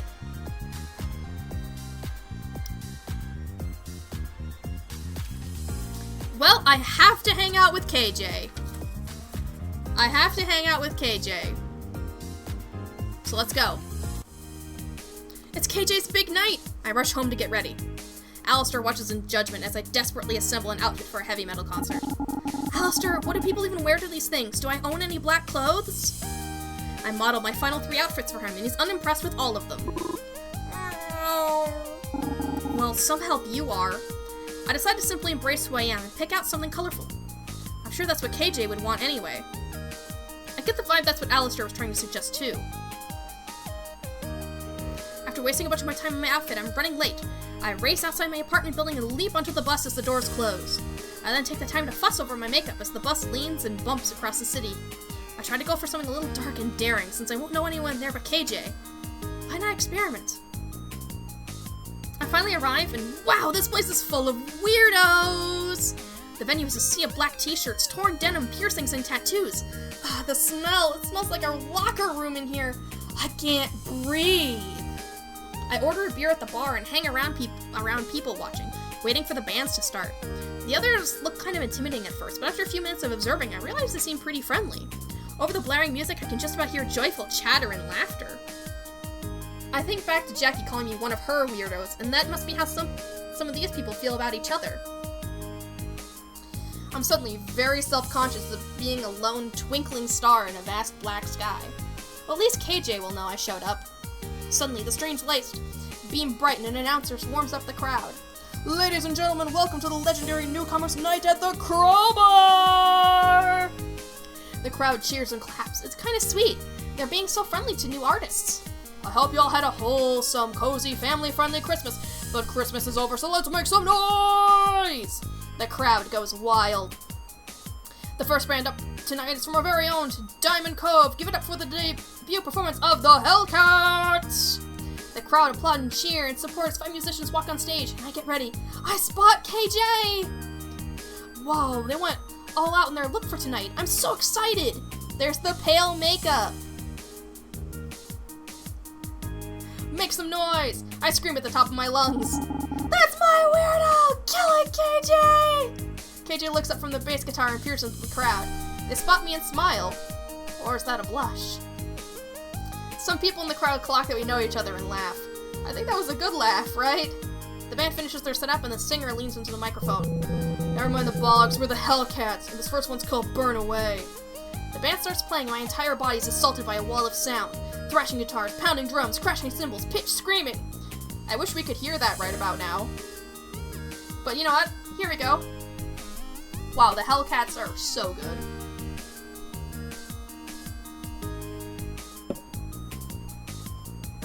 I forgot my earplugs at home. KJ tried to warn me. This is awesome. Put my hands in the air and go wild. The intensity of the music blows away all my inhibitions. I feel so alive right now. I gotta agree with KJ. This is speaking to me on a totally different level than pop music. When the first song is over, I give my best screech owl hoot in approval. Woo! My drifting thoughts are interrupted by another wall of sound, and I regret not having my healing powers to undo whatever damage is being done to my hearing. This time it seems I'm not alone in my suffering. A minute or so, the songs start to note the crowd allow me losing their interest in the performance. Wait, is this not what normal heavy metal music sounds like? I literally have no idea. KJ's really going at it, like really going berserk on stage. Are they feeling okay? I don't even think they're keeping to a beat anymore. The rest of the Hellcats look back and KJ in a mixture of frustration and concern. They try to keep up the song going, but KJ's frenzied bass playing is throwing off the whole band off rhythm. The crowd starts to boo and jeer. Many more stand in awkward silence. Fine, fuck you then! In a fit of rage, KJ smashes their bass guitar to pieces on the stage floor.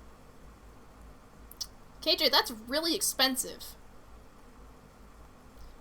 They take a moment to wipe up some tears and regain their cool. They walk right up to the edge of the stage and lock eyes with me.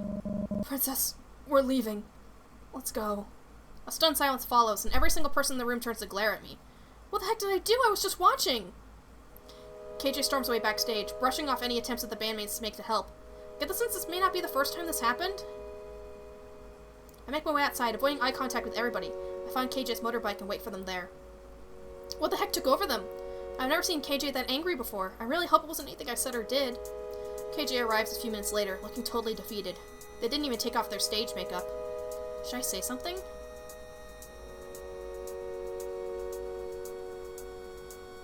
Hey.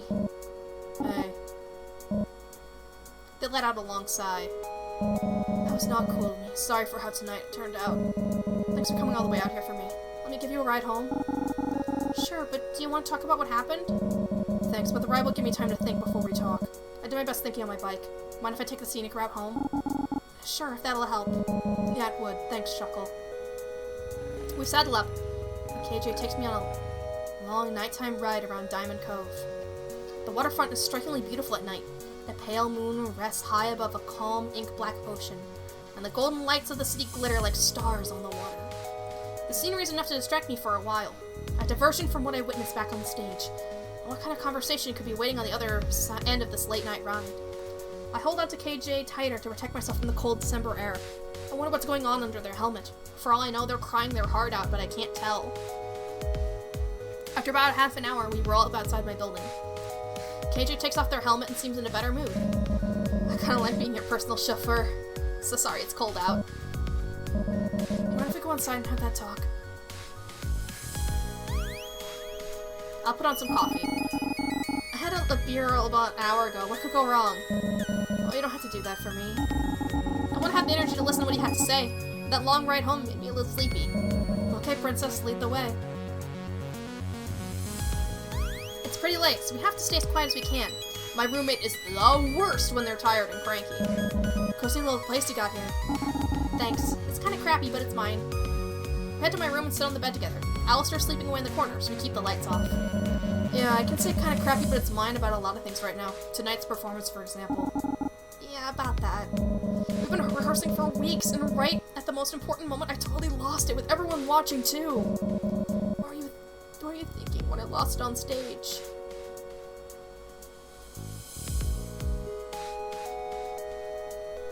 I don't know yet. Tonight's still kind of a blur. I haven't really had time to process. That's understandable. I'm still really sorry, though. That was really reckless of me. Not like in a cool way that's impressive. Has this happened before? Only at the last rehearsal, but it was much worse this time. For some reason, I started picturing my dad, saying how disappointed he is in me. And Boyoung, looking down at me no matter what I do. And I pictured you and how... Chuckle, I would never hurt you. I know this sounds like empty words, but for real, please believe me. The anger, it was all for me. That fuck you was for me, for my stage fright. You were there watching, and I was so ashamed. And it built and built, and then I had a total meltdown, and now I've got to pick up the pieces. Like, if you felt like we're finally on top of things without knowing it all breaks, you can't figure out why you look like a stupid little child. Oh, for real. So you meant that as a rhetorical question? I'm not done talking yet. Sorry, zipping it. Was that rude? Am I speaking out of turn? Shit. Sorry, thanks for being patient with me. Anyway, I was excited to see you, Princess. When we all met up at a park, I mean. I had to play it cool. Then again tonight. I've always... Shit, I can't say it. Fuck, what is with me lately? I'm all tangled up in knots! KJ's eyes fill with tears again. Behind that intimidating mask of makeup, all the tough attitude, I recognize the ghost of a shy and awkward person I used to know. They sit for a moment, breathing slowly and composing their thoughts. Shuckle, do you know why I call you Princess all the time?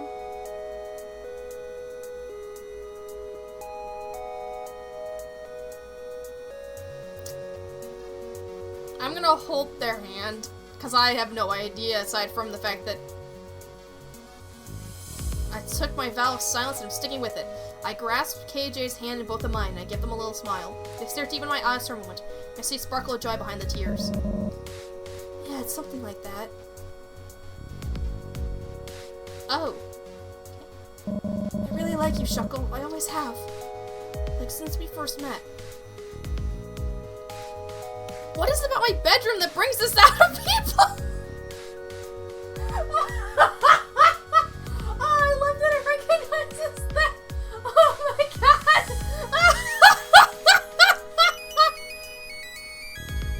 Invited Anna Lee back here. I wouldn't do that. Okay, I'm getting carried away to a crucial moment. Focus. I think everyone else figured it out. Oh god, I can only imagine how much Boyoung must have bitched about it behind my back. Why did nobody tell me they knew? Focus, KJ. Right, sorry, god, I really am an open wound tonight. They draw a deep breath. It's okay if you don't feel the same way about me. I've been at peace with that for years now. Look, I did all this, all these changes for me first. Authentic self and all that. We only have one life after all. Can you give me that call to come to the park? I don't know what happened. But all I could think about was how you were gonna react to me riding up on my motorbike. So Shuckle, what do you think? About you? They slide a little closer to me and give me a longing look. Yeah, do you like me? The real me?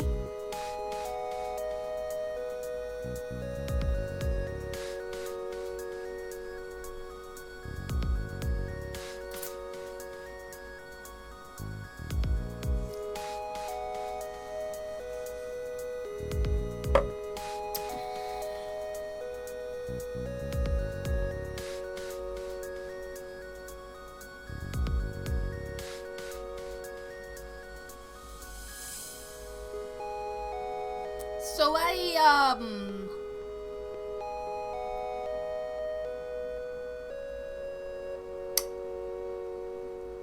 I don't really actually date people in, like, visual novels or dating sims a lot.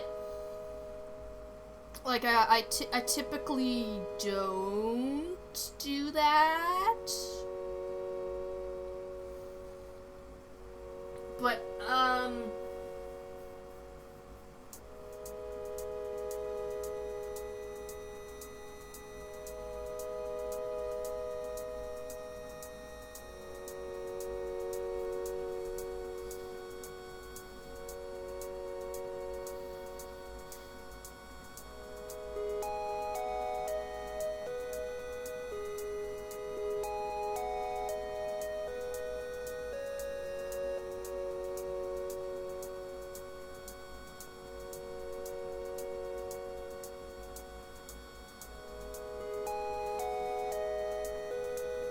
I...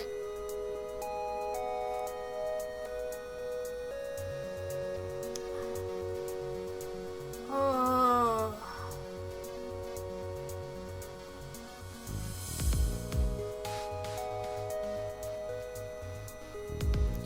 Let's... First of all, let's save. Okay? If this is too strong, I want to undo it, okay? But I think we should live a little, and...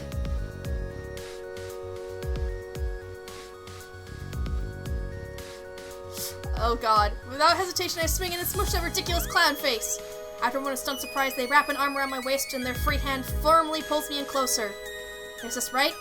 I'm not sure. It is nice, though. I can always text them and apologize in the morning. KJ suddenly leaps to their feet.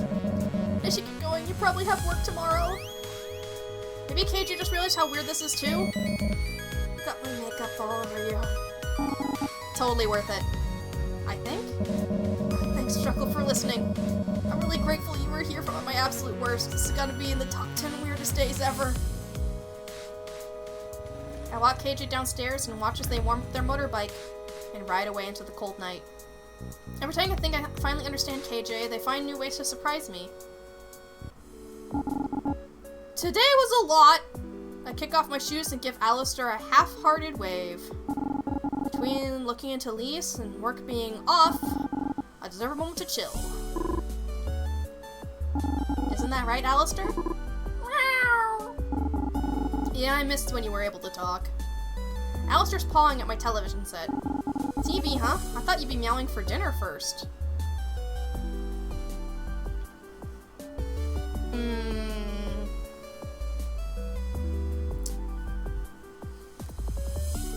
I bet you want to watch those corny soaps again. Meow. Alistair looks a bit offended. I'm joking. I'm just as invested in you and Jen and Dawson's relationship. I fish the remote out of my bedsheets and flip on the TV. Alistair jumps up beside me and pushes his paw into the remote. He's trying to change channels, but his motor skills need some work. It's adorable seeing him so determined. Channels blip by slowly until DCTV 5 News pops up on the screen. You want to watch the news? It's a special program about former magical girl squads. For decades, communities across the world have owed their peaceful lives to the work of enigmatic magical girls. The residents of Diamond Cove finally remember the services of our now retired sentinels, put into achieving peace.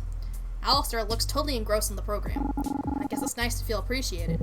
Today we look back on some exceptional magical predecessors who worked hard to keep the world safe. Petal Princesses, Fruit Fatale, and solo star, Sweetie Honey. The program drones on about Petal Princesses, a trio of floral magical girls with purifying powers. Bonded together, they tried to put a stop to a magically enhanced automotive company that was responsible for drowning their city in smog. Black and white photos of the girls smiling toward the camera flash by on screen. They look proud of their work. The reporter speculates on the group's whereabouts now. It's been 30 years since their last appearance. Lisa's mom.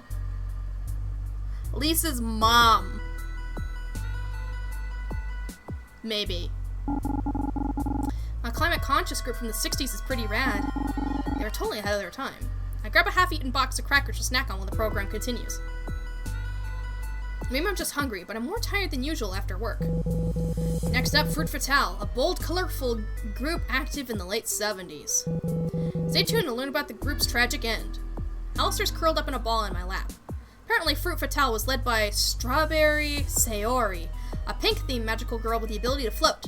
She's backed by 3 other fruit-themed girls. Music Hat Marina boasted ability-enhancing capabilities. According to the program, She paired well with other member named Banana Bree. The fourth member, Avocado Anna, could absorb magical power from the enemy. I'm almost done with my stack of crackers. It's not helping much with the energy levels. I'm not exactly seeing how the fruit theme is related to their powers. Fruit Fatale, we're on the way to becoming the best and brightest stars of the 70s. That is, until one fated day. Alistair's ears prick upwards. A picture of Strawberry Sorority is shown, shifting from full color to grayscale. December 31st, 1979. Strawberry Sorority tragically lost her life after an accidental fall. Fruit Fatale was immediately disbanded, and the remaining 3 members have not been spotted in public since. Okay, maybe one of these magical girls has to be Lisa's mom, right? Just... The program continues on, speculating the possible causes of Sayori's accident. Why couldn't she stop her fall with her floating ability? Was she mid-battle with a terrible enemy? There's a queasiness that grows in my stomach as the reporter muses on the dangers of magical girlhood. I think about the close calls we had in the past. Some days we celebrated after the fights. We felt like we were on top of the world. Other days we were exhausted and we got hurt. Alistair, can we please change the channel? I'm not feeling this tonight. Sorry, bud, I'm super tired. I just need to sleep it off. Spoiler alert, she did not need to just sleep it off. We're drugged by, like magic dampening cosmetics. I stayed up way too late reading my favorite shoujo manga. It ended on such a cliffhanger I couldn't stop. When do I finally get to sleep in? Oh no, I overslept and now I'm late for work! That's why you don't get to sleep in. Time for work. I wonder what Lisa's up to. Welcome to Glamour Pop! What's that odor coming from them? Can't be bothered to take care of myself anymore. It's too difficult to bathe, too difficult to brush my teeth. Are you looking for soaps, maybe deodorant? The customer's looking insecure.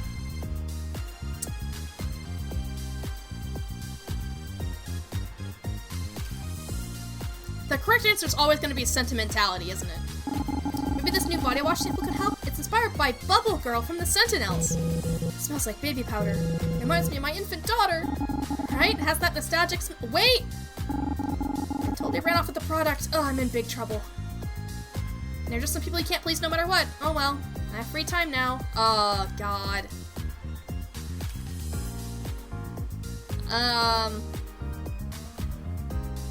We haven't hung out with Jackie enough. Let's go hang out with Jackie. After getting home, I thought I'd give Jackie a call. Maybe she wouldn't mind hanging out tonight. Just as I'm getting ready to settle down to make the call, the phone starts to ring. Hello? Hey, Shuckle! Jackie! You know what, hun? How are you? Good, I just got back from work. Yeah? How was it? Busy. You wouldn't believe the mess that the holidays gave me. I'm just glad to be out of work. That's funny, I was just about to call you, but you beat me to it. No kidding, miss me that much? Hey, you called me first. I'm pretty sure that means you miss me more. It's just the hard-working woman calling me as soon as I get home from a rough day at work. But you're right, maybe I do. Can you blame a girl? We have years of catching up to do, and so far I've had to share our time together with the others. True, between Leela, the rest of the Sentinels, and even Anna Lee, there hasn't been much time at all shared between just us. So how about it? You want to go out tonight? Just you and me?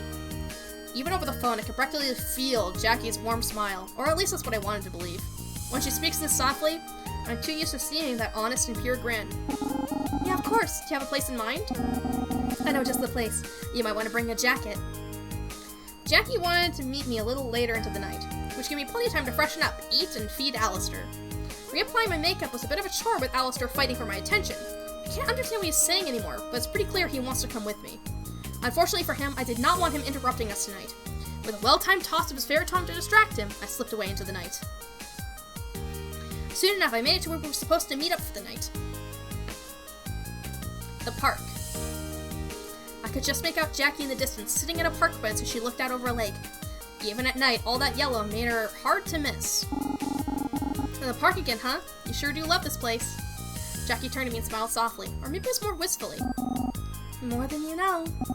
I see you forgot your jacket. You aren't hoping to sneak into my flannel like old times, were you? Oh shit, I really did forget. Did I honestly not realize how chilly it was getting until just now? Well, are you offering? Jackie erases a bundle of flannel I just noticed she was keeping at her side. I had a feeling, so I came prepared. You're a lifesaver, Jackie. I picked up the flannel and held it out so I could figure out where it began and ended. Even in the dark, I could tell it was more used than her current one. But there's something nostalgic and comforting about it. I wonder if it had Jackie's scent. Cool your fucking jets! No, don't smell it. Don't make this weird. I slip the flannel on and I start to feel warmer already. Better? I nod my head and move to circle the bench so I can take my place at her side. So why the park? It's a charming and magical little area that's quiet and one of the few places you can make out the stars in the city. I didn't realize until now, but she's right. With how bright the city lights could get, it was difficult to make out. Out here was a different story entirely. KJ and I have been coming here for years. It's a special spot for us to either talk or just be alone with our thoughts. I thought it'd be nice to share it with someone else. You two always were close. Nothing's really changed, has it? Well, with the exception of a few tattoos between friends, sure, but overall, now we may not get to hang out as much as we did in high school, but we make up for it. Wait, do you have tattoos? Jackie smiles but doesn't answer. You do, don't you? Where? Can I see? No. Why not? Because maybe I feel like it's my turn to tease. Not fair! Sorry, hon. I don't show these to just anyone. Oh? What's that supposed to mean? Looking closer at Jackie for just the slightest bit of ink I may have missed before, but nothing shows. Was the flannel in the way, or... You do know that my eyes were up here, right? By all means, stare all you want, but you're not going to find anything like that. Fine. Jackie pulls herself off the bench and stretches. I can't help but watch her closely for a tattoo to slightly slip up, but there's no such luck. It's too nice a night to waste sitting down. Want to go for a walk?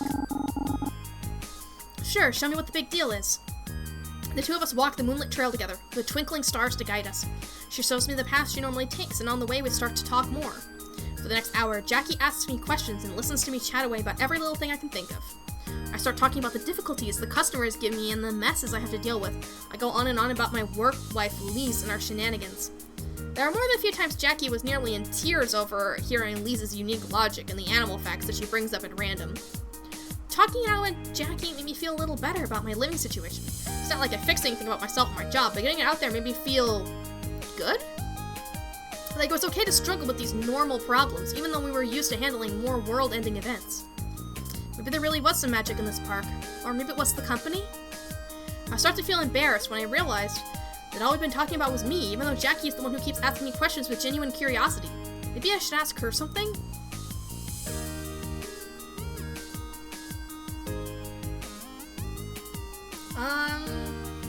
What's it like working at the gym? We talked a lot about my job. What about you? How's life at the Golden Glove? Oh, it's been alright. It gets kind of slow around this time.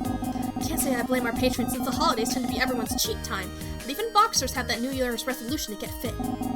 Just you wait, the gym will be packed come January. Still, didn't expect to actually be employed there if I had to be honest. I thought it'd be rough working in a boxing gym when I can't box myself. Interesting, so why'd you take the job? It's my T.O. His eyesight's not getting any better, so I thought I would step in and help him out. That's nice of you. How is he? He's doing alright. Regardless of his vision, I still struggle keeping up with him. That's all I can say, really. He's about the same as you remember. Beyond that, there's just Leela. She's been doing fine, but I feel kind of bad. Today I couldn't keep in my head in the game. I just kept zoning out. I'm usually better than this, but I guess getting a chance to meet everyone again is really stirring some old memories inside me. It's been the same for me. I haven't been able to get my head out of the past. I guess I'm still just shocked about how different everything is, and I guess maybe a little sad, too? Yeah. What are your goals? You know, I keep complaining about the direction my life is going, but I haven't even asked about your goals. What do you want to do with your life, Jackie? I mean, what do I want to be when I grow up?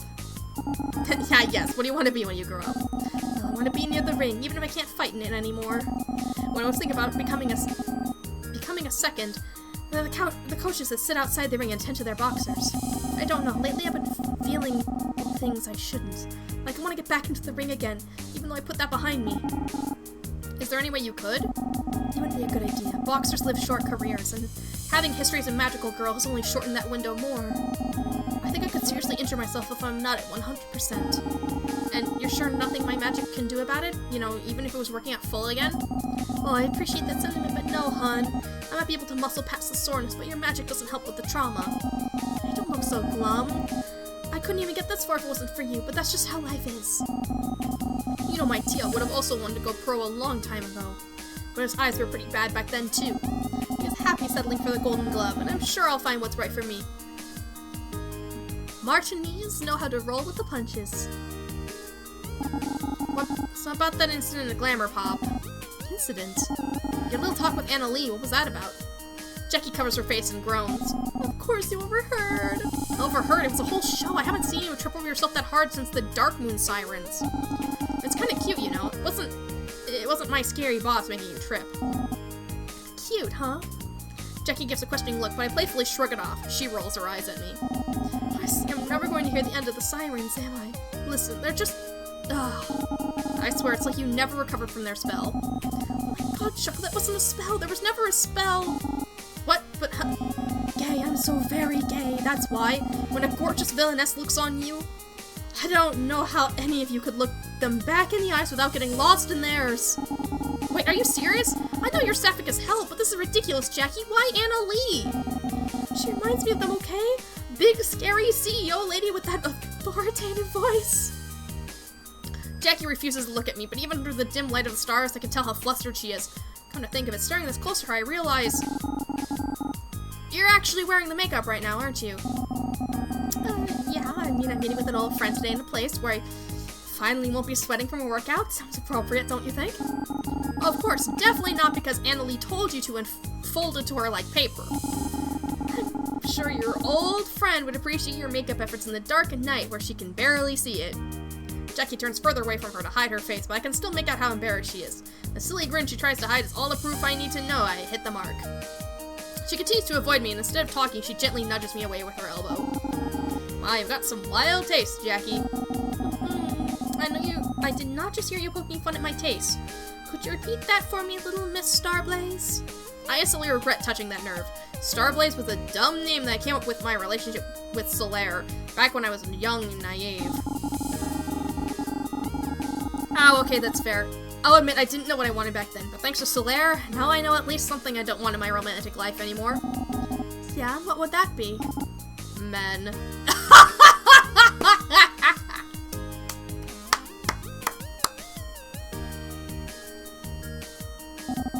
Atta girl, I knew flannel looked right on you. You might have good taste after all.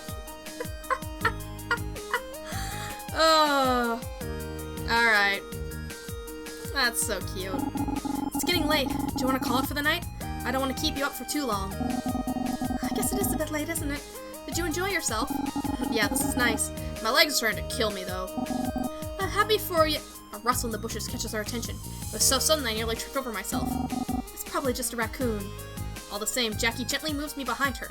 As we begin to back away, the bushes shake more violently. Then, Alistair? Alistair. A creature jumped out at us. Alistair? Oh, dude. What are you doing here? Right, can't talk. Oh, he must have missed you. Come here, little guy. Jackie picks Alistair up and holds him close. He purrs and nestles himself in her arms, looking a bit too comfortable. Or maybe he misses you. Hey, don't hiss at me. Poor thing must have been looking everywhere for us. How'd you even find us, buddy? Ah, of course. Well, now I really need to get home. For all I know, he left something unlocked again. How do you even figure out locks? Want me to walk you home? I appreciate it, but my walk back's a lot longer than yours, and I know you like waking up early. I go pick Alistair up, but stop when I remember something. Oh, right, this is your flannel. Here. Keep it. It looks good on you. Are you sure? Jackie smiles and puts Alistair in my arms. It's a chilly walk back, and every lady lover needs a good flannel, right? Thank you, Jackie. This is sweet of you. Don't worry about it. I'll catch you too soon. Jackie waves off and we both go our separate ways. Alistair looks perfectly grumpy, having missed out on the whole thing, but he'll be getting an earful when we finally make it home. Alright. I called everyone to the school to tell them the update about Lise. We followed Lise, but she's definitely not behind all this. Are you sure? Totally certain? Ara sits in a chair, looking drained and a bit sullen. We're sure. Whatever's happening seems to be affecting her too, and she's not alone. The customers at the store lately have been pretty odd. Either manic and dreamy or zombie-like. This can't be a coincidence. So we're back to square one. More like square -10. The problem is growing and we still don't have any answers. Bang! We hear a sudden noise coming from the hallway. No one should be here at this hour! God damn it, Solara, don't you dare! Someone's here. Better not be Solara again. Quick, bubble shield! Order a round bubble girl, just like old times. Bet you like that, huh? Right, I forgot you want to listen to your princess, Shuckle. Please tell your pet to do something more useful than whine. Or stop being mean, besides our magic might backfire. Jackie steps confidently toward the door. Jackie, it's not safe, our powers may not work. Jackie cracks her neck and holds out her fists. But these still work. She posts up at the door, ready to strike. KJ takes the other side, holding a classroom chair above their head. I put Ara and Miranda behind me. Miranda shifts and puts herself defensively in front of us both. I can see you're both exhausted. Hang back. We have this. She's right, but if anything happens, I might not be able to heal everyone. I can't fail them like this. We look anxiously toward the door. Oops! Oh no! Smack! The sound of someone tripping and hitting the ground. Jackie uses this opportunity to throw open the door and we see Lise on the floor. Alright, Lise is involved. Alright, Lise. Hello? Jackie dropped her stance. Is she blushing? You can always count on Jackie to be Jackie. Oh, hello there. Lise, what are you doing here? I thought you said she wasn't the villain. Let her talk. Lise, are you okay? Miranda, yeah, I'm okay. Lisa's eyes widen when she takes in the whole crew. You must be Jackie. You look very strong today. Oh, KJ, what's up? I'm cool. You hanging out? KJ smirks at Lise trying to be chill. They turn to Ara. Really a little genius over here, right? Lise sees Ara and looks confused. The celebrity guest is here too? Lise, why are you here? I came to work at the end of shift to thank you for the other day. People were weird. I wanted to make sure you were okay, so I followed you? Guess we'll call that even. Something's going on, isn't it? I'll look to the others, but their looks say that's up to me to decide.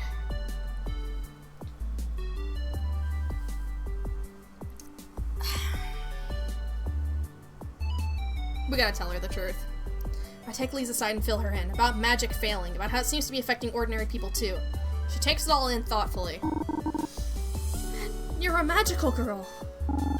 Pulled from retirement, but yes. And what are all your powers? How many villains have you fought? Have your identities been compromised? Lise, I know it's a lot to take in. I can't answer everything tonight, but I will, I promise. It is a lot to take in. And I said all this stuff about magical girls. Yeah, what's up with that? Miranda elbows Ara. When I was little, I was playing out in the national forest that my family lived in and cared for. I guess some big villain had been attacking Diamond Cove, and some magical girl team drew the villainy away from the city to avoid casualties. One of them accidentally started a forest fire. I know they didn't mean to, but the smell of burning, the animals screeching and running, my home. Even if we had only known the plan, maybe we could have evacuated, prepared, or even helped. I felt so scared and small that day. The firefighters and the volunteers, it took days, but they took on the blaze, and that's when I knew I wanted to do something good in the world, too. And I wanted to do it in defiance of magic, that even being ordinary, I can make a difference.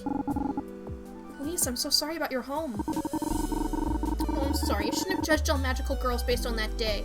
I resented your strength because I felt weak. I'm older now. I know that good actions have unintended consequences. I'm especially sorry to you, Ara. What? Me? I judge you especially harshly. I hope you can forgive me. Well, since you said it so nicely... And I bet you're all here trying to find a way to help, aren't you? Even at the expense of your own safety. We are. Whatever's happening is spreading fast. It's gonna be a big fight, isn't it? I looked out for you and everyone. You reminded us what we fight for, who we fight for. I won't let anything happen to you or anyone in the city. You have my word. You don't know you can make that promise. But I trust you to do your best. We won't let you down. We can tell you the plan once we know it, so you can help evacuate the area and warn people. You can change your mind too. You don't have to martyr yourself for a bunch of has-beens. We have an obligation to see this through, or a curse, you could say. You can visit us anytime. Thank you, all of you. Lise exits and the room is quiet. She wasn't totally wrong. We've been a bit focused on ourselves. Who's this we? Shut up! We have to win this fight, for everyone! And we will, but first we need to figure out what's going on. We agree to more aggressively investigate the problem. Hopefully we'll find a break in the case soon. Finally, time for bed. Alistair curls up in bed with me and falls asleep on his side. He always hogs that mattress.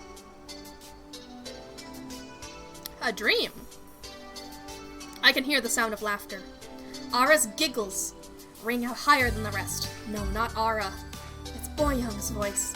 Boyoung with Miranda, Jackie, and KJ. They're sitting in a circle on the rooftop of our high school. Jackie beckons me over with a big grin. She gives me a supportive pat on the back as I sit with them. On the left of Jackie, I see Miranda focused on her woodcarving project. I never took Miranda for being so artsy, but she's been delving into this hobby pretty hard lately. A bespectacled brunette KJ hovers over her. They give Miranda an awkward thumbs up when Miranda holds what appears to be a crude carving of Alistair up to examine. He looks a little wonky, but charming. A charming wonky. I give the wooden Alistair a nod of approval. Boyoung makes a comment and Jackie smiles along. I exhale and I feel my whole body relax. This is my team. Better yet, these are my best friends. I'm where I'm meant to be. And then I feel a sharp pain. Ah! 4 points around my stomach. It's like an acupuncture, but instead of needles, it's pure, concentrated weight. Yes, 8 tons each. Alistair's just on my chest while I'm asleep, right? Ow, ow! I wake up in my bed. Alistair hovering over me, peering right into my soul. Meow! Alistair, seriously? That's when I register the sound of my alarm. How long has it been going off for? I push Alistair off of me and roll over to check the time. It's noon?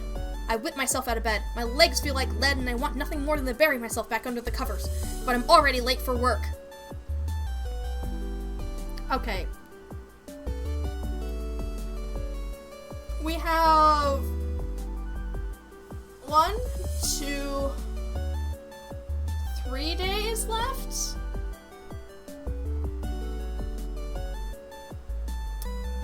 Right? Yeah. And my voice is getting a little bit tired. So I think this is probably... You know why it's tired? I don't have any fucking water, right? So hold on a second while I go grab some more, okay? Hold up.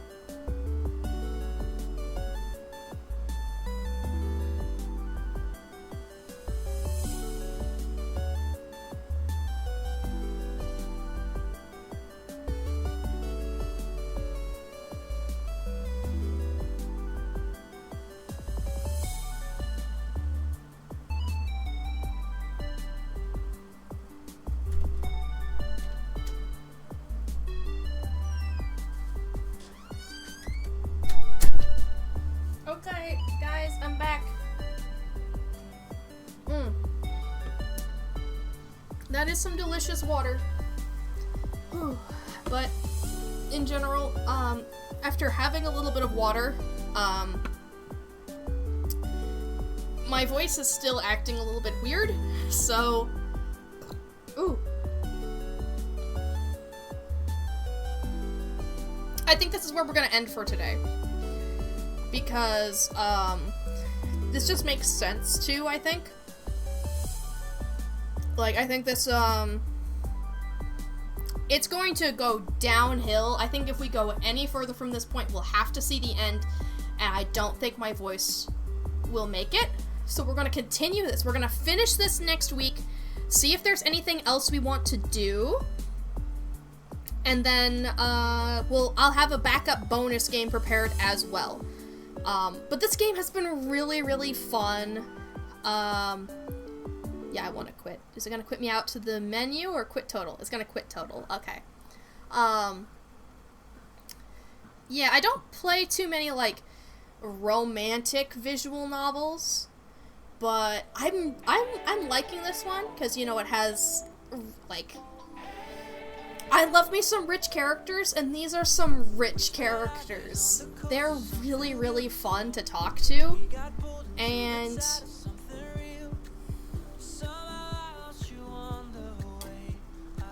it kind of makes me wonder what happens if you decide not to hang out with everybody every single time. You know, like, what happens if you just shut everybody else out of your life? That just sounds so... There's gotta be something special for it, right? There's special dialogue for if you brought somebody else to your bedroom and they admitted their feelings to you, right? So there could be special dialogue, and I'm really tempted to see if there is, right? We'll find out, we'll find out. Also, I don't think anybody today noticed, but we have a new bean! We have a new bean! This is Manticore.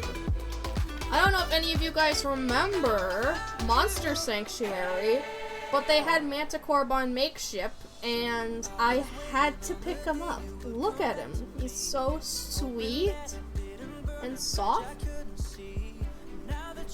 Yeah, so this is a new buddy who's always going to be in the background, and he can just sit on Squirmy. Like, look at that. Hex has a new best friend. Yeah, I've never actually used Manticore, but maybe I should, because I love them so much. They've got all these adorable toe beans. I mean, such a cutie pie. Such a cutie pie. But I want to thank you guys so much for watching. I think we're going to go and raid Scandalous, who is currently playing Dwarf Romantic, which is like, oh, hang on. I'm making sure that Scanda's not ending. Hang on, is Scanda ending? Because there's something here that says love you, good night. No, I'm gonna have a lurk and go eat some dinner. Okay, okay. We're good, we're good.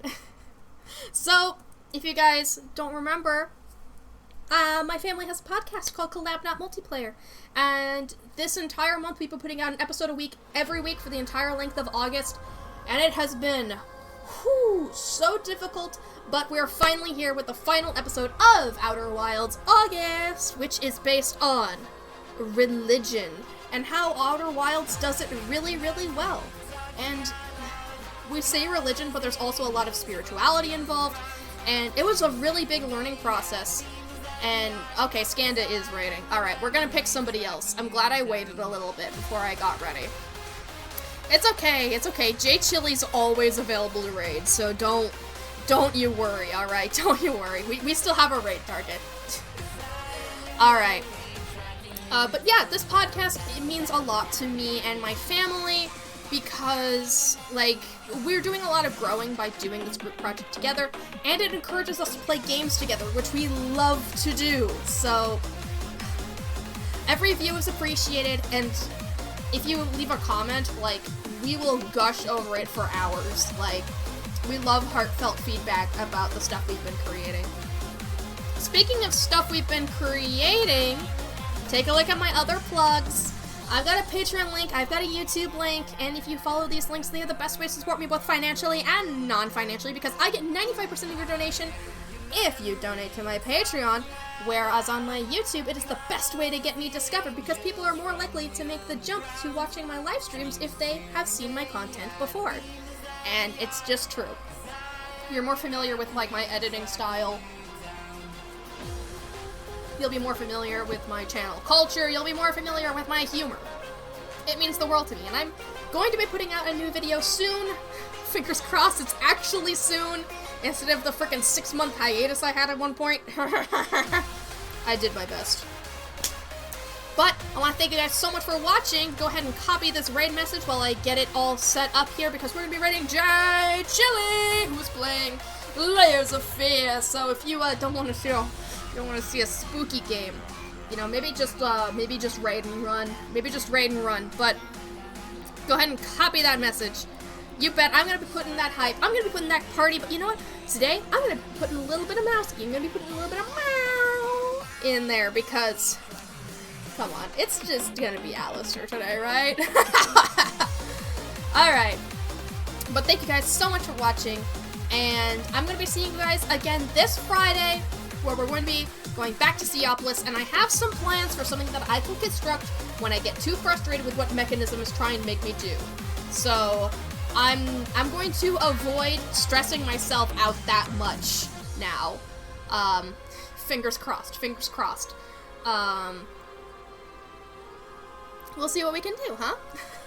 But thank you guys so much for watching, and I'll see you guys again soon. I love you. Goodbye. Oh yeah, one more thing to note. I'm going to be doing another art stream this Saturday as well, but it's not going to have a lore recap, so just keep that in mind, alright? Goodbye. Message from a